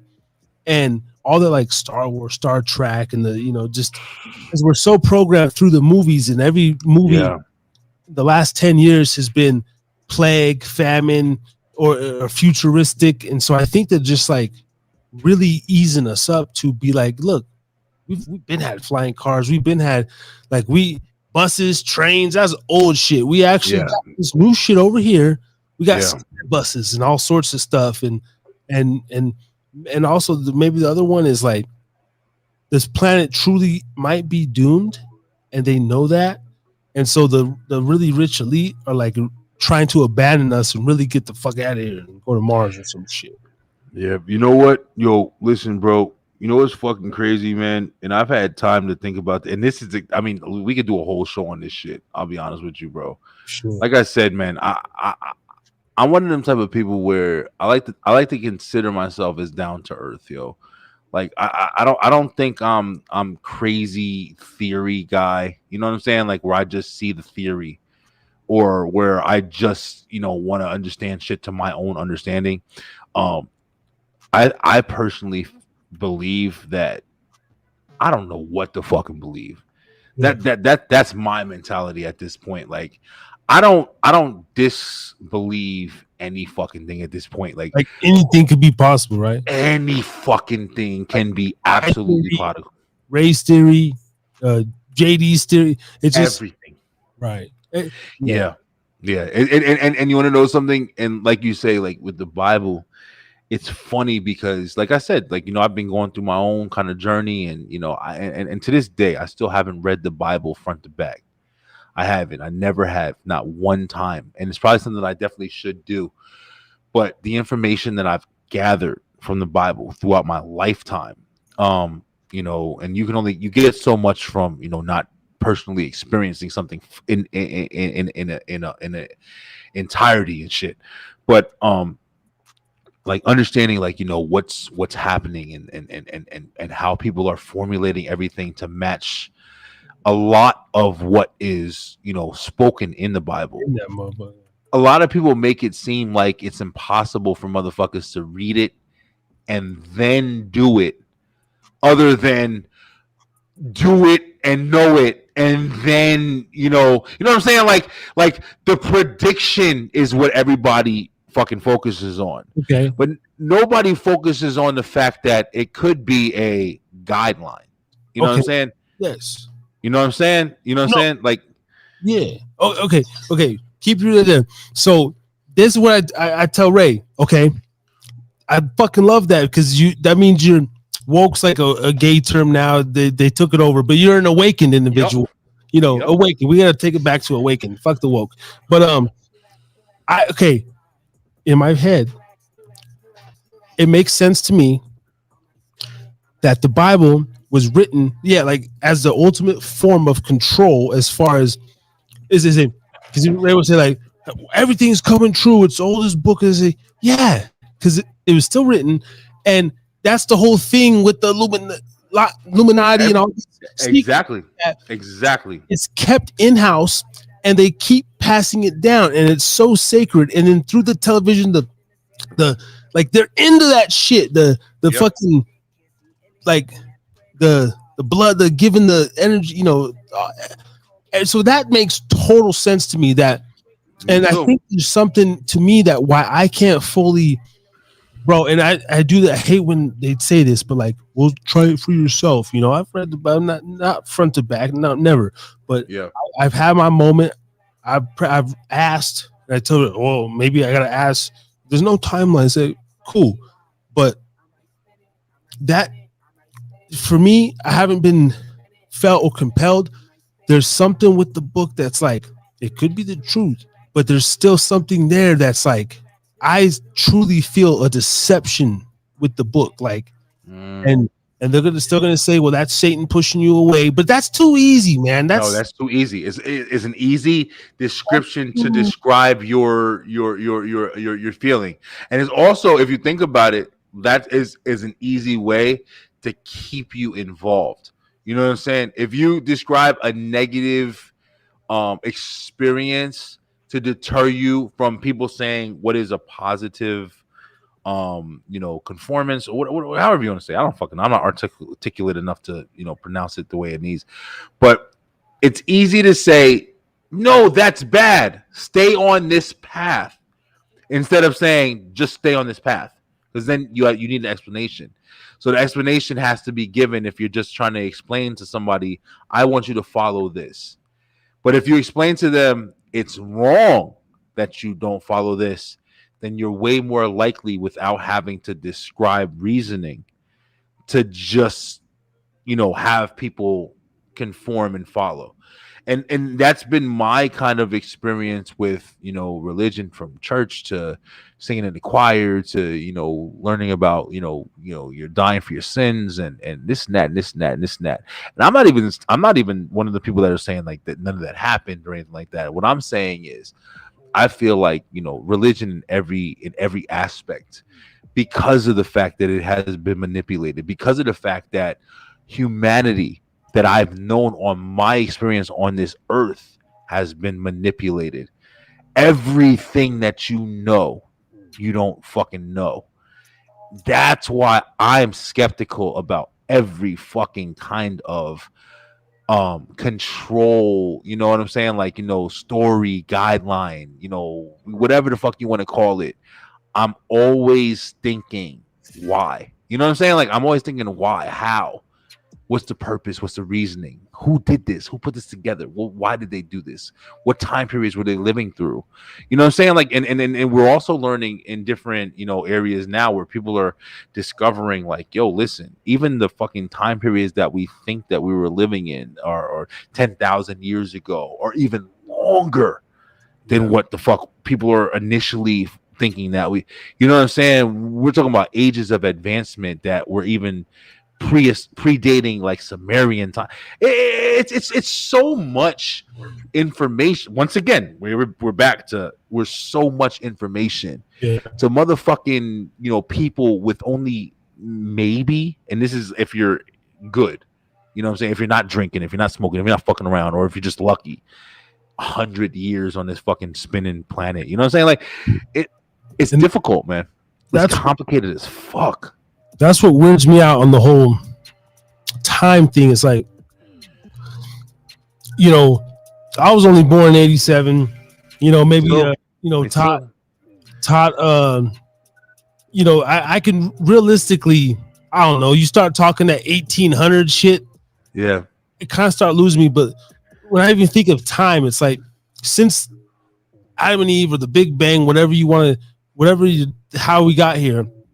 Who's to say there's always 24 hours in a day, 60 seconds in a minute? Like even that, the construct of time, we had to all agree and say, there's, these minutes, these seconds. Who's to say that this is even year 2023? It could be, according to this, a general understanding. You feel me? Like, a general and what's the reason why you come to this, conception? It's because humanity, bro. Like, and people think I'm fucking crazy when I say this, bro. Like, the difference between the times that we're in now and the times that we're in then, like what you're speaking of right now, of when that was determined. You feel me? What's the fucking similarity in both situations? It was done by humans, human beings. Now you have the presence of evolution, maybe you have the presence of whatever, of course we're evolving. People question all the time, like, oh, well, where's the evolution now? If we came from monkeys or whatever, you don't think we're fucking evolving, bro? You don't think all this technology and shit is developing us into this different species that we were 20 years ago, 10 years ago, even?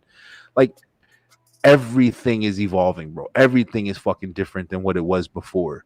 But the thing that's remaining the same is we're still the same species. And that's why I always come off of my theories of like the same people who sat around and killed deer or killed buffalo with fucking hammers or whatever and came up with, said, hey, look, what time is it? Simplest shit like that or whatever. Like, what time is it?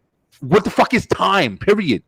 Oh, we have this much time in the day or this much time before or this much or whatever before it's dark to light. The simplistic fucking answers of why anybody, if you were just today in a fucking dark room and all you knew was a dark room, every fucking day that you were alive, your eyes opened every day to a dark room, and then one day you discovered fucking something on a fucking wall or whatever, and you clicked it, and light went on, and it wasn't fucking dark anymore. You could see shit.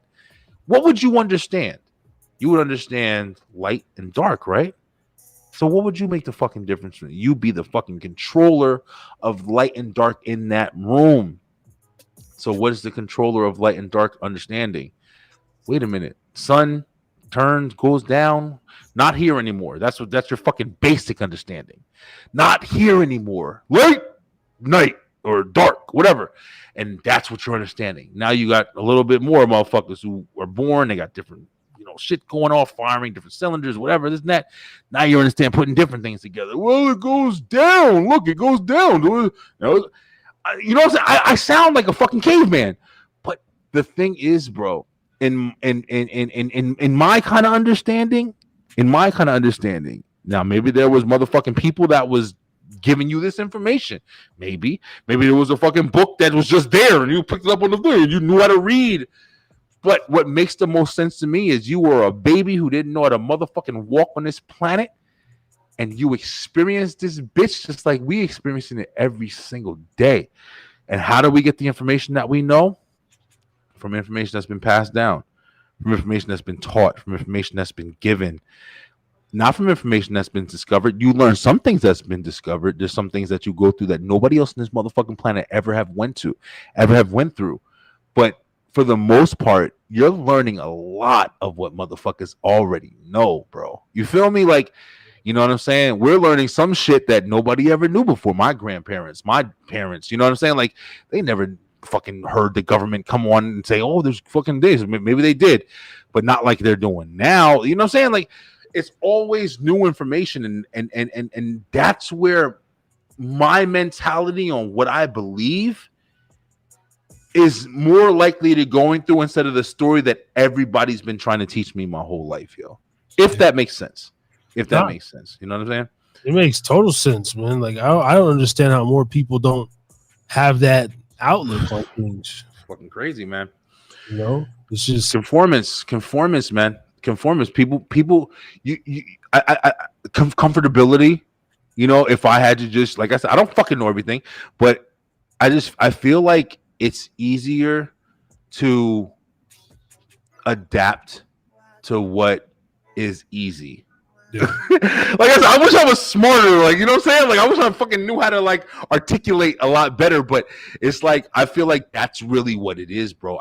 With anything, with any fucking thing, it's easier to just go with what's easy. What is it? Oh yeah, majority. Yeah, there's a saying in the government. I don't know who said it, whatever, but there's something, a line of thinking, a president or something that said, you know, we don't want the people to think for themselves. We're gonna think for them. For real? It's easier to control them. He's like, we don't want a nation of free thinkers. He's like, that's what we want to make them think that, but we're gonna program and attack these motherfuckers on a cellular level, a DNA level, through the food, through the airwaves, radio waves. Yes, sir. The TV came in, and then now TikTok, fucking socials, and look at it. We got millions of motherfuckers thinking that they could be podcasters like Joe Rogan, and then little do we know, there really is that small cabal of the elite, the industry. Like, you know, part of me, not to get pessimistic, but I just enjoy doing this, because if I get anything out of it more than what I have now, that's almost a success. Like, yeah, part of me, you know, I don't think that I'm ever going to, that shit is, man, that's like, you got to be in, you got to know motherfuckers. And I don't think there's a chance, but when I really break it down, and when I start thinking about who controls and am I right for that, or are they going to present me with something, and then, man, fuck that shit, and then I just burned a bridge with this record exec, or this podcast exec who controls 50 fucking airwaves, and now I can't get on. You know. Yeah, no, I feel you, bro. I feel you. You're saying something exactly right, man. I mean, I think it's just like one of the things where it's like when the narrative is being written, you know, whatever it is to make us fucking, you know what we know and conform. And same reason I'm talking about homeschooling now and having an understanding. You know, everybody's not that, you know, everybody's not that woke, or whatever you want to call it, or like you said, a woke, man. It's like some people just enjoy the comfort, man. Some people just enjoy the comfort of living life. They enjoy the ability, or maybe they find the struggle in different areas, whether it's just, hey, I'm gonna work and make my life work for what I want it to work for. I want to be rich. I want to fucking, you know, I'm gonna buckle down and forget everything that I could learn and just make sure I focus on the structure. And the structure is going to be what provides me with the stability that I want for my lifetime and my kids and you know what I'm saying? And then you just literally just go through the fucking methodology that you're fucking taught, and that's how you provide, and that's what you're given. You don't got time to fucking focus on what could be or what is or what might be or what lies you've been, you know what I'm saying? You're just focused on what's been taught, what's given to you, maybe those are the most successful motherfuckers on the planet. But what happens to these successful people? The same shit is happening with Jamie Foxx right now. Yeah. You know what I'm saying? Like shit just happens to these motherfuckers, yo. Why? Because at the end of the day, no matter how far you think you've made it, you're always a part of the fucking program, yo. Like the Matrix. And I was gonna bring up the movie Fight Club. When I was a kid, I remember I got really fucking stoned and we watched that movie, bro.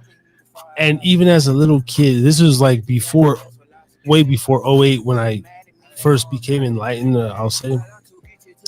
I watched this. Well, anyway, I was watching Fight Club, bro, and like even as a young kid, bro, everything made sense. Like the IKEA, the put together apartment, and then I'm like the fact that this dude can rally up all these people and just all the metaphors in it. Yeah. That movie opened up my eyes, but it related to me on a level of like, wow, like they're like mocking us, bro. Like everything's a joke to them. This is one big. We're like hamsters in a fucking U.S. Will. Yeah. You know, and Yeah. and then and that led me to like early on YouTube, like 10 years ago, YouTube. When excuse me, 10 years ago, YouTube, when before it was censored, I mean, they had the best truth seeker videos before that was a term. Oh yeah. And there was this dude on there like giving information how we're just taxi ID numbers. Like we're born, we're given our social security number, which is like our worker number. The US is a corporation, and you know, I like watched that shit years ago, and there's like still information out there on that today, but all that like stuff in the early years of the information that we were available to. I remember watching the Obama Deception. If you ever get your hands on that, Alex Jones did that back in 2007. That's my boy, man. And it was one of his before his second film. I forget the other one, but the Obama Deception. And it bro, I sat there. I mean, I fucking for days I was like rewatching that. It was just like, and I was going down this hole of like, who really runs this shit? Who controls everything? The school system, the this, and Bro, I ain't been right since, man. I just ain't been right since. It'll wake you the fuck up. Yo, I've been listening to Alex Jones, man, since I was I think what 2007 or 2008. Yeah. And it's crazy because when I was working at my old job, I was working overnight, and these firefighters used to come into my fucking job every morning or whatever. And this one dude came in, and I forgot what the fucking conversation was even. And he was just buying his bagels or whatever the fuck he was buying or whatever real quick. And he was like, we were talking about like the 9/11 shit or something like that. We was just having a quick conversation. And he was like, yo, there's a guy, Alex Jones. Watch him. And that was the first time I ever heard Alex Jones' fucking name, yo. And I remember that night, because I used to walk around. I used to listen to comedy on I used to download on like LimeWire and shit like that, or like Dane Cook and on comedy, George Lopez. And I used to have their whole fucking comedy stand-up hour routines. And I put my phone in my fucking shirt so I can do the returns and shit like that, or whatever, and just listen to comedy all night. I was working overnight. And he told me about Alex Jones, and I looked up Alex Jones, and I found out where his website was and all that shit or whatever. And I fucking used to listen to Alex Jones religiously, yo. And it's crazy, even to this day, when I was in Alex Jones 10 fucking years ago, the shit that he's talking about was going to happen with the racial wars and this and that and this and that is the shit that's fucking happening right now, bro. That's what's so crazy, man. This one right here, the Obama Deception, came out in 2009, but you know, presents merely a puppet in a conspiracy to loot the American public and orchestrate a totalitarian world government. And they were saying like they were supposed to do this, like the time for them to do everything is already up. Like they wanted us under their control years ago. Yeah.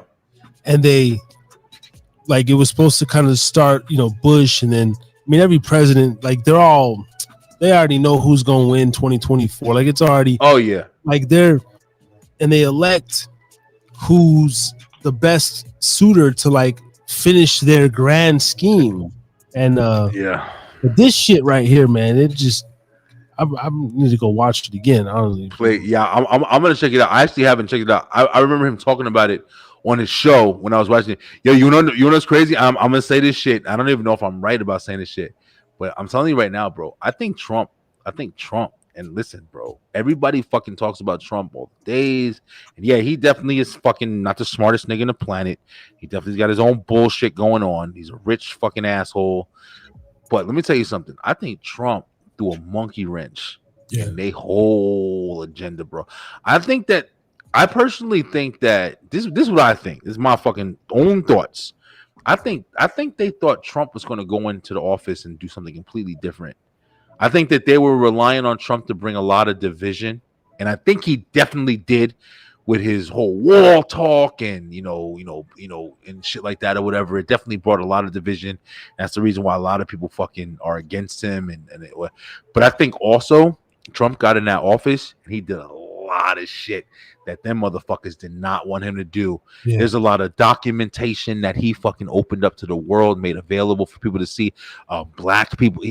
Trump did the most for. I wish I fucking knew like all the information. My stepmom was telling me about it. Yeah, and about like for black people, like alone, like the documentation that they opened up to us and let us know what we have the rights to and shit like that. It's fucking incredible, bro. Like if you really do the research on it, like Trump did a lot of shit. I think they wanted him in there to be a controversial presence, especially after Obama. Think about it. It makes sense. Bush, the whole 9/11, this and that or whatever. Then fucking Barack came in, the first black president, changed this and that, blah, blah. Motherfuckers had uproar and fucking American pride and this and that and blah, blah. But then, everything happened and shit kept continuing and everything kept fucking going. You felt good about the president being somebody with no controversy and this and that. You believed in the country again. And then afterwards you had a motherfucker who was racial fucking driven. Like it was just literally division. The white people were already mad. You had a black president, you had this, you had that. It was fucking perfect opportunity to divide motherfuckers immediately. And you had somebody at the head of the fucking gate that was just leading the charge. I'm gonna put a wall. Fuck all these immigrant motherfuckers. I ain't letting nobody in this bitch. Fuck the black president. We already had that nigga. He ain't do shit. You had the George Floyd shit. You had a million fucking reasons for why we should be divided. But then what did Trump do? He jumped in that motherfucker, and he definitely did that division with the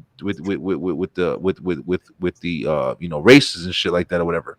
But he also went against the fucking grain, yo. Yeah. And I think that's why they came after that nigga so hard, bro. I think they was like, yo, listen, bro, you can't do this shit. You giving out too much. I don't know how much the Russians and the whole thing, but maybe they really wanted Hillary, like it was supposed to be Obama and Hillary to keep this Democratic, and he was reversing got the border, open up our oil reserves, and he did a lot. He did a lot. And people don't believe me when I say that shit. But if you do the research, and I'm gonna lie, I'm fucking lazy, bro. Like I wish that I was more like driven, you know what I'm saying? Like, I wish I had more time to like really, and I really took the time to like really do the fucking research, because the shit that I'm given is what I know. You know what I'm saying? Like I do some research and listen to some shit, but not as much as I wish I did so I can push it back. But from what I've heard, and from people that, I mean, I don't know what the fuck they would lie to me for, but from what I've heard, like, Trump definitely opened a lot of doors for motherfuckers that I don't even think they understand what he did. Honestly, like, I watch a lot of Trump speeches, and I just watched one of his recent rallies a couple weeks ago. Yeah. I think he went out a little bit, bro. He's never offended me.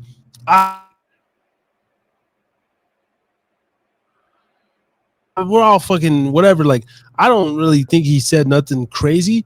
But when I truly see him speak and like the way he speaks, it's like, yo, this motherfucker's like the truth. And it's easy for me to see why they're going against him. It's like, might not like, it's like a Kevin Samuels, like bitches might not like his tone, but listen to what he's really fucking saying. It's not a little rough around the edges, but it's really like just like owning a business or a podcast. Like, you want to make sure your connection is secure. You don't want nobody coming in here hacking, typing up crazy shit, fucking with your stream. It's like, for real, you want to control your podcast border. You would want to, if I was running this country, we would want people to be happy and cheap gas and drain the swamp over here and let's bust some of these pedal rings. Like I don't know, man. It's just no, you're right. I personally feel like that's why I'm not gonna lie, bro. Like, this might be the first fucking year I actually vote. Honestly, I ain't gonna lie. I'm thinking. Me too, man. And I'm thinking I'm gonna go Republican, either Trump or DeSantis, or I'm trying to tell you. And it's just because I feel like just this is only feeling. I might be completely fucking wrong, but I feel like Trump. I feel like he had his. I feel like he was supposed to deliver in a way that they wanted that motherfucker to deliver. And like you said, even with Hillary, like I don't know if I think Trump threw a monkey wrench in motherfuckers' plans, yo. I think that's and like I said, my biggest reason for this feeling is for how they trying to come at that they trying to take Trump the fuck out. But I think he's rallied properly. Like he's got such a fucking following behind him that it's impossible for them to do some shit to take him out. You know what I'm saying? Like he's got so much of a backing at this point that I don't think that the powers that be, whatever the fuck you want to call it, you know what I'm saying? I don't even know if I'm speaking educatedly. Like I don't fucking know, but I'm just saying from what I'm seeing and just kind of how I think I understand the shit at 36 years old. Like I definitely feel like it's an agenda. I feel like the fucking Republicans and Democrats is all bullshit. I feel like they all have a fucking agenda to do, but I do feel like Trump is in that motherfucker, and I think that his power hungry, always been a billionaire fucking mentality is what's driving him to do whatever the fuck he wants to do in that position. Yeah. And I feel like he's not following the rules, and that is safer than any motherfucker that's in there trying to portray their agenda. And that's just how I fucking feel, yo. You know what I'm saying? Like, I feel like a reckless fucking, like a reckless renegade motherfucker at this point is so much safer than a motherfucker like Biden or Hillary or any of these motherfuckers who get in there and they're just trying to continue the regime. Like, you know what I'm saying? Like, yeah. I don't fucking know. Like, at this point, I don't trust any of that shit. I don't trust any of them motherfuckers. But I feel like Trump is like the most truthful, because in my opinion, he's too careless, reckless, and even kind of stupid. I'm not gonna lie. He's smart, but he's stupid because he doesn't play the game correctly. He does what he wants like a man of power, where he's like, I control shit and I'm gonna control. I don't give a fuck. I'm gonna make these people whatever under me. And he might care. He might care for whatever reasons he cares for. But I'm not committed to Trump. Like, oh, Trump is my savior. I'm like, nah, this motherfucker is probably the best chance we got. Yeah. Under the options. You know what I'm saying? I never got into any of that, but I'll support a Trump supporter. I mean, with my eyes, I see, cool. I get it, man.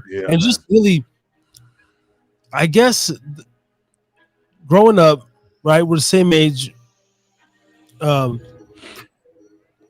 I registered to vote when I was 18. I voted one time locally. Shit, me too. I think one time. I think I voted like one time. Yeah, that's it. Yeah, I did locally. I just never went. I would have voted for Obama if I did, like everybody else. I think one year I wanted to vote, and I was gonna go. I think people just asked me, like, I just never make it down. It's like I got my own reasons to vote. I think not a priority. Yeah. And then, but now I'm learning more, and it's like, I guess maybe one time wouldn't hurt. But then I think I would have went Bernie one year. Yeah, there was another guy. Name escapes me, but Ron Paul. Yeah. All those. But you, Harris, I'm sorry, bro. I'm not sorry to cut you off. But isn't it crazy? Like, see how I just guessed that shit? Like, even with Bernie, what's fucking crazy though, bro? Like, I'm not going off of any kind of knowledge of what the fuck they did. You know what I'm saying? It sucks to say that, at least for me personally. I'm going off of general consensus. Like, I'm going off of what I've heard. Yeah. You know what I'm saying? Like, with Ron Paul, I remember the conversation with Ron. I remember 2008 or whatever the fuck that year. I think it was 2008. That was when Obama was getting elected. And I remember listening to I was listening to Alex Jones, listening to different things I was listening to where they were talking about Ron Paul and his contribution to, like, what he wanted to do for America. And then, when it was time for Biden, I remember remember listening to the Bernie Sanders, and I remember Bernie Sanders being on fucking Joe Rogan, and you know what I'm saying? Like, right? Yeah. It's interesting that it's not because I know these people's histories and their characters. I mean, a little bit, but not off of some research shit, just off of some quick shit, like just some quick understanding shit or whatever. It's like I don't got no fucking understanding. You're like, this motherfucker see my let Bernie in. Reading the fucking, you know what I'm saying? Reading the character, not knowing the history and shit like that. It's bro. Listen, I don't know, man. Like, you know, that's one of the reasons why I feel like I'm not the best person to vote. You know what I'm saying? Like that, everybody's vote matters. Yeah. To be there, to be a fucking body. But I'm saying, like, not to be a thoughtful fucking person to make a decision, a wise decision or whatever. Just everybody doesn't matter if you just get out and just fucking walk to the thing and press a button. But as far as a thought provoked fucking action, to do it, intentionally, not just because you're trying to fit an agenda. I mean, I don't know. Where your country says so. I remember last year, if I did vote, and my girl, she's like, I'm gonna go vote, and I said, we can vote for her. But and I believe she voted for Kanye. I would have voted for Kanye last year too. I thought that was dope as fuck. Yeah. But I listened to his interview on Joe Rogan, Lex Friedman. Like, Kanye is sane as fuck to me. I don't know, man. I just see a man like sad and like he just like I think Kanye knows the truth, but he's just going so supposedly crazy because he's in that world where he's seen it all. He really knows the darkness, bro, and he can't escape. The only way for him is death, and it's like he just tries to keep himself sane, man, with all the access, all the money. I think the game played Kanye, bro. I ain't gonna lie. I think, especially with all that talk of him sacrificing his mom and shit. And I think the game played Kanye, bro. I think the game played Kanye. I think a lot of motherfuckers get into this industry, bro, and they don't realize what they got to give up to get in this motherfucker. And then when they do get in it, I think that they regret it. And Kanye became a very, very big name pretty quickly. You know what I'm saying? Like, he got in that car accident. That Through the Wire shit came out. Remember, he was, a fucking producer before that for a while for The Rock and, a lot of different things. And then when that shit came out, that Through the Wire song blew him the fuck up quickly. He had an incident on top of the music that allowed him to be established fast. And I think Kanye got into this industry, and I think they fucking, soak him in, and he was a great rapper, and he wasn't, even thought of as like the best rapper on the planet. He was just influential. He was what the time period needed. He wore the collared shirt. He was from Chicago. He didn't spit like the rest of the people were spitting. He spit it kind of intellectually. He was what the time needed, and I think he blew up quickly because of that shit. And he did his thing. He made beats. He fucking made songs like Jesus Walks. He made shit that nobody else was fucking playing at that time period. Remember, when that Jesus Walks shit came out, we were still listening to that Laffy Taffy, fucking White Tees, and we were listening to shit that ain't have nothing to do with some kind of thought-provoking kind of fucking shit like that, or even some controversial or whatever, even the video, everything. Yeah. I think Kanye got in depth with the game way too quickly, and that shit ate his ass the fuck up, yo. And like you said, I don't think he's stupid. I don't think he's crazy. I think he does have an understanding, but I think that his understanding and the way he delivers and the way he fucking represents himself at this point, I think he's confused even. He doesn't know how to fucking even, make himself not seem uncrazy or whatever. You know what I'm saying? Like, I don't even know if he can even help himself at this point. And it sucks because, like you said, I watched the Joe Rogan, I watched the Lex Friedman interview, and he speaks, but even with his speech where you can tell he knows something. You know what I'm saying? It's almost like you got to decode it, though. Like, it's not like he's coming straight out and like and able to sit down to earth and be like, yo, listen, I know I sound like I'm fucking crazy right now, but listen to me, yo. You know what I'm saying? Like, he's more like, I'm just going to spit the fucking computer knowledge that I have. And even though you might not understand it, I can't relate to you not understanding it because I've been adapted in this fucking lifestyle. I don't know. I could be completely wrong, but I just feel like, you know, people don't understand like the sacrifices they take when they're diving into this fucking industry, man. And so much soul for a happy meal. It's a lot, man. You motherfucker, you think that shit is fiction. You think that shit, but I think you're experiencing a lot, and even us, like, you know, we've talked to some of these people, bro. We've talked to, you know, whether the Jeremy Millers and some of these, you know, in this year alone, like, you know, I've talked to some of these people. I've known my cousin is part of the fucking industry. I've been in, my family has been in the music industry my whole fucking life, and just knowing, you know. There's certain things you have to do or you have to adapt to or whatever. James Brown, fucking, you know, to this day, like, I don't know if it's fucking true or not, but, you know, James Brown stole that hot pants shit from my fucking grandfather and grandmother. You know what I'm saying? Like, I understand that shit and just have that kind of understanding, whatever. It's like there's just so much in this industry that you don't know what the fuck is happening. You don't know what's going on behind the scenes. You're just getting information, bro. Just like everything else, bro. We don't fucking know what's really going on, yo. Yeah. We don't know what's going on.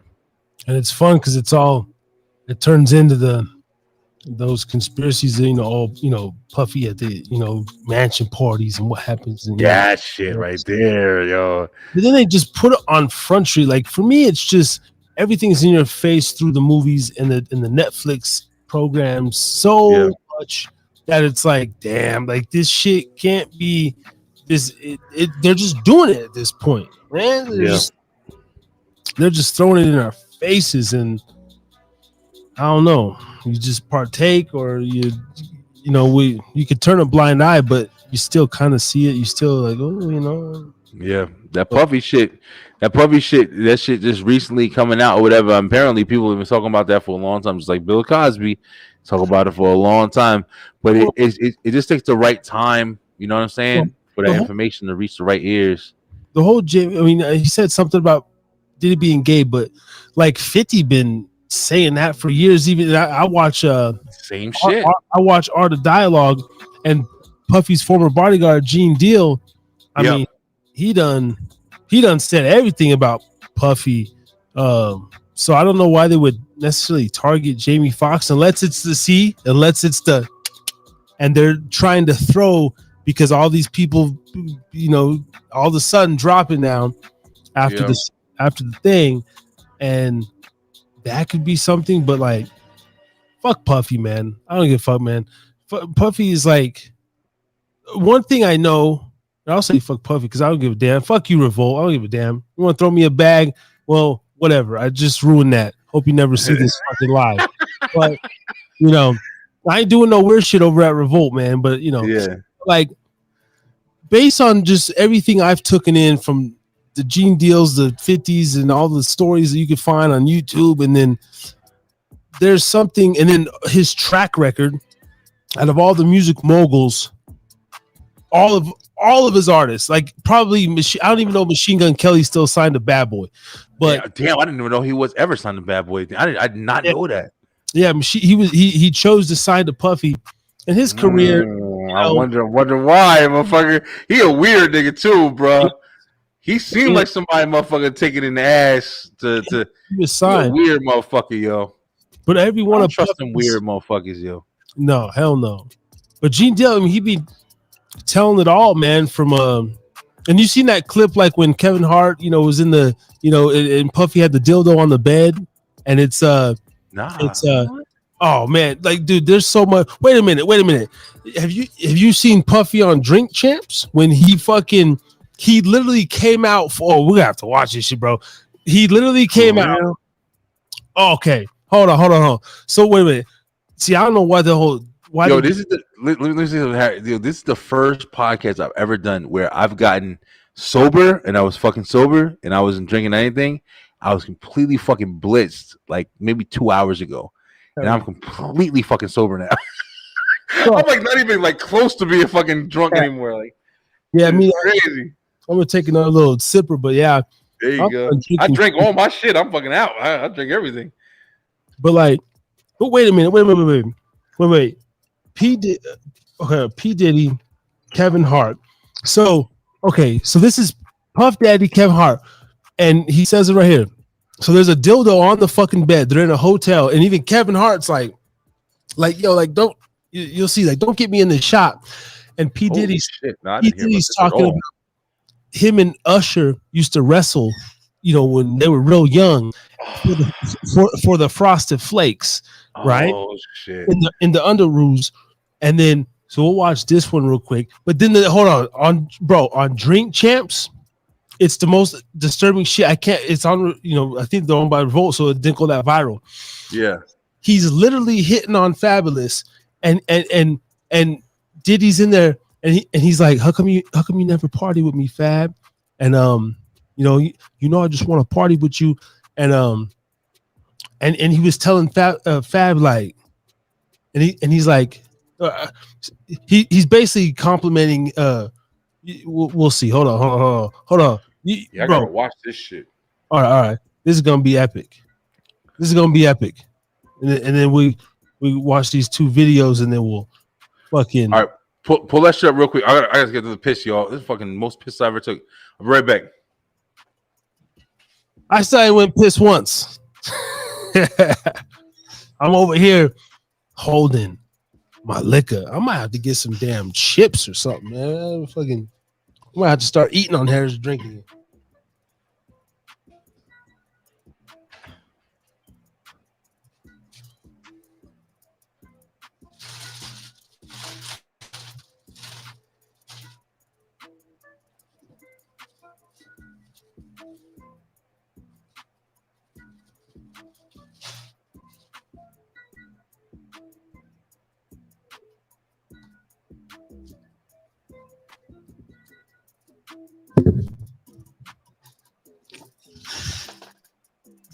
Yo.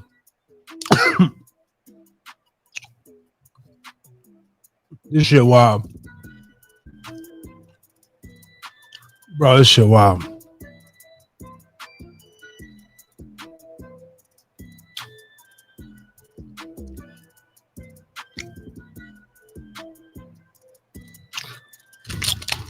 Diddy been a fruit.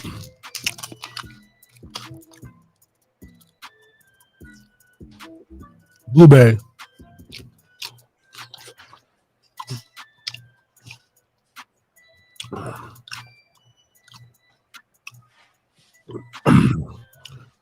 Harris is drinking again.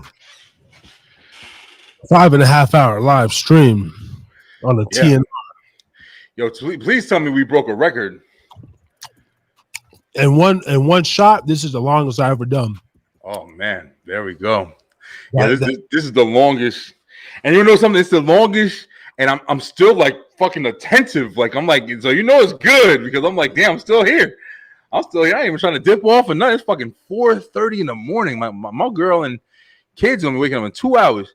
I know my girl's like, probably where the fuck you at? But knows I'm having fun. I'm like, yeah. She just like my night, man. It's just like she don't bother it, man. We'll just watch the original. This is out of the horse's mouth, bro. He's sitting on the bed with a dildo, and he's like, "What the fuck is this?" Like, bro, Diddy 6 years ago. Diddy's the biggest. We want to thank you. Come here. Don't sit on the bed at night. No homo. No, just don't get close to the bed. Don't get close to the bed. It's just like, yo, we want to thank you for hosting the thing, man. It's been a pleasure. You didn't have to do it, and you did it. No. I definitely didn't have to do it. I definitely didn't have to. First and foremost, I'm not getting in the bed. Shouts out to him and what he did. I'm just gonna, if we can, just let's just put the camera a little this way. There's a big pink dildo. Shot to even, or some I don't want to come close to the bed at all. Usher look like he fresh off a goddamn plane. Wait a minute. I should. Fresh off the garden stage. That's my brother right here from day one. We used to wake up and, pause, but like, check this out. Back in the days when he was like 10 and I was a little bit older, his older brother, we used to fight over the Frosted Flakes. You know what I'm saying? Before pause was invented. You know what I'm saying? But it's my brother for real. We used to actually wrestle off all for the Frosted Flakes because he used to always get up early with me. Now he's one of the richest stars in the world. And What the fuck did Puff just say? Nobody's gonna acknowledge this but me. Puff just said we used to wrestle over the Frosted Flakes. And we're streaming live. That was stupid. Listen, that was fucking stupid. Listen. We're having a good time, yo. Wait a minute though. There's one. That one's cut off. So there was an object. There was an object right fucking there with a damn. Hold on. No, we got them. Oh no. It's crazy because before like all this shit started coming out, bro, I didn't think anything about Puffy. And for real, you the comedian, so go light on me. Tonight's my night. Don't kill me. Hold on. Yeah, I'm ready. See, Puff Daddy probably had this shit clipped, bro. Kevin Hart goes on to say, no. He's like, Puff, what the fuck is a vibrator dildo doing in the bed, man? And you could see it right there. It was like this gray fucking. Epidemic Sound provides you. God damn. It was like a. But anyway, you get the gist. You could find it. But check out this other one. This one right here, bro. Puff Daddy said, oh, I like the way you he calls Fabulous Daddy, bro. And he's like, oh, I like the way you scraping and scratching for shit, Daddy. Like some very weird. This is the one right here. Did he drink champs? Dog, this shit is almost like. Hold on. That shit blowing my mind right now, bro. All right, check this out, bro. Okay, but you can watch. Go back and watch it. There's a fucking. On Drinkin. Yeah, there was a dildo on that bed, right?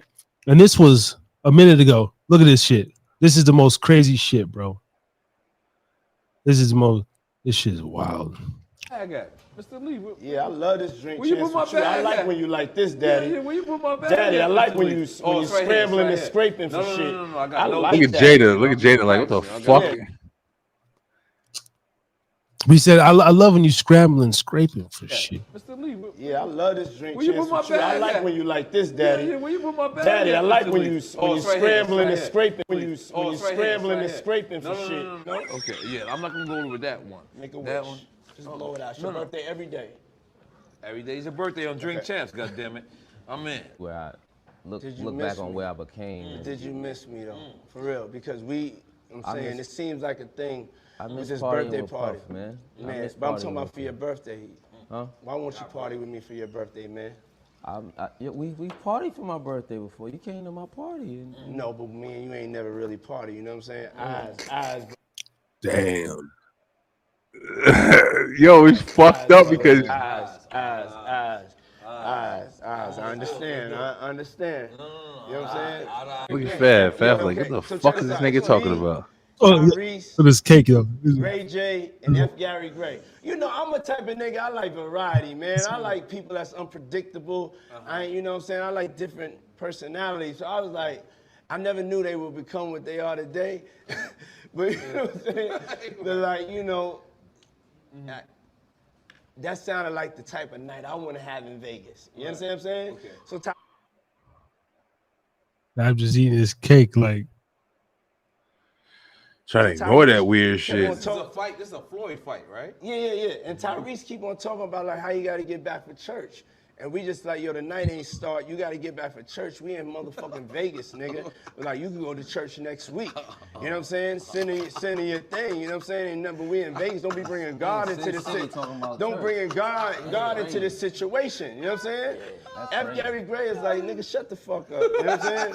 Then you got Ray J. So Ray J is like just really like feeling like Ray J right now. You know what I'm saying?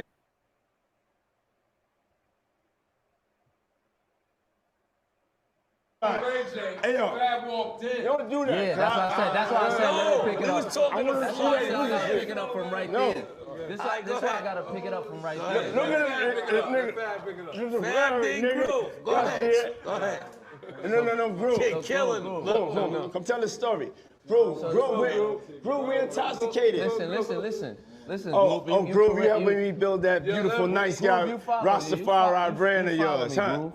I see you, in, man. I'm walking in. Happy birthday to you. Woo!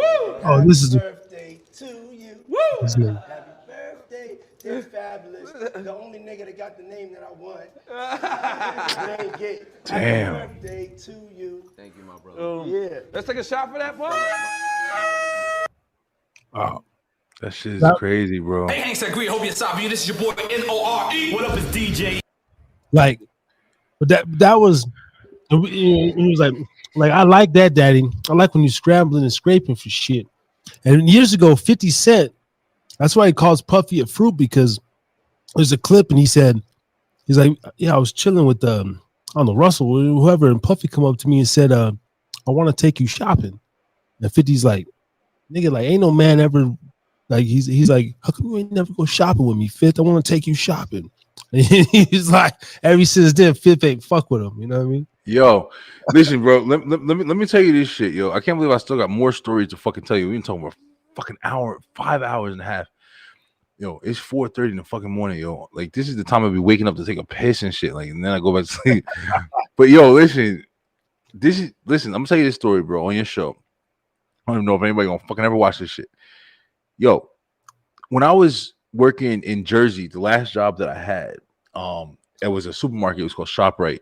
And I worked there until I think it was like 4 years. I worked there, and I was overnight. And I started off as a cashier, and then I went to overnight, and I was a cashier. I used to fucking bust my ass at this job. And you know, I became the front end manager. It was like, you know, I was manager over the girls that was there. It was like 6 to 7 girls. They used to fucking go in and out or whatever. But on the floor, it was the people who used to stock the shelves and shit overnight or whatever.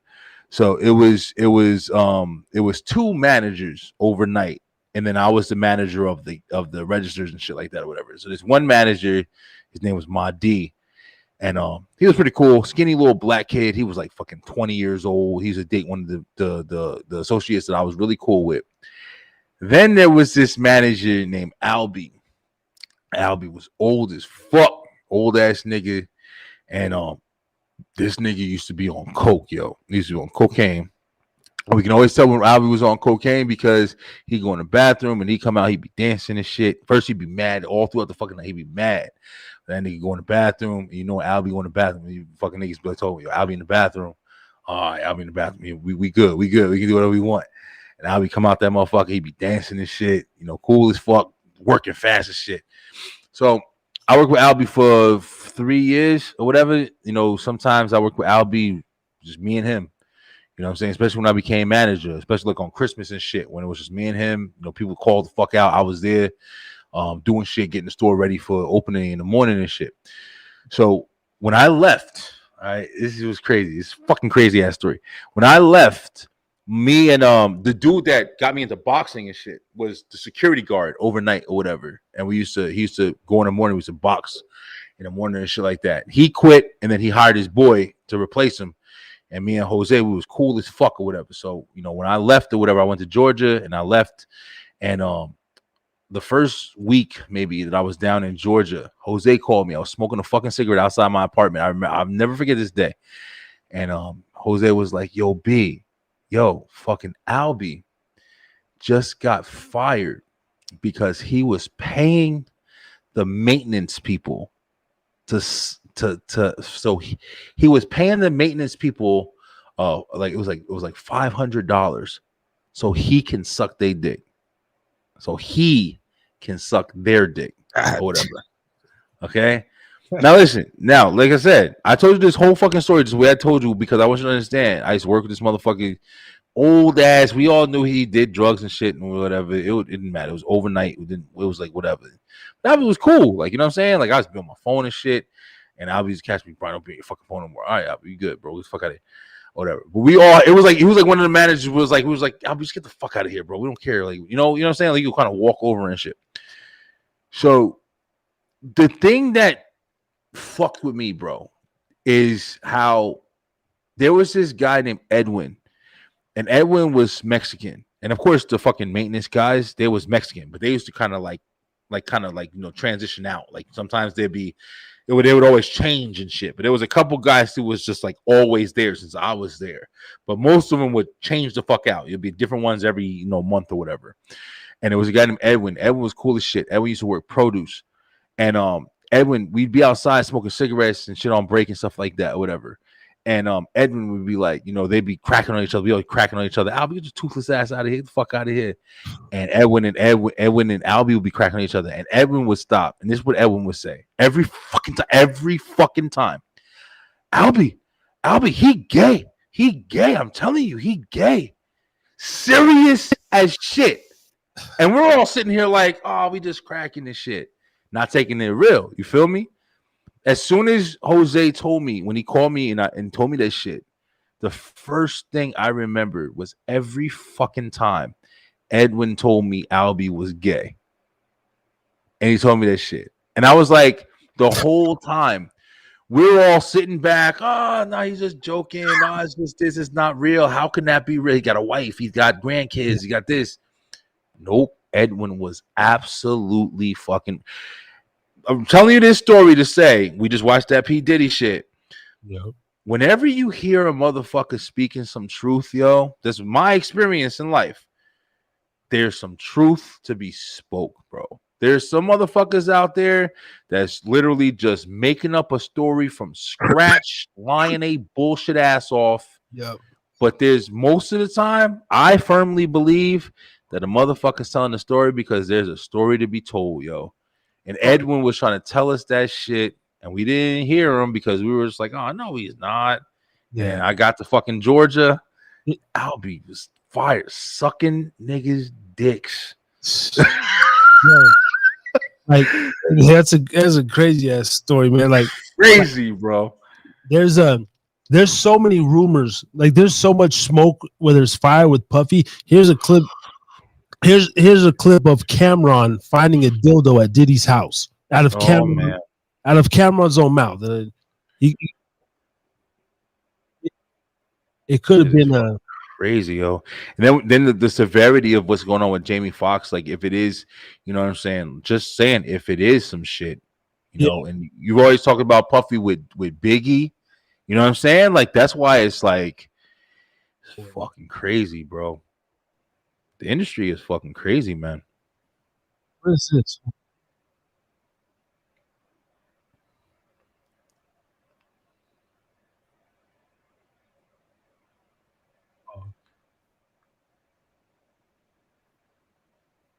Even hearing about Puffy now, I'm just like, we've been watching this motherfucker for so long and just knowing, like, he been on this undercover gay shit. Like, this motherfucker is it's bananas, bro. It also opens you up to like, well, who the fuck is not? You know what I'm saying? Like, when you find out some shit like that, it's like, well, who else? You know what I'm saying? It's not like you stop there. Like it's you hear all the shit with the B2K and the Chris Stokes and fucking bananas, man. Yo, hold on. Let me share my screen. Have you seen this one of Gene Deal while we're going in on Puff of this? And I believe it, man. He was. Yeah. I didn't watch all of this. I've seen clips of it, but that was like because of course they're playing this more when like the allegations are going around. But he, out of his own mouth, he said, he's seen him going with a famous rapper, and he opened the door and he heard like banging, and then Puff opened the door out of breath with his shirt off. Like this is like a. Why would he lie? You know what I'm saying? Does anybody say that shit? You know what I'm saying? Like, yeah, people got reasons, but when there's so much evidence, it's like, it's like at what point do you realize that you just don't want to believe the truth or, care enough for the whatever, you know what I'm saying? That's what Mr. Orlando Brown, like, all his interviews, some of these people that you just wish that they weren't as fucking crazy as they are. You know what I'm saying? Like, because they'd be more credible. You know what I'm saying? Like, if I guess people have kind of like an image that you want to portray so you can believe somebody. But when you get somebody who's literally like Orlando Brown, every time he opens his fucking mouth on an interview or something like that, like he looks out of his mind, yo. And it's like you want to believe it, and you hear people saying, "Oh, believe him," but it's just like, bro, can you come off a little better, like so people can like take you seriously? Like, you're probably telling the absolute truth, but it's just what you're representing is not what people are going to be able to grasp. You know what I'm saying? That's what it fucking sucks. Exactly. Delaying information. Yeah, man. If I could actually get an Orlando Brown interview, that would be the shit. Bro, I would ask him every. I would make that bitch lie. I don't give a fuck. Like, yo, just get killed, nigga. Like, tell me everything. Yeah, like I want the fucking soup boys at my door in the morning. Like, we got to. I'm telling you, for real. Yo, Harris, bro. Listen, we gonna have to. Listen. Where we going? We gonna fucking go all night, bro. Listen, I'm gonna have to bow out, brother. Yo, it's been fucking great, man. This has been great, yo. I needed this shit. I hope you needed this shit too. I needed this shit. This has been a therapy session like no other, bro. Yeah, this bro. It's been fucking amazing. I didn't think it would turn Harry's drinking again. That's the beauty of it, man. I know we have great energy and chemistry on the pod, but 5.5 hours later, man, and the crazy thing is, it just has to come. But naturally, I just love doing this shit. I mean, I could pod every day, man. Just get paid for this shit, man. Every fucking day. Yeah, I've said the same thing, bro. It's like, and that was like my dream. You know what I'm saying? Like being able to have that experience. And of course, with the stuff that came with like the business side of it and everything like that or whatever, like I was enjoying it. I made a lot of money, bro. I'm not trying to toot my horn, but when I quit my job and I was able to do 3 months right here, I made a lot of fucking money, and I really enjoyed it. But at the same time, kind of similar to like what we're talking about now, man. A little bit, there were some things that I kind of got involved in that I didn't enjoy. You know what I'm saying? So I did make some money, and I did see ways that I can make money, but I didn't enjoy how the fuck it was happening.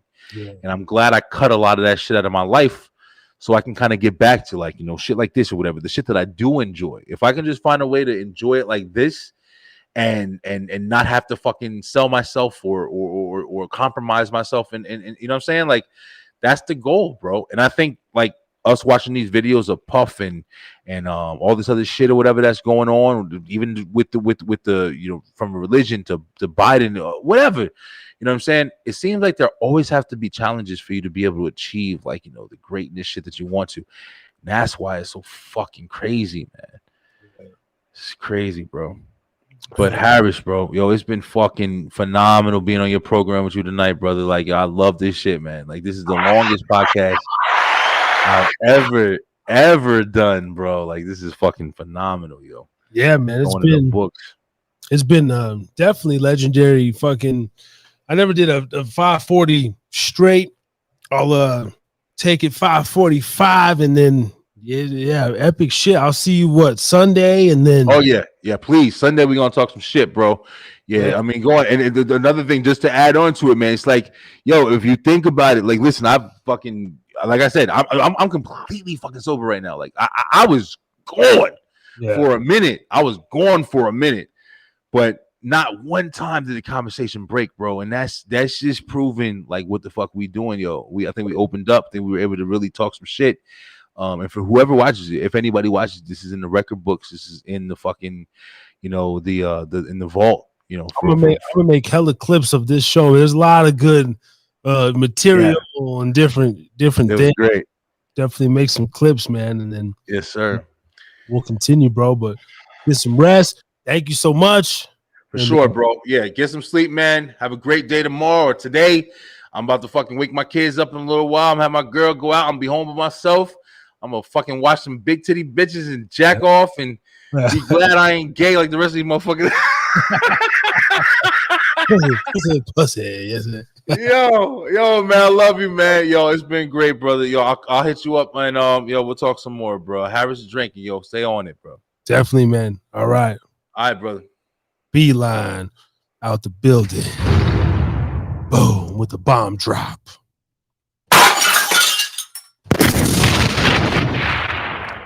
Do another one.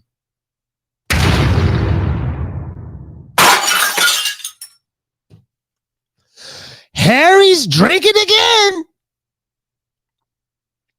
Pubcast.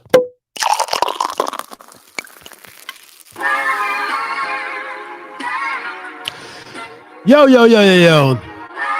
Wow. Sat here for 5 hours and 43 minutes in a motherfucking row. The sign done fell down. Sponsored by G Rum. stands for Gubba Rum. I'm out this bitch as well. I'm hungry, man. I gotta get some food before I lay down, soak up some of this liquor. Didn't drink too much. Got a nice buzz, like Beeline said. I was getting a little hot and sweaty there for a minute, man. I was like, oh shit, and the lights. But then we just talked through it, man, and sober as fuck. I'm gonna go eat some food and rub one out myself. If not tonight, in the motherfucking morning. All right. And drink responsibly. And check us out, man. Sponsored by Gubba Rum. I was sipping it. GubbaRum.com. Salute to them. We out this bitch like a motherfucker, man. Harry's drinking again. Yes. See y'all next week, man. 8 p.m. episode 069 with Mrs. C.A. Knuble. Author, stand-up comedian, a mother, a professional hoe, some dominatrix type shit. She's gonna come through and tell her story and talk all about it. We out this bitch, man.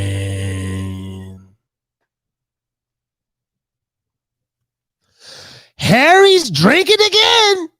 Podcast. You bitch you. Shamotas.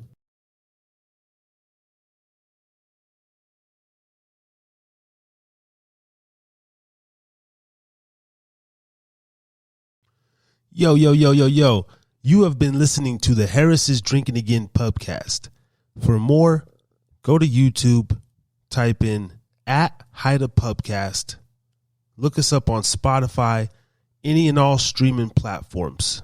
Harris is Drinking Again pubcast. Thank you.